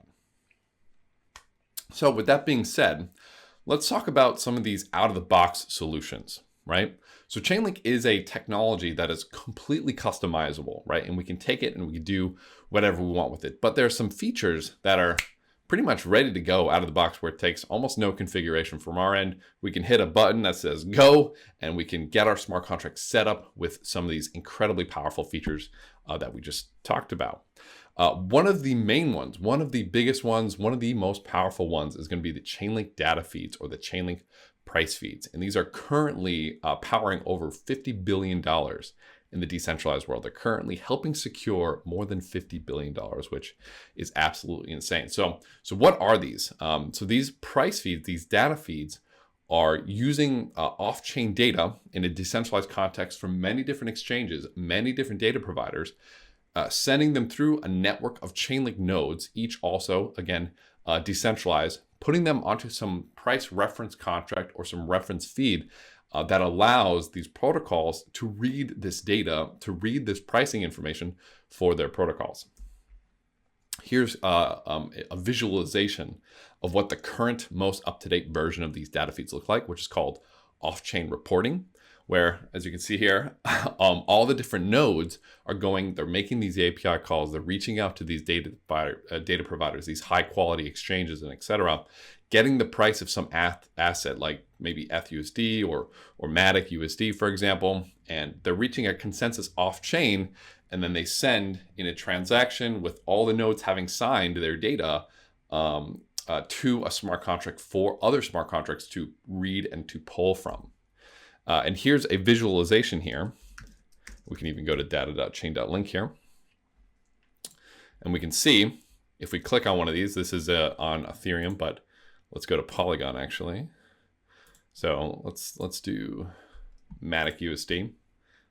We can see a group of nodes here that are delivering this data. Each one of these nodes is a different entity, and they are they're pulling this data from the real world, delivering it on chain, so your applications can use the data for whatever you want. And these data feeds are being used by some of the largest DeFi protocols in this space. Synthetics, for example, for pricing underlying collateral. SushiSwap for doing margin trading. Compound, again, underlying collateral. Aave for depositing and lending. And I think some of these numbers will probably be outdated by the time you watch this and be a lot higher. So these are really battle-tested price feeds, battle-tested data that you can use to empower your smart contracts. And at the end of this session, towards the end, we're going to do some examples, like I said. So don't worry, hold tight, we're getting there. But the documentation in docs.chain.link has a wonderful one-click option where you can just click a button and go right into a Remix IDE. We'll also go into Hardhat and as well. Stay tuned for that. But documentation is absolutely plentiful if you're looking to how to work with these price feeds. So that's the first one. That by itself is already incredibly powerful, but there's more. Yes, I know, crazy, there's more.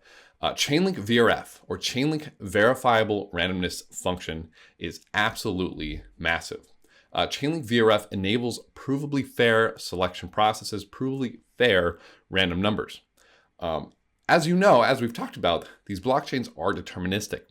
And by definition, a deterministic system can't have a random number, right? It just doesn't work out. How can you have a random number when you already know what that number is going to be? It's not possible. So in order for us to get a truly random number in our blockchain applications, we do have to look outside the blockchain once again. Chainlink has a process of delivering a cryptographically proven random number into our smart contracts so we can use this randomness to power whatever we want. So for a lot of you who are learning Solidity, oftentimes what people will do is they'll use some pseudo-random number, pseudo-random generator where they hash maybe the block difficulty or the timestamp. And all those numbers, anything on chain, can be influenced by miners, can be hacked, can be adapted. And so it's not going to work if you want any type of secure randomness. So Chainlink VRF gives us that provably secure randomness, that proven scarcity, those truly, truly random numbers. And if you want, you can check out the GitHub where they have, you can check out the on-chain contracts that go through the verification process of proving cryptographically that a number is truly random. And this Chainlink VRF is being used by a number of protocols, Pool Together being one, to give out this decentralized random winner for their DeFi project. Tons and tons of NFTs, Avagochi, Axie Infinity, Ether cards, Pokemon are all using this Chainlink VRF to get provably random stats for their NFTs, provably random drops, provably random giveaways, raffles, etc. And again, one-click documentation. Again, we'll head over to those at the end of this, but really fantastic docs and everything you want to know to use them. You can jump right in the docs there. Next, oh man, well, there's more. I know, crazy, right? Chainlink Keepers, or the Chainlink Keepers Network for decentralized event-driven executions. As we know, smart contracts actually can't trigger themselves. When we want a smart contract to do something, we or somebody has to initiate some transaction, right? You need to pay some gas to make a state change on the blockchain. Somebody has to do this.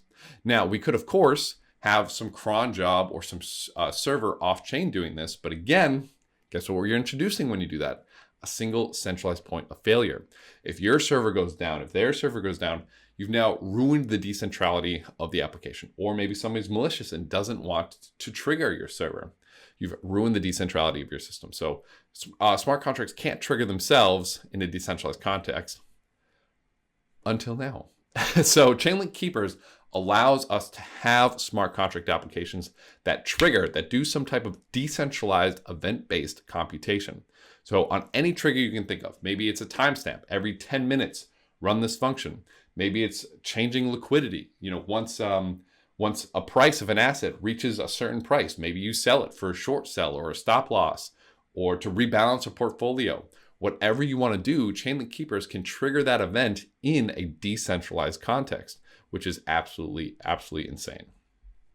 And similarly, there are some fantastic docs on this. This is kind of a really nice GIF walkthrough of working through the user interface to add yourself to what's called the registry contract.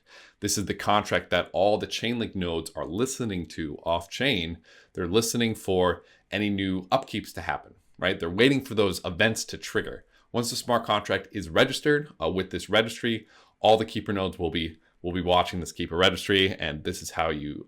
This is an easy way for you to connect to that registry.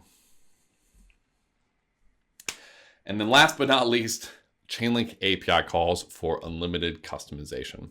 So as we know, like I said, those three first ones are kind of the out of the box, ready to go, already decentralized, good to go applications. But like I said, you can really do anything with Chainlink. You can really empower and elevate your smart contracts to have any type of functionality, any type of customization. And to do that, you can do that with the Chainlink API calls. So this will connect your smart contract to all the traditional APIs and services that the web uses today. So you can configure your Chainlink nodes to work with the real world. Now, this application does take a little bit more work in order to be truly decentralized, because again, a single node configured to make these API calls isn't necessarily sufficiently decentralized. So there is some extra work that goes into this to have to work with other nodes, to collaborate. But 100%, this feature enables you to customize your smart contract in really any way that you want with a little extra legwork. And that's really the end-to-end reliability of smart contracts and of what the Chainlink protocol is all about. Taking these smart contracts and elevating, heightening them to the next level to enable them to do anything that they want to do. And if you have some really cool ideas on how to elevate it, you can always get a grant. You can always jump into the Chainlink Discord, to the Chainlink networks, and reach out and contribute or build something really cool. Now, we are going to go into these remix and hard hat demonstrations. But before we do that, I do want to talk a little bit about where you can go to learn, where you can go to participate in the Chainlink network. And then we'll jump right into those remix and hard hat examples and show you how to build some of these incredibly powerful, billion-dollar DeFi protocols and billion-dollar NFT projects and, et cetera. So the first place that everyone should know about is docs.chain.link. This has everything that you're going to ever need to know about, Chainlink, about documentation, how to work with literally everything. Next, blog.chain.link. Tons of fantastic blogs, tons of fantastic tutorials, how to do option trading, how to set up with hard hat, how to do dynamic NFTs. The list goes on and on and on. The Chainlink YouTube, Chainlink engineering tutorials and developer workshops. Those are the two main playlists. You can watch us literally step by step go through a lot of these processes and work with a lot of these tools. Solidity and smart contract starter kits. If you're getting into the framework world with Brownie, Hard Hat, Truffle, etc., we already have some boilerplates built for you that you can take and that are good to go and ready to just be forked and worked with. And again, we're going to be working with Hard Hat today, but if you're familiar with Brownie and Truffle, you can absolutely use those as well. And then absolutely 100%, you can always join the community. You can jump in, have conversations, reach out and talk to people. So some of the best places to get technical support are going to be on Stack Overflow or Stack Exchange Ethereum, asking a question, tagging it Chainlink. That will give more sight to pretty much the whole community with your question, and anybody who's helpful can jump in and help you out there. The Chainlink Discord, you can jump in for kind of more spitballing, theorizing, and chatting with other members of the community. Of course, there is the GitHub with starter kits that you can kind of just fork from and get going and learn more. And again, if you have an idea of how to contribute, Chainlink Grants is there. and the Chainlink Labs will actually pay you to build some really cool advancement or feature that you want to work on. And then of course the documentation, which is just absolutely massive. So with that, thank you very much, and let's jump right into those examples. All right, so let's go ahead and get started building some of these hybrid smart contracts on the Polygon blockchain. Now, we are going to do some integration tests where we actually simulate running one of these smart contracts on a real Polygon mainnet by using what's called a testnet or a fake blockchain. Now, in order to use this fake blockchain, we need a wallet to interface with this blockchain. And the wallet that we're going to be using is going to be MetaMask. So if you don't have MetaMask, you want to head over and download it here. We are going to be working with testnet Ethereum, testnet Polygon, testnet Chainlink. So no real money will be in this wallet. A quick wallet tip. Once you do get this set up, absolutely don't send any real money to this. Whenever you're developing and whenever you're testing, you want to be testing with a wallet that doesn't have any real funds in it. So you can come to the MetaMask site to get MetaMask set up. Once you do, you should see a little Fox icon right up in your browser, and this will be the wallet that we're going to interact with and work with to work with the Polygon chain and work with Chainlink and different test nets. Now, to get started though, we're going to be working with the Coven test network. All the code that we work with here is going to be exactly the same as if we're working on Polygon, except for some configuration differences. So we're just going to be working with Coven testnet here, but after we go through a couple of these demos, I'll show you how to go ahead and get MetaMask set up with Polygon so you can deploy these smart contracts to the Polygon mainnet, to the Polygon main chain.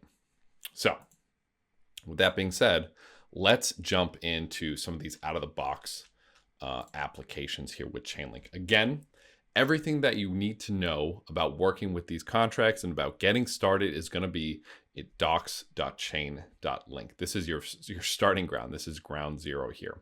And the first thing that we're going to look at is actually working with these data feeds. But if you want to play around and you want to see some of these other tutorials, for example, the basics tutorial, there's a video along with it, will help you get set up with MetaMask, will help you deploy your first smart contracts, will help you really just get started with this entire space. If you want to learn more about how Chainlink works, about the different models, the basic request, off-chain reporting, you can check it out here as well. But like I said, we're just going to jump into learning about getting the latest price here. So if we come to getting the latest price, we'll learn a little bit of information about what this code looks like, what this code is doing. And if we scroll down, we'll see this exact code here, which has which is everything that we're going to need to actually work with one of these data feeds and get the price of a real world asset into our smart contracts. We can absolutely copy paste this into whatever editor we want, or we can go ahead and come down, we can click this deploy button, this remix button, which will pop us into remix with this code already populated over here. And if you don't see it, on the side, on the left here, you should see something like docs.chain.link. You click it, samples, price feeds will be here, and price consumer v3.sol will be what you're looking for. Now let's go through what this code is actually doing. What's going on here? So at the top, of course, we have our Solidity version. We're importing the Chainlink aggregator code here, which is going to allow us to have the interface to work with these price feeds, where we have our contract name here. We have a variable called price feed of type aggregator v3 interface, which again is just the data feed. We have our constructor, which here is some really important pieces, right? And this is really the only piece that we'll ever have to change when we switch networks. On each network, these data feeds live at a different address. So if we're on the Coven testnet, if we're looking for the Ethereum USD price feed, this is the address of that data feed. Now we can come here, come to our documentation, go to contract addresses under the data feed section, and we can see data feeds across different blockchains. Again, since we're going to be working with Polygon, we could scroll down here and we come and grab any of these addresses on the Polygon chain and use it in our smart contract. And if we click one of these addresses, it'll even bring us to the Explorer, and it'll bring us to the exact contract that those feeds are being updated on, which is incredibly exciting. So if we wanted to change addresses, we would come here. Again, we're going to be working with Coven just for this testnet demonstration. So we're going to leave the address as is. Then we have a function, get the latest price. which all we're really doing here is we're getting this int price value here, which is going to be the price of Ethereum in terms of USD.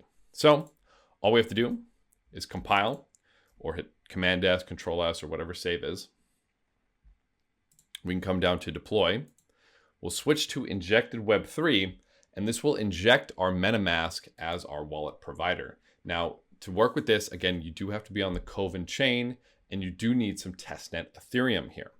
If you don't have any Coven testnet Ethereum, what you can always do is in the Chainlink docs, you can go to the link token contracts page, which is right here. And you can scroll down to whatever testnet you're working with, for example, Coven, and there's usually a link to the most up-to-date faucet. So if you need some testnet Ethereum, you can click the testnet Ethereum button. It'll bring you here. This one actually gives us both Link and ETH, which is great. We're going to copy our address. We're going to place it in here. I'm not a robot. Those are taxis. Send request. And what's going to happen is we're actually going to get funded 10 testnet Link and 0.1 testnet ETH to our account. We will have to wait a little bit as the blockchain goes ahead and validates our request. But once it's done, it'll say it's all done. And if we look into our wallets, this number and this number will be increased, right? So if you don't have the Link token already in your wallet, you can scroll to the bottom, hit add token, and we'll just need this Link token address. Again, they're going to be different across different test nets. So for Coven, it's going to be this address here.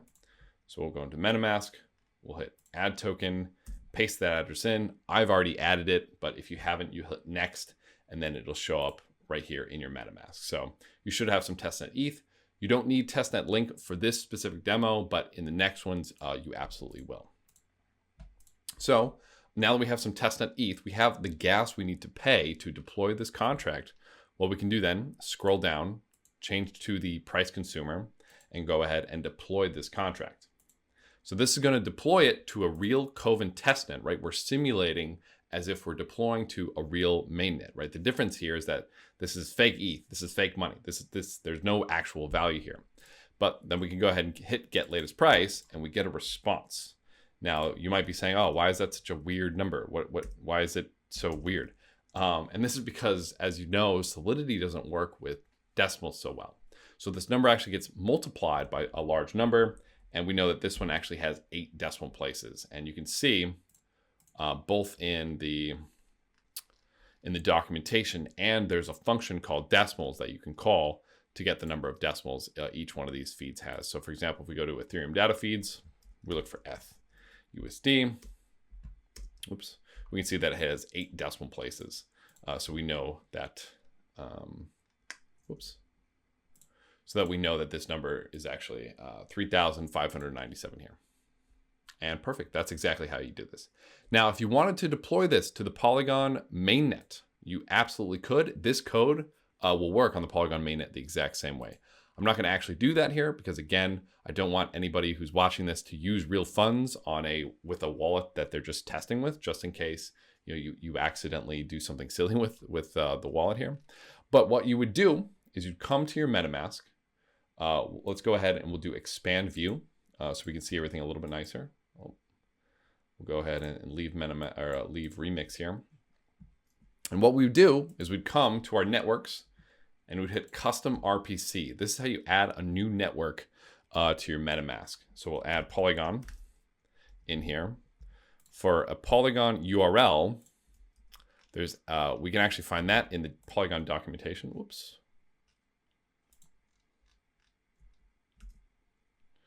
Oopsie daisy. Add network. There we go. Polygon. We can come to the docs.polygon.technology. We can come to the docs and we can get all the information that we need to actually get this set up here. We can do polygon-rpc.com. The chain ID is going to be 137. Currency symbol is going to be Matic. Block Explorer is going to be polygonscan.com. And then we'd go ahead and hit save. I already have this network up under Polygon parentheses Matic, but this is how you would get it set up. Once you have this set up, you should be able to see in your MetaMask here, you should be able to scroll down and have this Polygon account. Again, you won't have anything in here. There won't be a faucet for this because this is real money. This is real Polygon, but it should be in your wallets. Once you have that, we can actually just roll back over to deploying this with Remix. And all we would need to do is switch our address, right? So if we're working with the Polygon Matic data feeds, and we want to do, let's say Matic USD, we would grab this address here, we would copy it, and in Remix, all we would do is we would change this. We would say Polygon in our comment here, Polygon. This would be Matic USD, and we'd paste the address here, and that's it. And then we could compile, we could deploy this injected Web3. Again, I'm not actually going to because I don't have any Matic to actually deploy with, but this is how you would go ahead and deploy to the Polygon chain for working with a data feed. So next, let's go on to Chainlink VRF. So I'm not going to show you how to set up Polygon for each one of these ones moving forward, but the process is going to be the same for all of these. So Chainlink VRF is actually a 2-transaction process. Again, there's a whole bunch of notes here. We're just going to go ahead and scroll down to the Remix button that we can go ahead and click and get started right in here. Docs chain to link, samples, VRF, random number consumer.sol. That's what we're going to be using. And this is a 2-transaction process, like I said. And let's actually just flip back to Kovan because for this example, we're just going to use Kovan again. So for this one, you will need testnet ETH and testnet link. So be sure to follow along those instructions I gave before of going to the Chainlink docs, going to the link token contracts page, and grabbing that Kovan faucet and getting both link and ETH into your MetaMask here. So ETH, link, testnet, awesome. So let's talk about what's going on here. So we have our version. We're importing some Chainlink code from the Chainlink GitHub. And we're inheriting this VRF consumer base bit. So this VRF consumer base bit allows us to define 2 really important addresses, right? Because when working with the Chainlink VRF, there's a contract on chain that's actually going to do the verification of our random number. And right in our constructor, right afterwards, we add those addresses. So we say, all right, constructor of the VRF consumer base is going to use the VRF coordinator, and this is the address of the contract that does that verification. Again, it's going to be different on different chains, and then the address of the linked token. Now, similarly to transaction gas that we pay whenever we make a transaction, when making a request to a Chainlink node, we pay a little bit of Oracle gas or link token. Now, the reason that we pay for the Chainlink VRF and we weren't paying for the price feeds is that the Chainlink VRF, we're actually directly requesting the data. The price feeds are actually supported and sponsored by a number of projects who are paying a lot of the request data. So if we scroll to the bottom of something like data.chain.link, all these protocols here are paying to help support these different price feeds. So that's kind of the difference here. So we're doing a direct request to a Chainlink Oracle to say, hey, can I get a random number, please? Then we also define a key hash, which uniquely identifies one of these oracles, and the fee of the Chainlink VRF. It varies by network. You can find all this information if you go to using randomness, contract addresses, and you can find all the information here. Polygon is right at the top. You can find the link token address, VRF coordinator, key hash, and the fee that goes along with requesting the service. Now, for the moment of truth, get random number. This is the function that we call to request a random number. And all we do is we call this request randomness function. Well, first we just make sure we have link in the contract, but then we just make sure we have enough link to pay the Chainlink node. But after we do that, we call this request randomness function. Now you'll not see it defined anywhere, and that's because we're actually inheriting it through the VRF consumer base. But what this will do, and we pass it the key hash and fee, what this will do is it'll ask a Chainlink node to give us a random number. So in one transaction, we're going to call this function, and then in a second transaction, the Chainlink node itself is actually going to call fulfill randomness and give us a random number called random result. So same thing, we can go ahead and compile this. We'll go ahead and deploy this. We'll move to injected Web3. We want to be on Coven. We'll need both ETH and Link in our wallet. We'll scroll down to random number consumer. We'll deploy.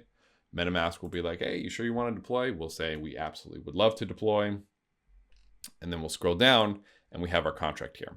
Now, if we hit random result right now, it's going to be 0, right? And this makes sense because we haven't requested a random number yet. However, if we hit get random number now, we'll actually get this gas estimation failed error.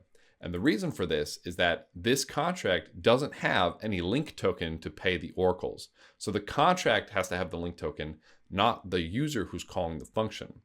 So what we need to do is we need to copy this address with that little copy button, come into our MetaMask, hit send, paste the address of the contract, scroll down to link, and then send this some link. We're going to send it one whole link. That's definitely overkill, but why not? So we're going to send this contract one link. And again, you're starting to see why doing a lot of this in Hardhat is going to be a lot nicer because it'll automate that whole funding process. And once that goes through, we can then call this get random number function, and MetaMask does indeed pop up this time. So now we're going to go ahead and confirm. And again, before we actually send it, the price is going to be 0. Now we actually have to wait 2 transactions. So even though you might see Remix say, hey, that transaction's gone through, that's just the requesting transaction, right? This is following what's called the basic request model of working with Chainlink. In a single transaction, we request some data, and then in a second transaction, we get the return of that data or computation. In this case, it's data and or computation, depending on how you look at getting a random number. But what will happen is after a couple minutes or maybe a few seconds, we'll see this random result update after we press it. So we do have to wait a little bit. And as you can see, now we've got a return here of a truly provably random number. And that's how you work with Chainlink VRF. Now, we're not going to go over Chainlink Keepers because Chainlink Keepers isn't on the Polygon chain yet. However, I'm sure if you stay posted, maybe that'll change soon. You can, of course, like I said, configure your Chainlink nodes to work with any API and any URL that you'd like to work with. And if you want to do that, this is the code here on how to do that. Now let's go ahead and jump over to working with Hardhat in our text editors here. So in order for us to work here, first, the text editor that I'm using is called Visual Studio Code.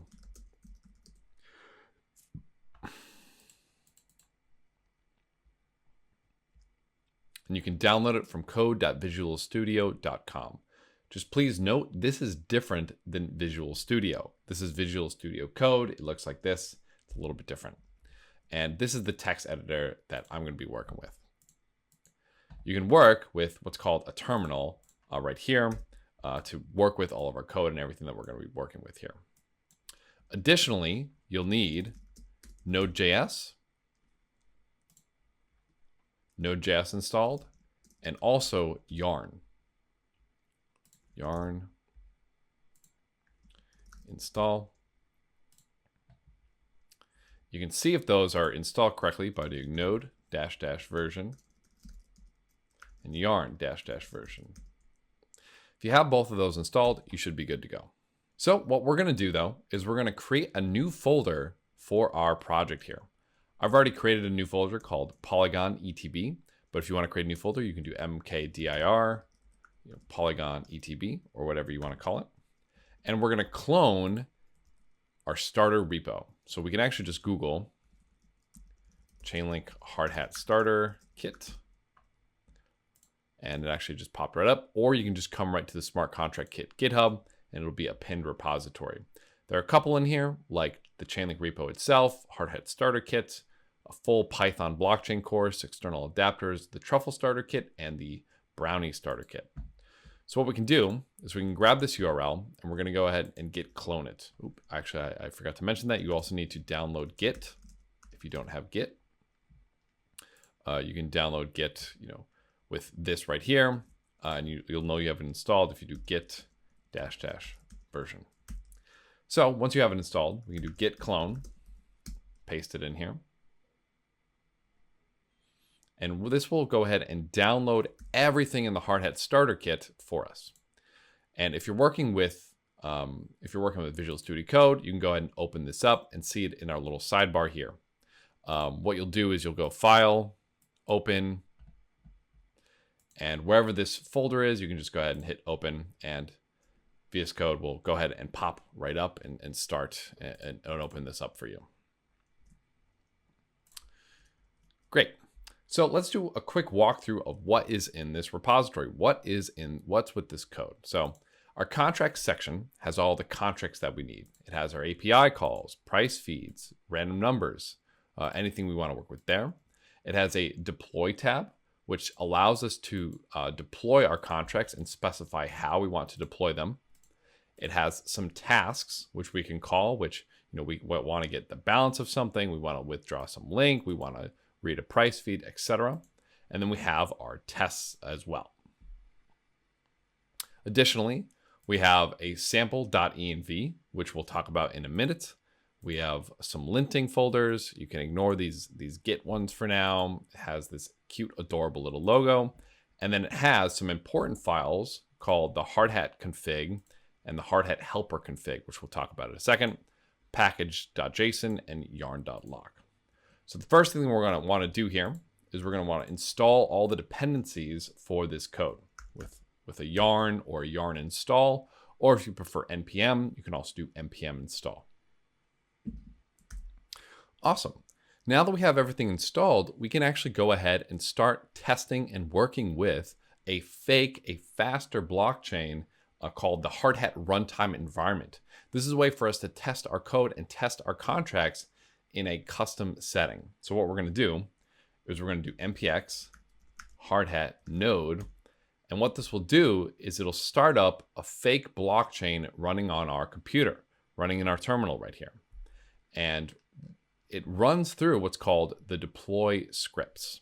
So everything in our deploy scripts here, it sets up for us, and it runs through all these scripts that are in here. So the first thing that it does is it actually deploys what's called mock contracts to our fake blockchain here. So this is how it deploys the mocks. But when we're working with a testnet, there are price feeds, there are VRF coordinators, there are Oracle contracts. But when we spin up a fake blockchain, those don't exist.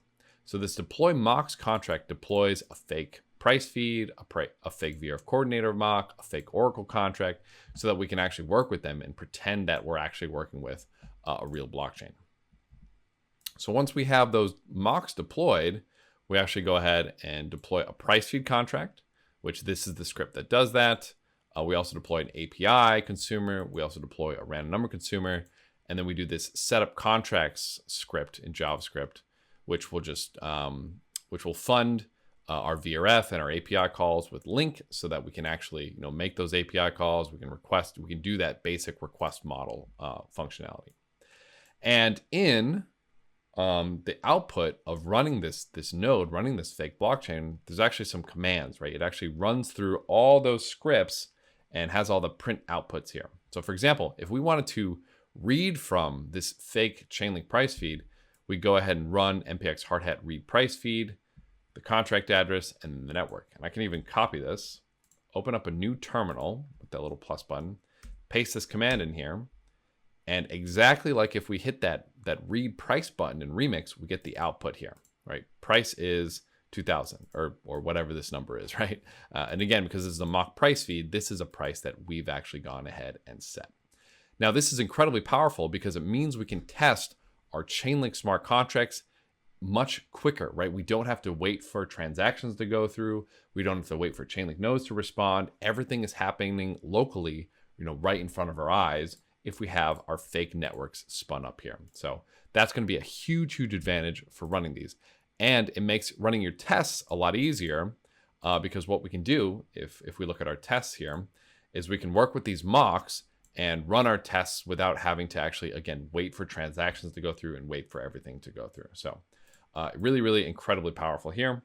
And I'm going to go ahead and quit it with Control-C. And we're going to go ahead and close this. So we just have one terminal. Now, if we do want to deploy these to a real testnet, right? If we want to deploy them to a real testnet or a real mainnet, we can absolutely do that as well. And that's where our hard hat helper configs come into play. So there's a lot of stuff in here, I know, but right at the top, this is where we have a lot of the main pieces, a lot of the main components that we're going to be working with. So if we want to deploy to Kovan, we need a Kovan RPC environment variable. And we have this line of code here. It says required.env.config, which means it's going to pull from a .env file.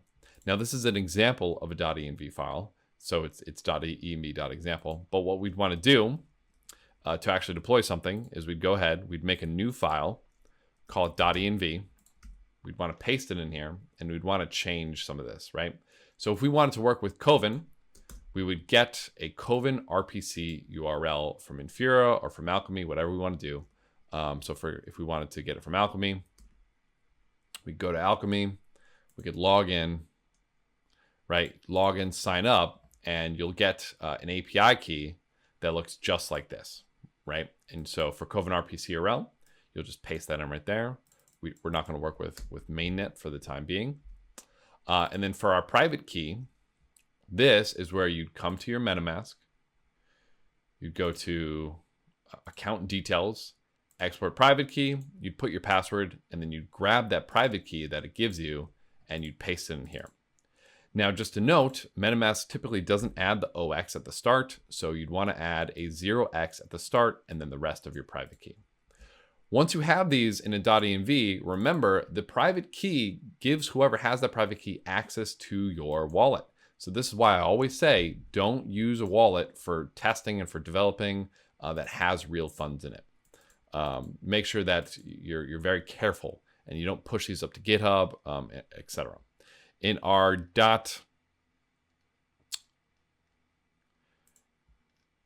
.gitignore file, there's a .env. So this folder should help protect you from accidentally pushing this up to a GitHub here. Now you can use your private key or your mnemonic. And your mnemonic is actually going to be, if we go in here, we'll go to account, settings, security and privacy, reveal secret phrase. That's going to be your mnemonic. Or you can just do the private key like we just said. But if you want to do your mnemonic, you could add that in here. We're going to be working with the private key for this demo. And to work with the private key, we actually have to come to our hardhat.config.js, scroll down to Kovan, and we're going to swap out this accounts section. So we're going to actually comment out all this part and uncomment this part. So we want our accounts to be coming for our private key instead of our mnemonic. And this is the syntax for how to do that. But once we have these two environment variables, your Kovan RPC URL and your private key, we can actually go ahead and deploy and work with and deploy to a real testnet or a real mainnet. If we want to deploy all of these contracts, right, our API consumer, our price fee consumer, our random number consumer to the Kovan network, what we'll do is npx hardhat deploy -- network Kovan. And this again, it'll run through all of our deploy scripts and it'll deploy everything. Now it also, and this is where hardhat is so fantastic, as this is deploying here, in our config, in our helper config, there's a fundamount parameter for each network, and Kovan's on 42. So for fundamount, for the VRF and the API calls, it's going to automatically fund it with this much link. That seems like a lot, but it's in way, so don't worry. This is actually 1, 2, 3, 4, 5, 6, 7, 8. 1, 2, 3, 4, 5, 6, 7, 8, 9, 10. There's actually one link per contract. So it's going to fund with one link right from your MetaMask, right? And again, remember, you need to have both ETH and link in your MetaMask so that you can actually deploy here. And it knows to use this fundamount because again, in our deploy scripts here, for example, for random number consumer, we have a little bit in here because in our setup contracts, again, we have this auto fund check, which checks to see if we should fund this contract with link. And we do want to fund at least the random number consumer, for example, with link. Once you've run this script, you can actually scroll up and you can see, again, a whole bunch of these other scripts to help us interact with these contracts. For example, if we wanted to read a price feed, we copy this npx hard hat read price feed, contract, blah, blah, network coven, paste it in, boom. Price is right here, the exact same as if we were pressing that price feed button. If we wanted to request a random number, copy, paste, npx request random number, contract, blah, blah, blah, network coven. And this will go ahead and it'll hit that request randomness button similar to what we did in Remix. Now, again, it gives us a little output here saying, okay, great. You've gone ahead and requested this. Now, in order to read that random number back, here's the function that you're going to call. And if we call it now, it probably won't have responded by now. Yeah, right, it hasn't responded by now because, again, we do need to wait for those transactions to go through. But this is how we can actually interact with all of our contracts and interact with everything. All right, but now that I've waited for it to go through, we can now see random number is, and then this huge, massive random number. So, and this is all kind of in this deploys and in these tasks that we've created for this hard hat starter kit. So this is a way we can build our test suites, do everything that we need to do in a text editor that we are familiar with.